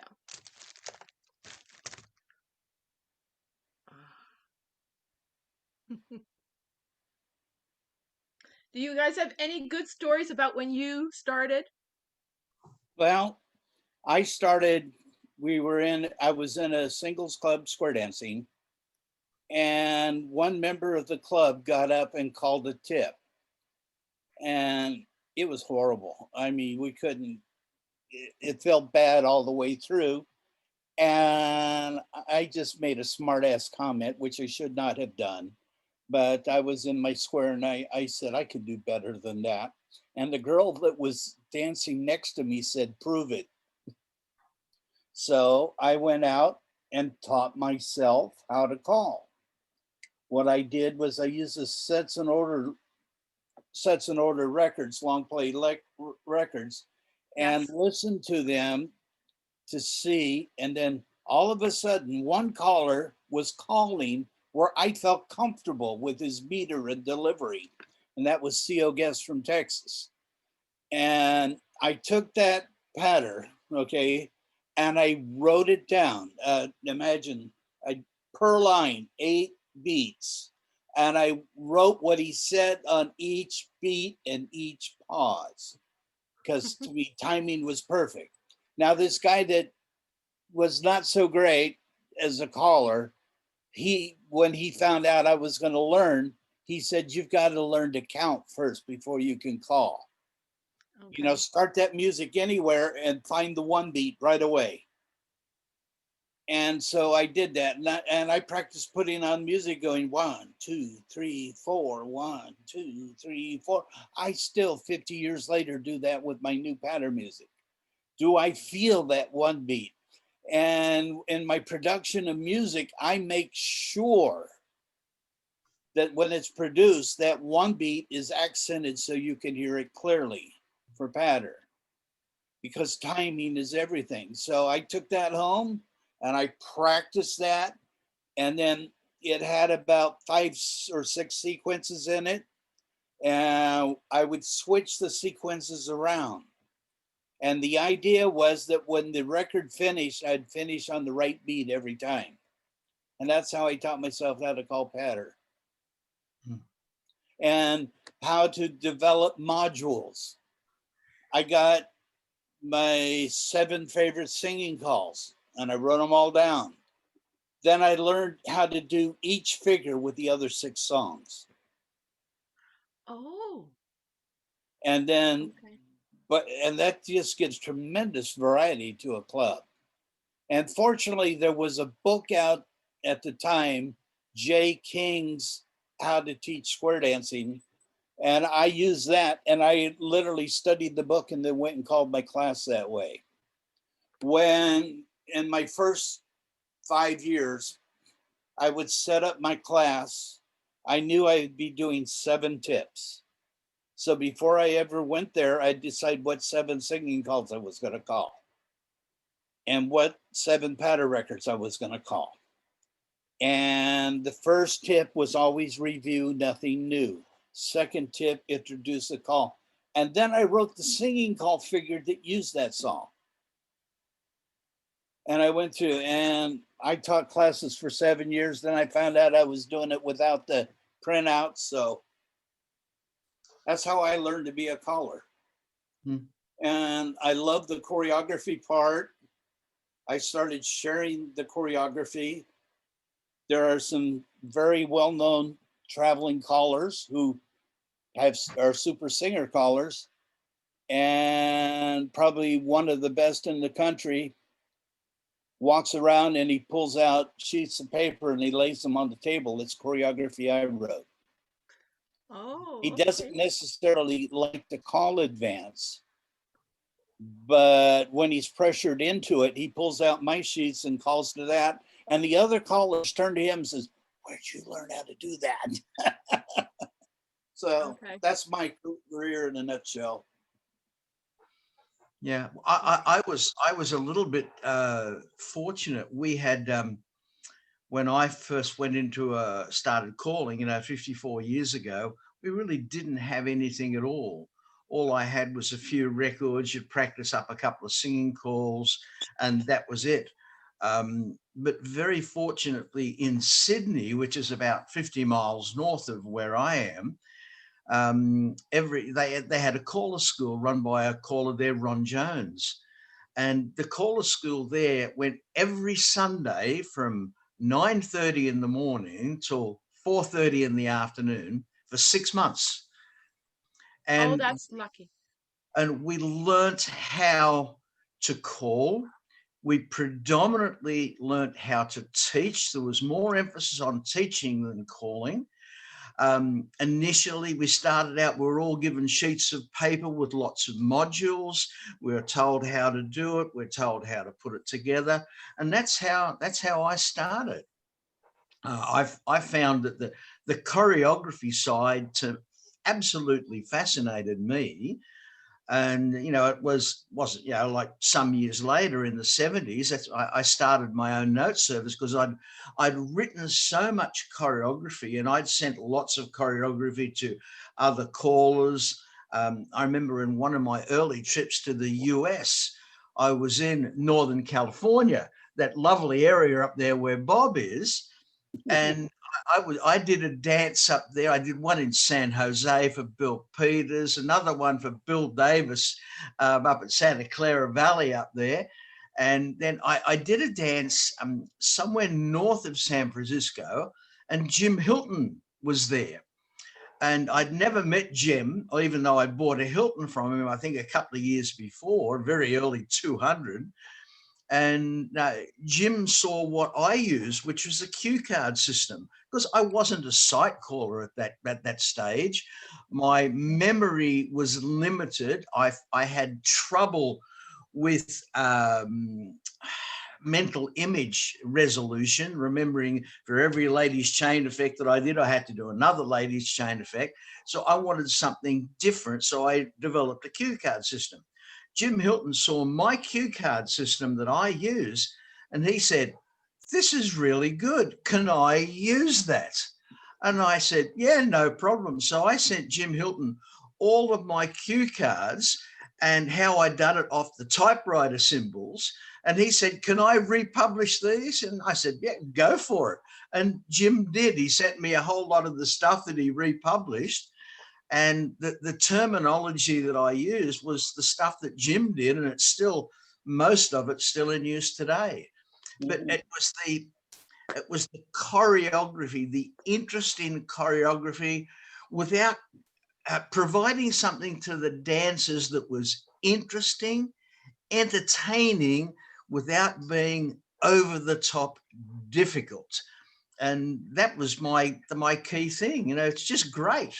I still use the same principles today. I call through A2. I used to do C1, but I don't do C1 anymore.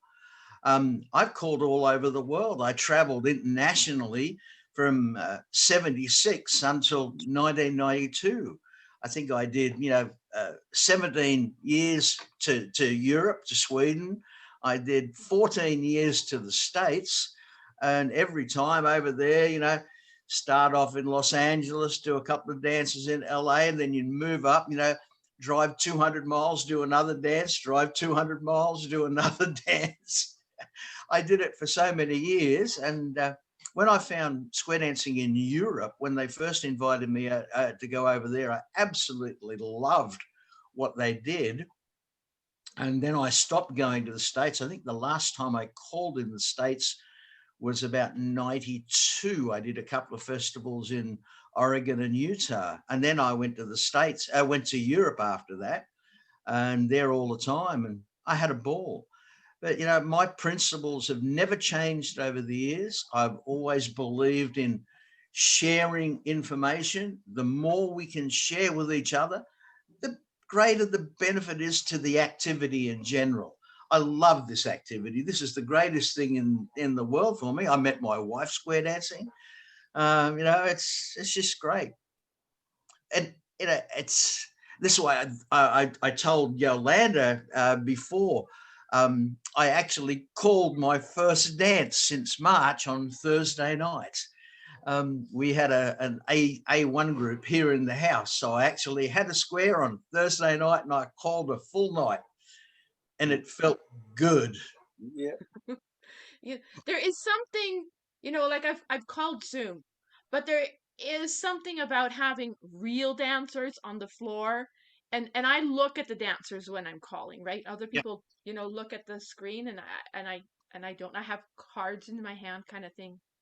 But if I'm in the right kind of frame of mind, I will remember more. Once I get that mic in front of me. So, but that connection, and to watch their face light up and smile and they're enjoying themselves, and that connection between the dancers, there's just Right. nothing. People say why you do it. It's like, well, you just want to be the center of attention. No, I want that connection between the dancers and myself, That is center of attention. That's bringing it back to you. But it's a two-way street. You share with them, they share with you. The feedback. I have found the larger the floor I call to, the better I call. I Yeah. really Yeah. do. I just, So for there's the this energy. so for the provincials, that story I was telling about the stuff going in the van and I go in the car. So one of the guys that's heard me call before, he's a caller, and he hadn't heard me for the intro, the walk-in, right? Right. And so he's my corner. And he says, "Oh, Yolanda, I missed hearing you call."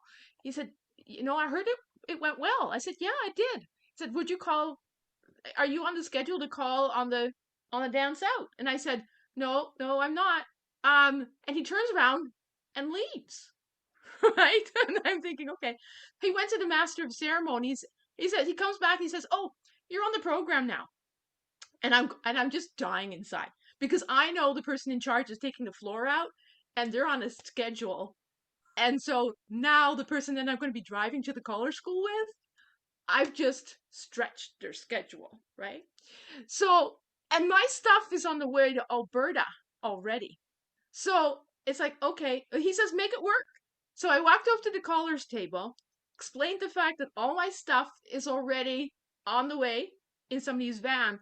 I had 3 callers offer me their stuff, right? The guy who actually had music that I recognized was up next. He says, "Oh, so you found something?" I said, "Yeah, looks like it." He says, "Okay." Took his laptop, went on the thing. I'm on next, right? Because they sort of squeezed me in. So and he said, "Well, and which singer are you doing?" That one. So I'm not doing patter at this stage, right? I'm only doing singers. So he did my patter for me inside his patter so that the people would know what to do. I go up on stage. I've done the intro. I get the figure and I go, "Oh my God, the figure's different than what I do. It's the same one, but it's a different company." So, but when I'm behind the white mic with a large crowd, this is the same as when I went to university and final exams, all of a sudden, the light goes on and I would just do. So I've got the mic, and normally I can't remember what I said 3 minutes ago. My short-term memory sometimes. I called the whole figure, and I had 2 figures for that song. I called them both out of my head in front of 20 odd squares, and nobody else knew what was going on. And I'm just going, please, my memory's got to stay focused. Because I'm thinking, otherwise I am hooped because I am doing what's in my head. So I can't recover and call what's on the screen because once I'll poop it off too. I mean, I won't do that on a, regular basis, but it's nice to know when your memory has to, that it's available. Well, I told my son once, there's this magic feeling that I get when I'm in the zone, and it's not happened 10 times in 50 years. But I'll be up there calling, and I'll call a combination, and it's like I see thousands of possibilities in my mind going all over the place. And then I start calling these different things, and it's a euphoria, I can't describe it. And yeah, that getting into the zone so that you can do that. That's kind of what you did with your singing call. Yeah. I told my son it's the greatest feeling on earth. And he looked at me and says, "You're crazy." Well, my son's got a PhD in applied mathematics. and he writes computer programming, worked for Google at one time. And he called me up one day and he said, "Pop, it happened to me." I did something, and then all of a sudden I saw all these possibilities. I don't know how to describe it. No.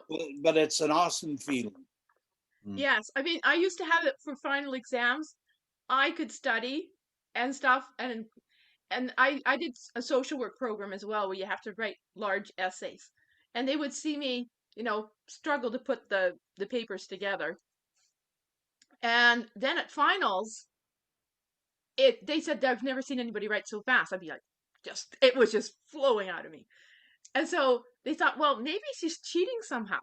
So one day I go to an exam and they said, "Can you just put your purse there? You're allowed to have your water bottle as long as we can look at it." And they put me in a side room all by myself with nothing, right? Because they figured somehow I was cheating. I had some system, right? And I did the same thing. They said, "No, I guess it must just be how you process information. If you have the right kind of stress level, it just clicks like that," right? But they'd never seen anybody do that before. I had this thing in college where they'd have the questions and I couldn't answer them. But the last thing I'd do before I went to sleep was ask myself each question. When I woke up in the morning, I knew the answers. Explain that, if you will. But I did that, and it was a great feeling. Yeah, it doesn't make sense. I just know it works. And so, I mean, I am nervous to bits as I'm going on stage, but once I start with the mic, everything just sort of calms down. Mm-hmm. Once I get the dancers moving, it's like, yeah, just once I see the smiles, There you go. I just relax. I was calling it, this is for you too, because of how I stress about easy modules and stacking the modules. I was at a national convention. It was in Charlotte, North Carolina, and a national caller was there. We were buddies and we're traveling around doing the different halls. And we go in and the DVD call, and I get up there and I'm calling, and I turn my back on the floor and staring straight in the eye. And I keep calling for about 2 minutes. And the floor never breaks down. It just keeps moving. And he points at the floor, he points at me, and his mouth drops. How can you possibly do that? Because you learn it, and you learn to do it with the one beat, that your modules start at the right place. That's when you own the floor. Yeah. Yeah, that's the thing. I don't think I'll ever get bored doing this. I don't think you will either. You never will. I don't know any caller that's ever got bored with what they're doing. Well, actually, that's not quite true. I know some callers who they just wanted the karaoke aspect of calling. We all have the glory guys occasionally who just want to be up there on stage and have a perception of being adulated by the crowd just for doing nice singing calls. But we've all come across them, but they never last. They never stay, because the dancers need more than they are able to give them. We've had here in Australia, we've had some guys with absolutely magnificent singing voices, but that's all they've had. They've had a great singing voice. They haven't had anything else to back it up choreographically and within patter. Their patter has been just so basic. The dancers have been really bored. Their teaching ability, which I think has to be a very, very dominant factor, has also been poor. So they've gone. Most of them last 3, 4, 5 years, and that's it, they're gone. The rest, stayers, are what our activity needs to survive and to last. Fortunately, there's a lot of us around still. we're all getting older, except for you, Yolanda. You're obviously getting younger. It seems to me Obviously. each week you get younger when I look at you there. So, Bob, have a look at Bob over there. Look, he's got a white beard like me, but he's got dark hair. Hey, He I've must. got gray. I was teased about it this week, actually. He must dye his hair, I reckon. That's the one thing Oh. I had. When my beard first started turning gray, it was the scariest thing you've ever seen because these circular patches of gray appeared. Yep. Like spots, like you dropped some bleach on it. And I actually shaved off my beard for a while because no. Oh, you could have just said you're going for the Dalmatian look.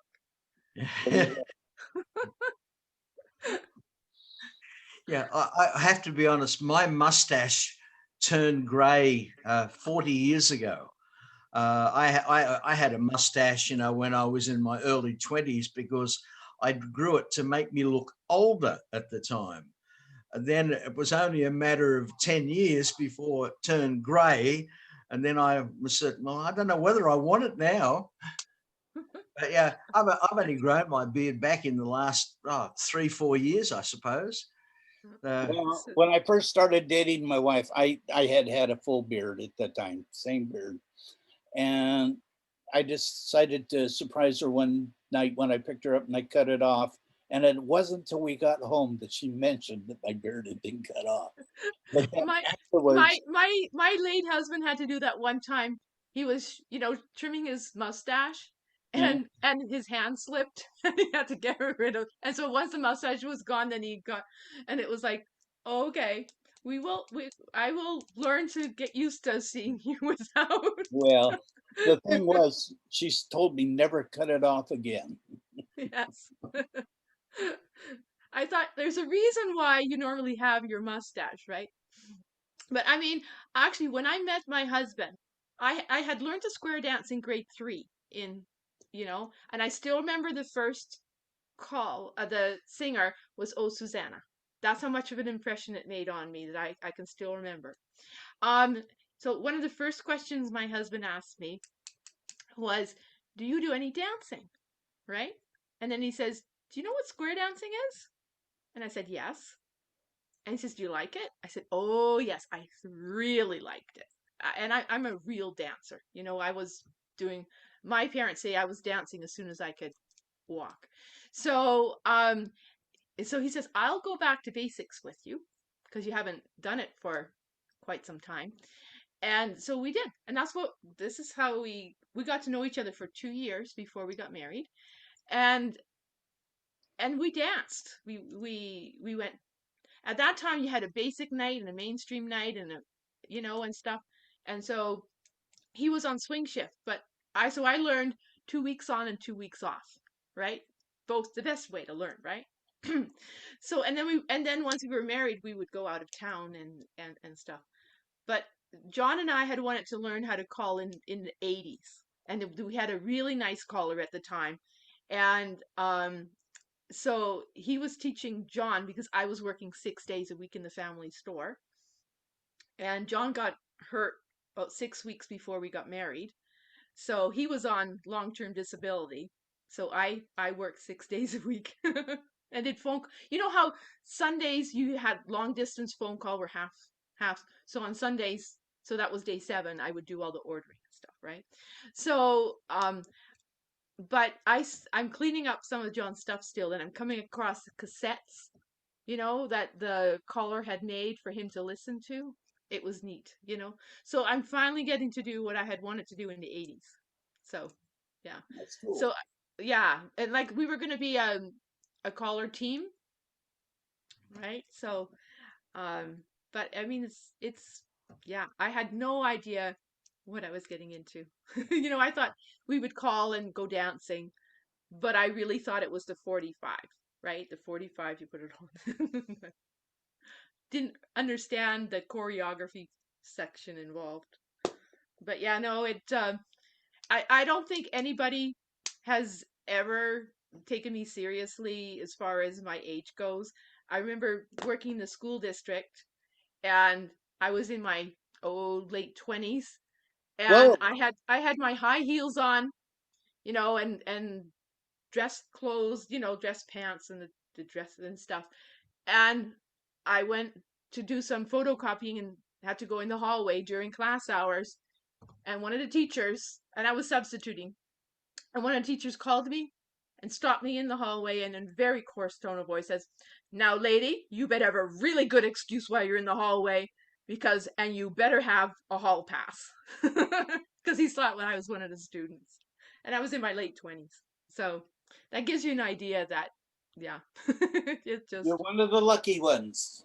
Well, you know, it never gave me the respect that I wanted. So I, Oh. so that, you know, I had to earn it all the way through. Like my parents had uh, a deli, you know, so and we sold giftware and things like that. And I remember 15 or 16 years old, I was doing all the sales. All the guys would come in and they thought they could send me outdated material and things that were the wrong weight and stuff like that. And I earned their respect. You know, I just did everything twice as much as somebody else would have had to. So every piece of cheese, every piece of meat got weighed.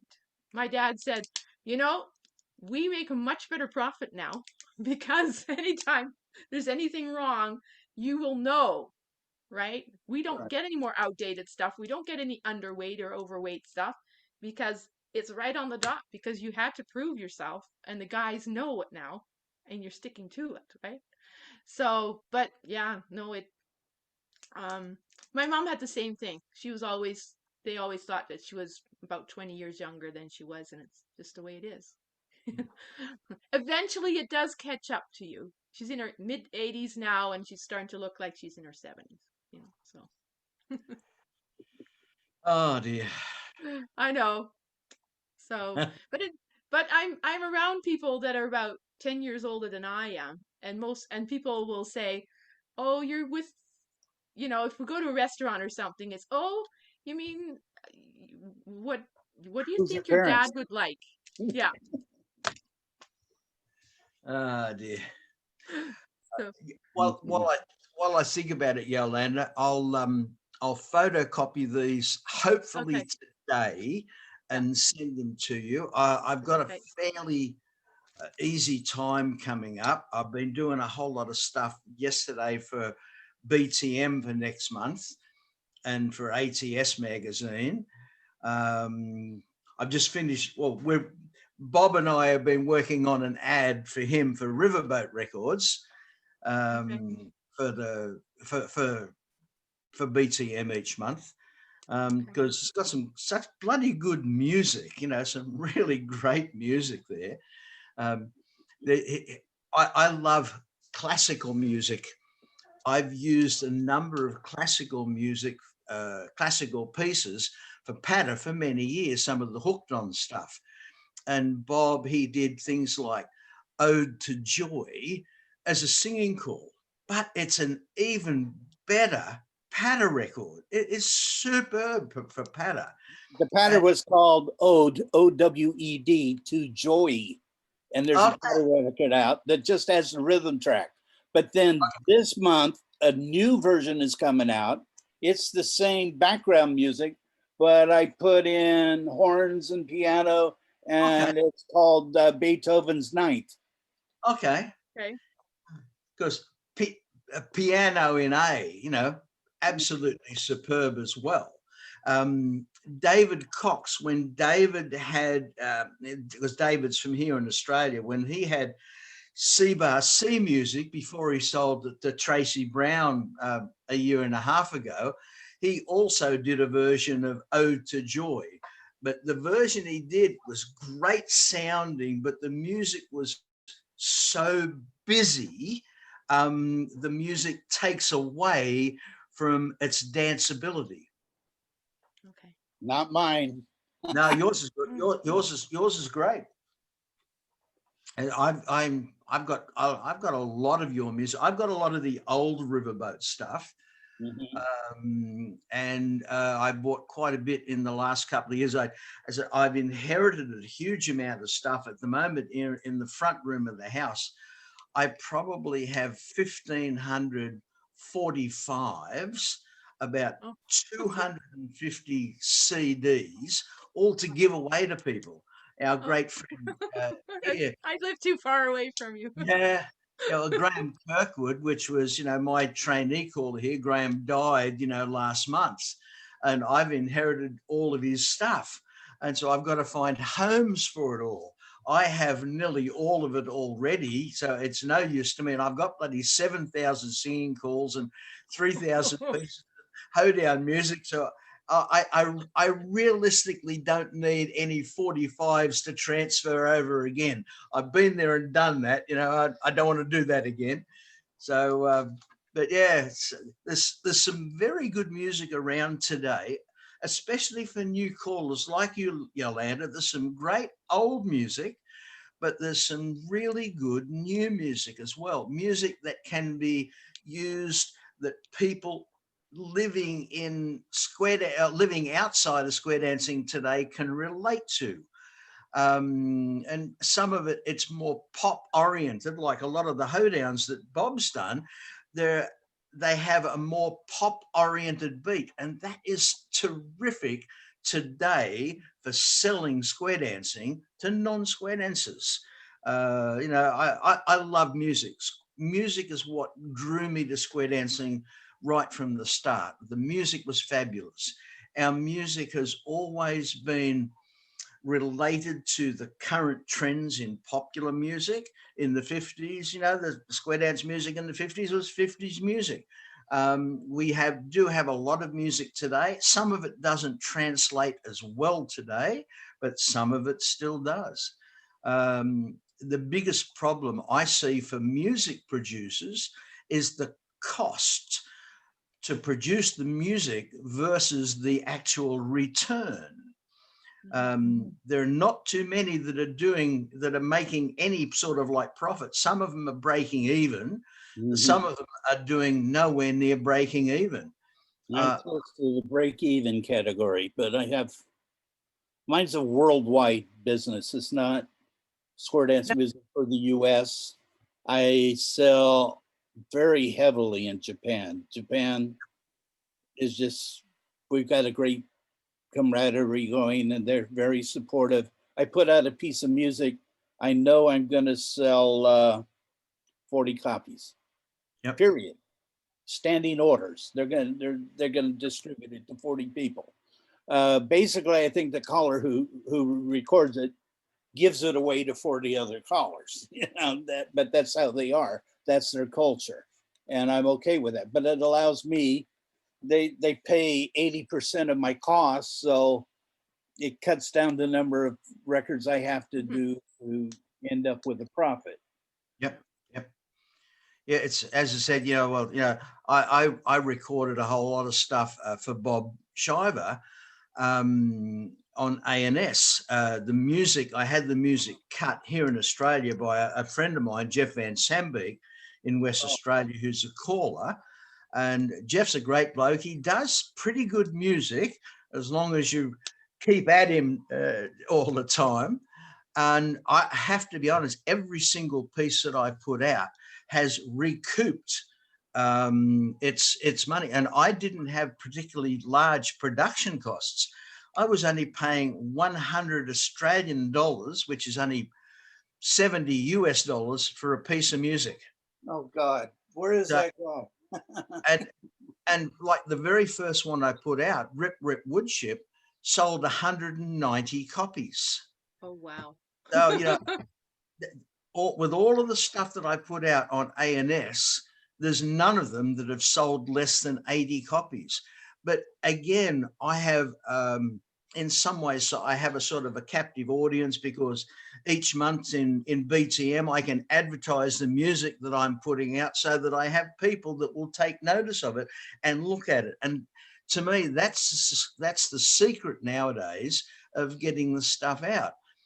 The guy who advertises at the end of the magazine, he's got a book out, So You Want to Be a Caller? I've got an ad for him at the end of BTM.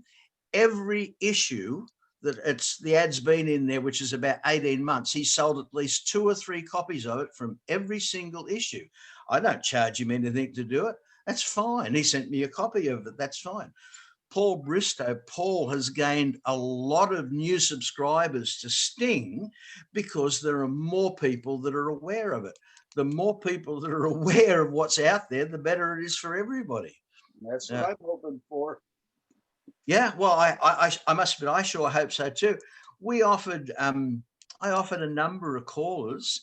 Paul Bristow. Paul's a really good friend of mine, so there was no problems there. I asked Tracy if Tracy wanted to put an ad in there. But Tracy is not exactly Mr. Technology when it comes to those sort of stuff. And I found it, I think the world of Tracy. I've never actually met him, but he's a bit frustrating at times to deal with.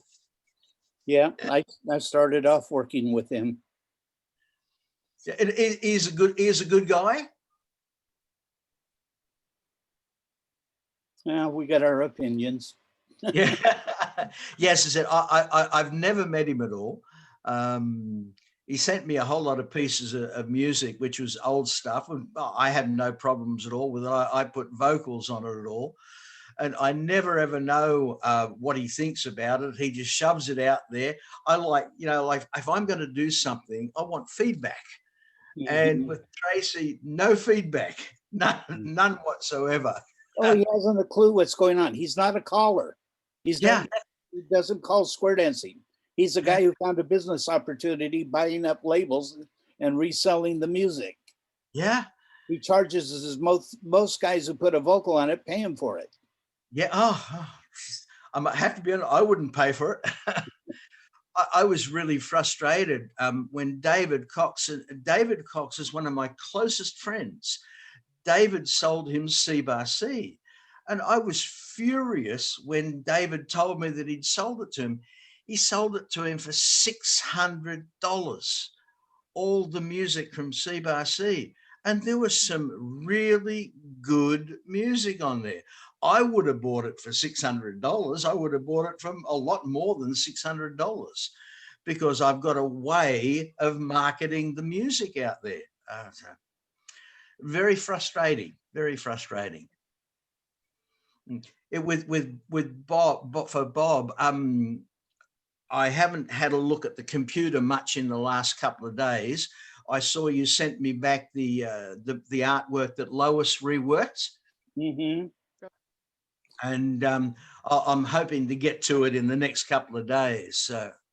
So what I'm hoping for, yours was not actually advertising any music per se, but an introduction to Riverboat. Maybe a second page that would have a list of the current new songs. Yeah, no problems at all with that. People buy songs, not stories. Yeah. That's exactly right. That's exactly right. I thought it was more of an introduction just for anything else. I agree. And I'm hoping it's going to work. And I got some other ideas. That's what I wanted to talk to you about. But yeah. Still Is this the book that you're talking about? Yes, it is. Yeah. Yeah. He sent me a copy there originally. I downloaded it and I printed it out. There are quite a number of things that he says in there that I don't think are 100% accurate, but the basis of the book is fine. There's some of his ideas, especially choreographically. He put some things in there which I don't think are smooth flowing choreography, and some of his combinations are not, they're not combinations that I would use as a caller. But overall, what he did was good. Whose book is that? It's called How to Be a Caller. What's his name again? I've forgotten his name. It's Becoming a Square Dance Caller by Bruce Holmes.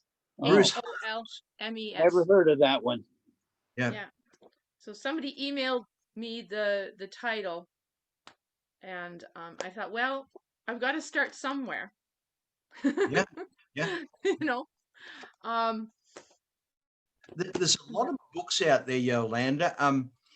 Some of them are older books, but just because they're old, it doesn't mean to say actually, that just not give me 1 second. I'm going to show you something.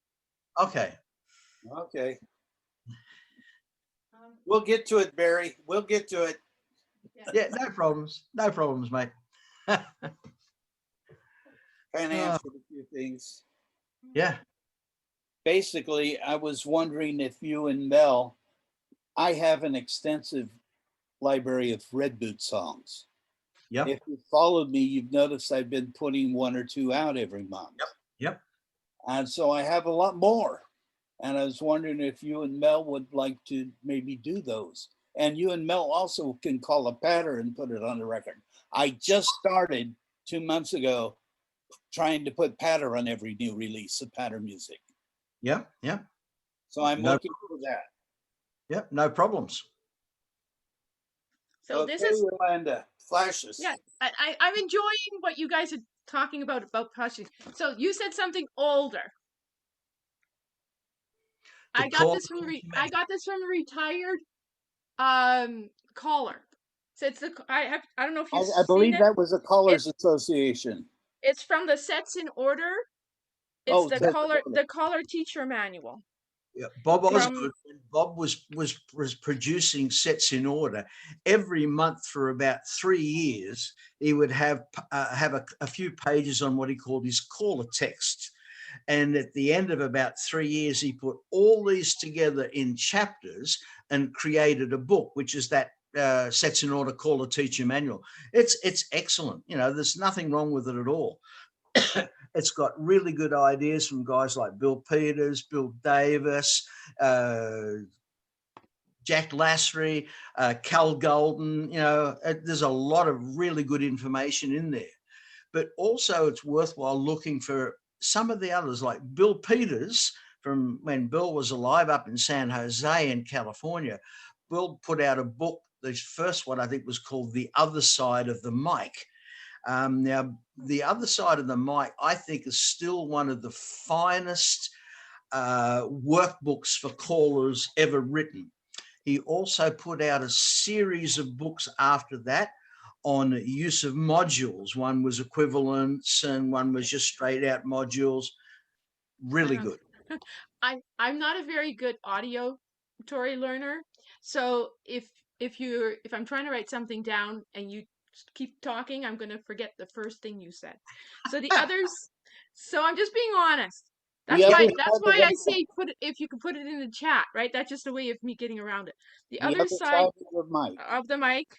Bill Peters. Bill Peters. Okay. See, I remembered the title, but I forgot who wrote it.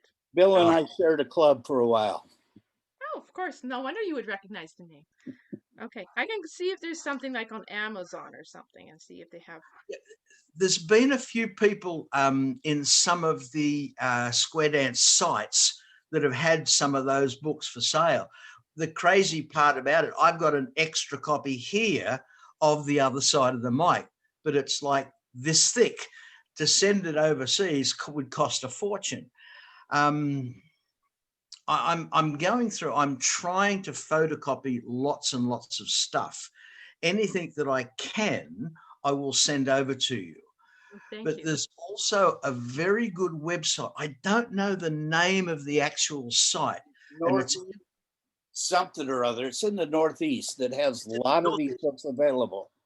Yeah, they've got a huge amount of stuff on there. They've got no service. Well, I couldn't hear you. You were too far from your mic. So whatever you said, Bob, I couldn't hear you. Okay, and I'll find that link and send it to you. But there's a link in the Northeast of the U.S. There's an area, and they archive these books and they make them available, and most of them are free. Yep. Okay, so do you want me to put my email in the chat, or do you want me to just say it out loud? You got to email me. Okay. I don't. Okay. I don't write. I don't type. I'm very hard. I don't like emails, but I will respond to send links and stuff like that. Yeah. Okay. Tell me Well, what. we can Zoom, and that gets around all of that. Oh, okay. As We long can as do that. if you know how to host, Do then you know how to host? no, not yet. I will. Not, You neither know, do- Not yet. Not yet. I just got myself a new laptop, and I'm trying to figure out how to make everything that was in the old laptop go onto the new laptop. It's like I hear you. I'm keeping my fingers crossed. For the first time since October the 10th, we've had a whole week of only 1 or 2 inches of snow. So I'm hoping that the weather continues the way it is and I can catch up on my backlog. There you go. it's pretty cold here today, Yolanda. It's about, in Fahrenheit, it's about 82. Oh, okay. Well, I'm working with Celsius because I grew up in Europe. Okay, All right. so it was 5 Celsius at the warmest part of the day today, and that is feeling like springtime, right? So what is that in Fahrenheit? Oh, I Convert. yeah, I don't know how to convert that. So 20, if it's 20 Celsius in the house, it's probably 80 out, 75 to 80, right? Yeah. That's equivalent. So just figure it's around. So it's yeah.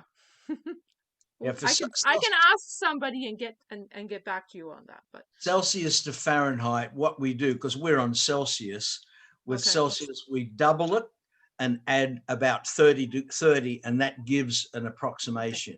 So 20 Celsius, double, it's 40.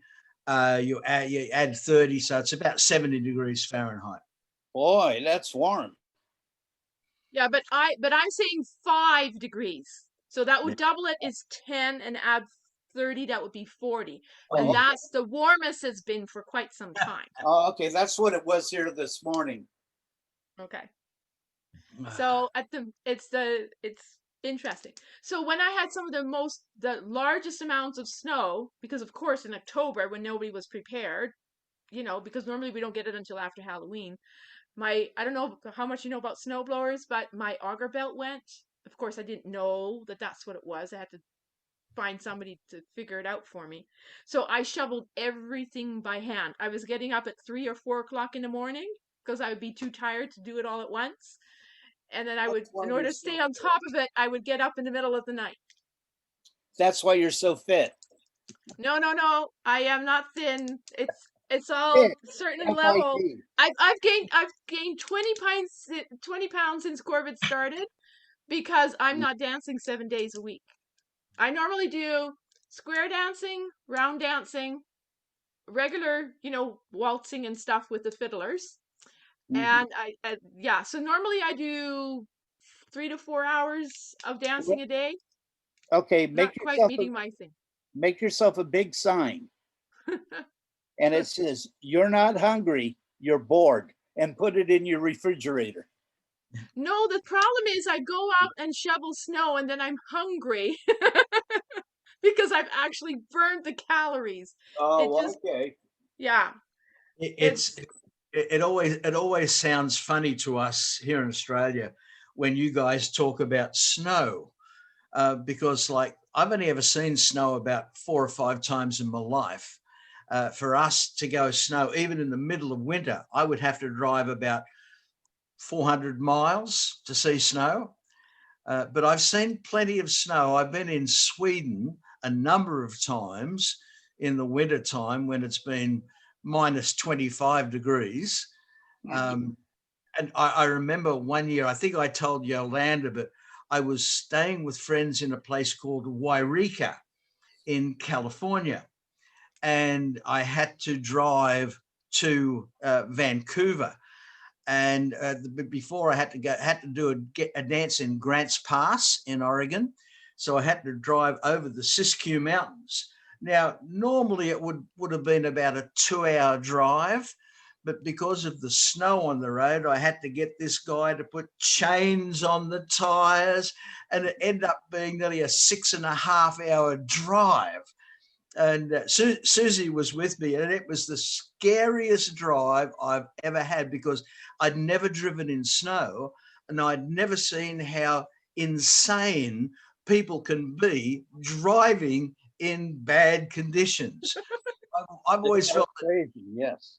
yeah, I've been to the States probably 40 times over the years, and I think the drivers in the States are pretty good drivers in good conditions. Mhm. There are some of them, when it comes really bad conditions, they drive exactly the same. Yes. Yes. And there's some that don't put their winter tires on because it's really not necessary, right? So when I decided to buy a car, I live on a road that all the kids come to with their sleds because it's one of the nice and steep ones. The one with the school bus going backwards at certain times of the year. So I decided I better get myself a 4x4, and I made sure I got really good winter tires because I thought I am not getting stuck getting in and out of my driveway. But it's at the moment I've got a stump in my driveway because the city decided at the end of last winter that they were going to cut the tree that was getting too close to the power line, and they said, "Oh, we'll come back in the summertime and cut it all away because we don't want to have to dig it out." The stump is over a meter high. That was at the end of the winter, right? Yeah. So I think I'm going to end up getting somebody to carve the numbers of the house or something on it, because either that or I'm just going to get somebody to come with a chainsaw and cut it for me. But yeah, that was at the end of the winter. So we had more than a meter worth of snow in my front yard. I think snow looks really beautiful on a postcard or through a window. Yes. Or when somebody is snow blowing it for you. But the thing is, you get hungry from shoveling snow. Well, I remember going to Idaho, Blackfoot, Idaho, and calling a dance, and I went to stay at the family's home, and I looked out the window, and it was snow as far as the eye could see, and I went, "Oh, that is so cool." Half an hour later, I look out the window and I say, "How boring." Yeah, you sort of get used to it. The first day or two, it's sort of nice because you've had time to forget, and it's like the snow glow, because it's going to melt and you don't have to actually do anything with it. Yeah. But then when you actually have to start doing the maintenance, and my mom lives next door to me, so I have two driveways, and the way the wind goes, if you don't keep the snow around the perimeter of the backyard that's fenced cleared, the dog can just walk out, right? So I have to do the perimeter of the backyard as well. So I have a little more to do than some people. Remind me not to arm wrestle with you. Pardon? Yeah, I'm actually for the first time ever getting my husband used to do more of this, right? My late husband. Okay. So I am learning how to. So I mean, now I've actually watched one of the guys take the auger apart to fix the belt. I'm learning more. I might, and this in the last 2 weeks, my washer and my dryer have gone on the fritz. So I have taken the dryer back off 5 times now as we're trying to figure out which part. So it air dries, but it doesn't give any heat. So we've taken it about 5 times, and we watch more YouTube videos, and all the things that they've said it should be, it's not. So, but and then the spinner went on my washing machine, and my model is such that you have to tip it up in order to fix the belt. And then all of a sudden it started losing water. Luckily, it's located by the drain. So for some reason, if I do one load of wash, it won't leak. If I do more than one load of wash, it does. Go figure. So I now do one load of wash a day until we figure out how to figure. Then my vacuumer went on the fritz this week, and so it's burning rubber. So I thought it's just the motor head and it's the belt. So we took that apart, checked it all out, put the belt back on. So I've got another person who's going to come and look at the vacuumer, and hopefully he can figure out what's got a clog somewhere in the line. No, we that wasn't it.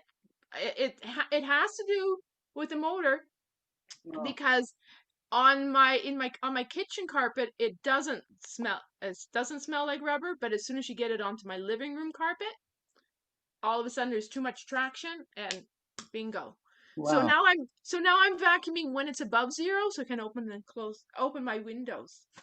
Well, that's funny because we just bought a new vacuum 3 weeks ago. We had problems with ours. Yeah, well, otherwise I've got a heavier dutier vacuumer, and I will have to figure out how to change the belt on the bag on that one and use that and get some more muscles. We switched over to a new Sharp, and it is fantastic. It is small, it is lean, and it sucks.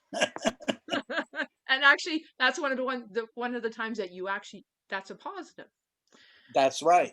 Yes, because I don't know about where you are, but here in Canada, if we say it sucks, it's usually not a positive; it's a negative. No, it's a bad thing there too. You know, I knew that when I said it. Same here. Actually, Susie does the vacuuming here. She does everything, a couple of times a week. But we have actually 3 of these Roomba type little vacuums, little robot vacuums. Oh. And we have mostly timber floors nowadays. We eliminated the carpet a few years ago, and we've got nearly timber floors, all timber floors.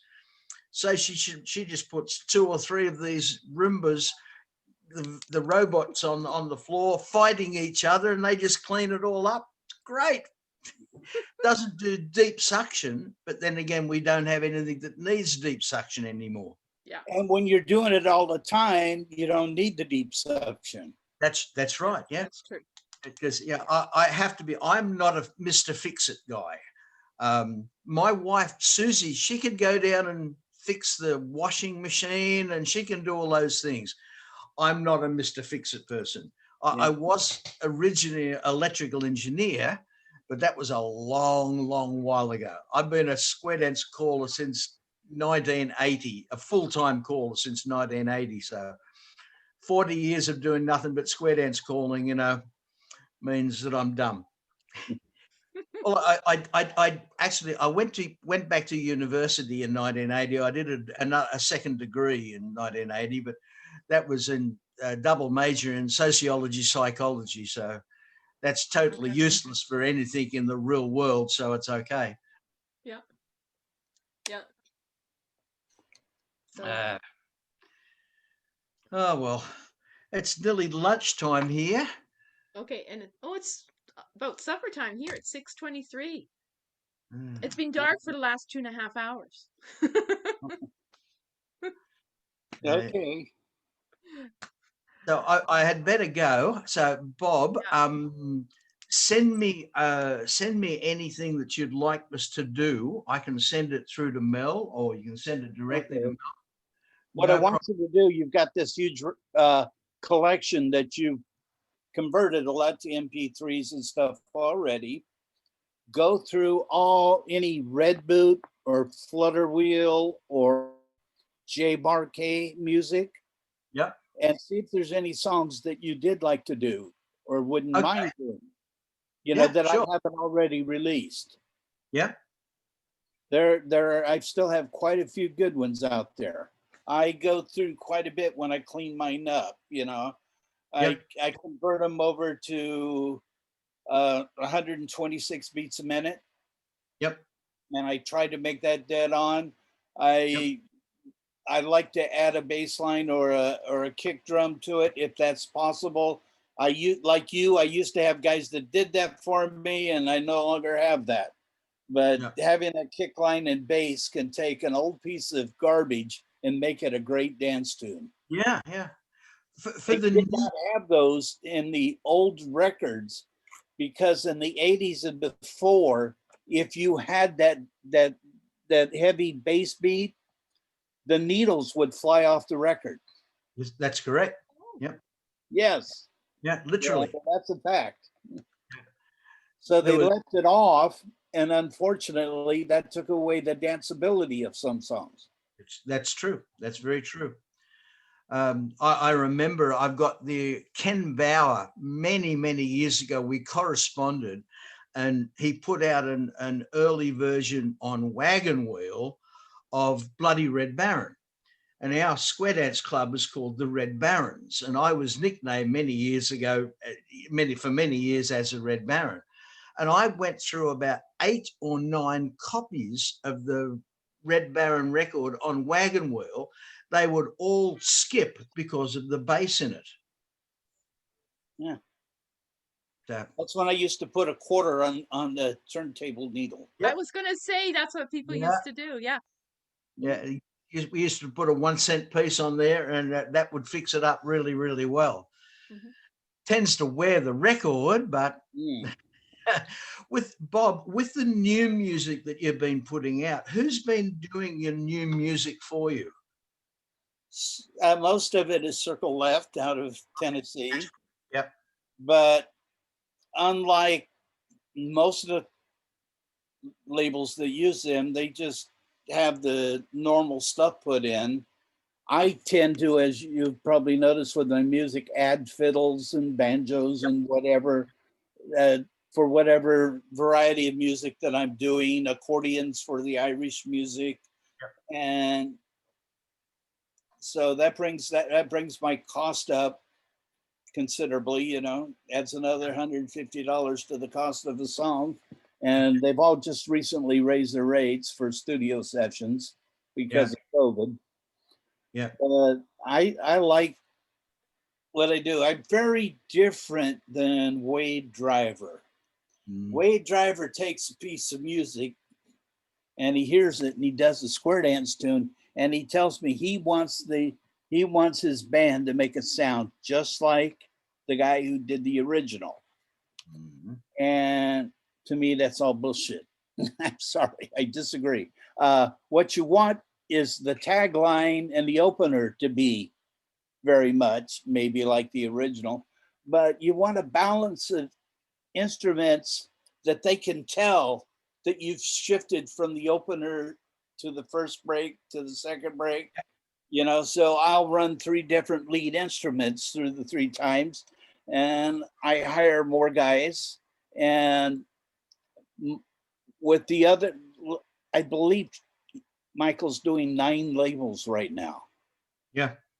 Okay, and he says all the other eight companies send it in and say, here, record this. Yeah. Basically, or make it sound like the record. He says, you're the only one that comes in and says, no, I want it to be my record. I want to do this. We're going to do a percussion gizmo here and a different progression here. And Michael and I'll spend half a day just working out the arrangement of a song where I have a lot of the input in it. Yep. The arrangement is the key aspect of it. The problem with a lot of the stuff, it's just cut and paste. They've got 7 groups of 64 beats and they're just the same thing, one after the other. The problem that I had with Jeff Ward in South Africa, Jeff is not a bad musician, but he wants to do cut and paste with everything. And I said, no, I'm quite happy to have the intro, middle break, and closer very similar as long as it's what I want. But I want first figure and second figure to have totally different lead instruments, whether it be a fiddle lead, whether it be a guitar lead, whether it be a piano lead with a nice bit of mandolin in the background. I want them all to be different from each other. And the problem with it, I've had that they will do it, but they want to charge me a fortune for doing it. Yeah. I hear you. Well, Michael has learned with me. It began back around 2008 when Kittenbauer asked me to come back to the recording business. And back then, before, I was spending $2,000-3,000 on a song in the 70s and 80s. Okay. Now it was going to be not cost effective to do that. So I found Michael, and I listened to the tracks that he had done for Crown and realized he's a good musician. And I called him up and I said, you're doing great music, but that's not what I can use. I need singing calls that are danceable. I mean, I want my foot to move to the beat of the music. Yep. If you record the song and I'm not tapping my toes, you're a failure. I don't want it. And that's why you talk about consistently how good my music is, because it all dances. I have guys that buy everything and they tell me, I don't care if the singing call, I can't do it. I can always call patter to it because it's got a beat. Yep. I had one caller actually call me up from, I forget, it was on the East Coast somewhere, Northeast. And he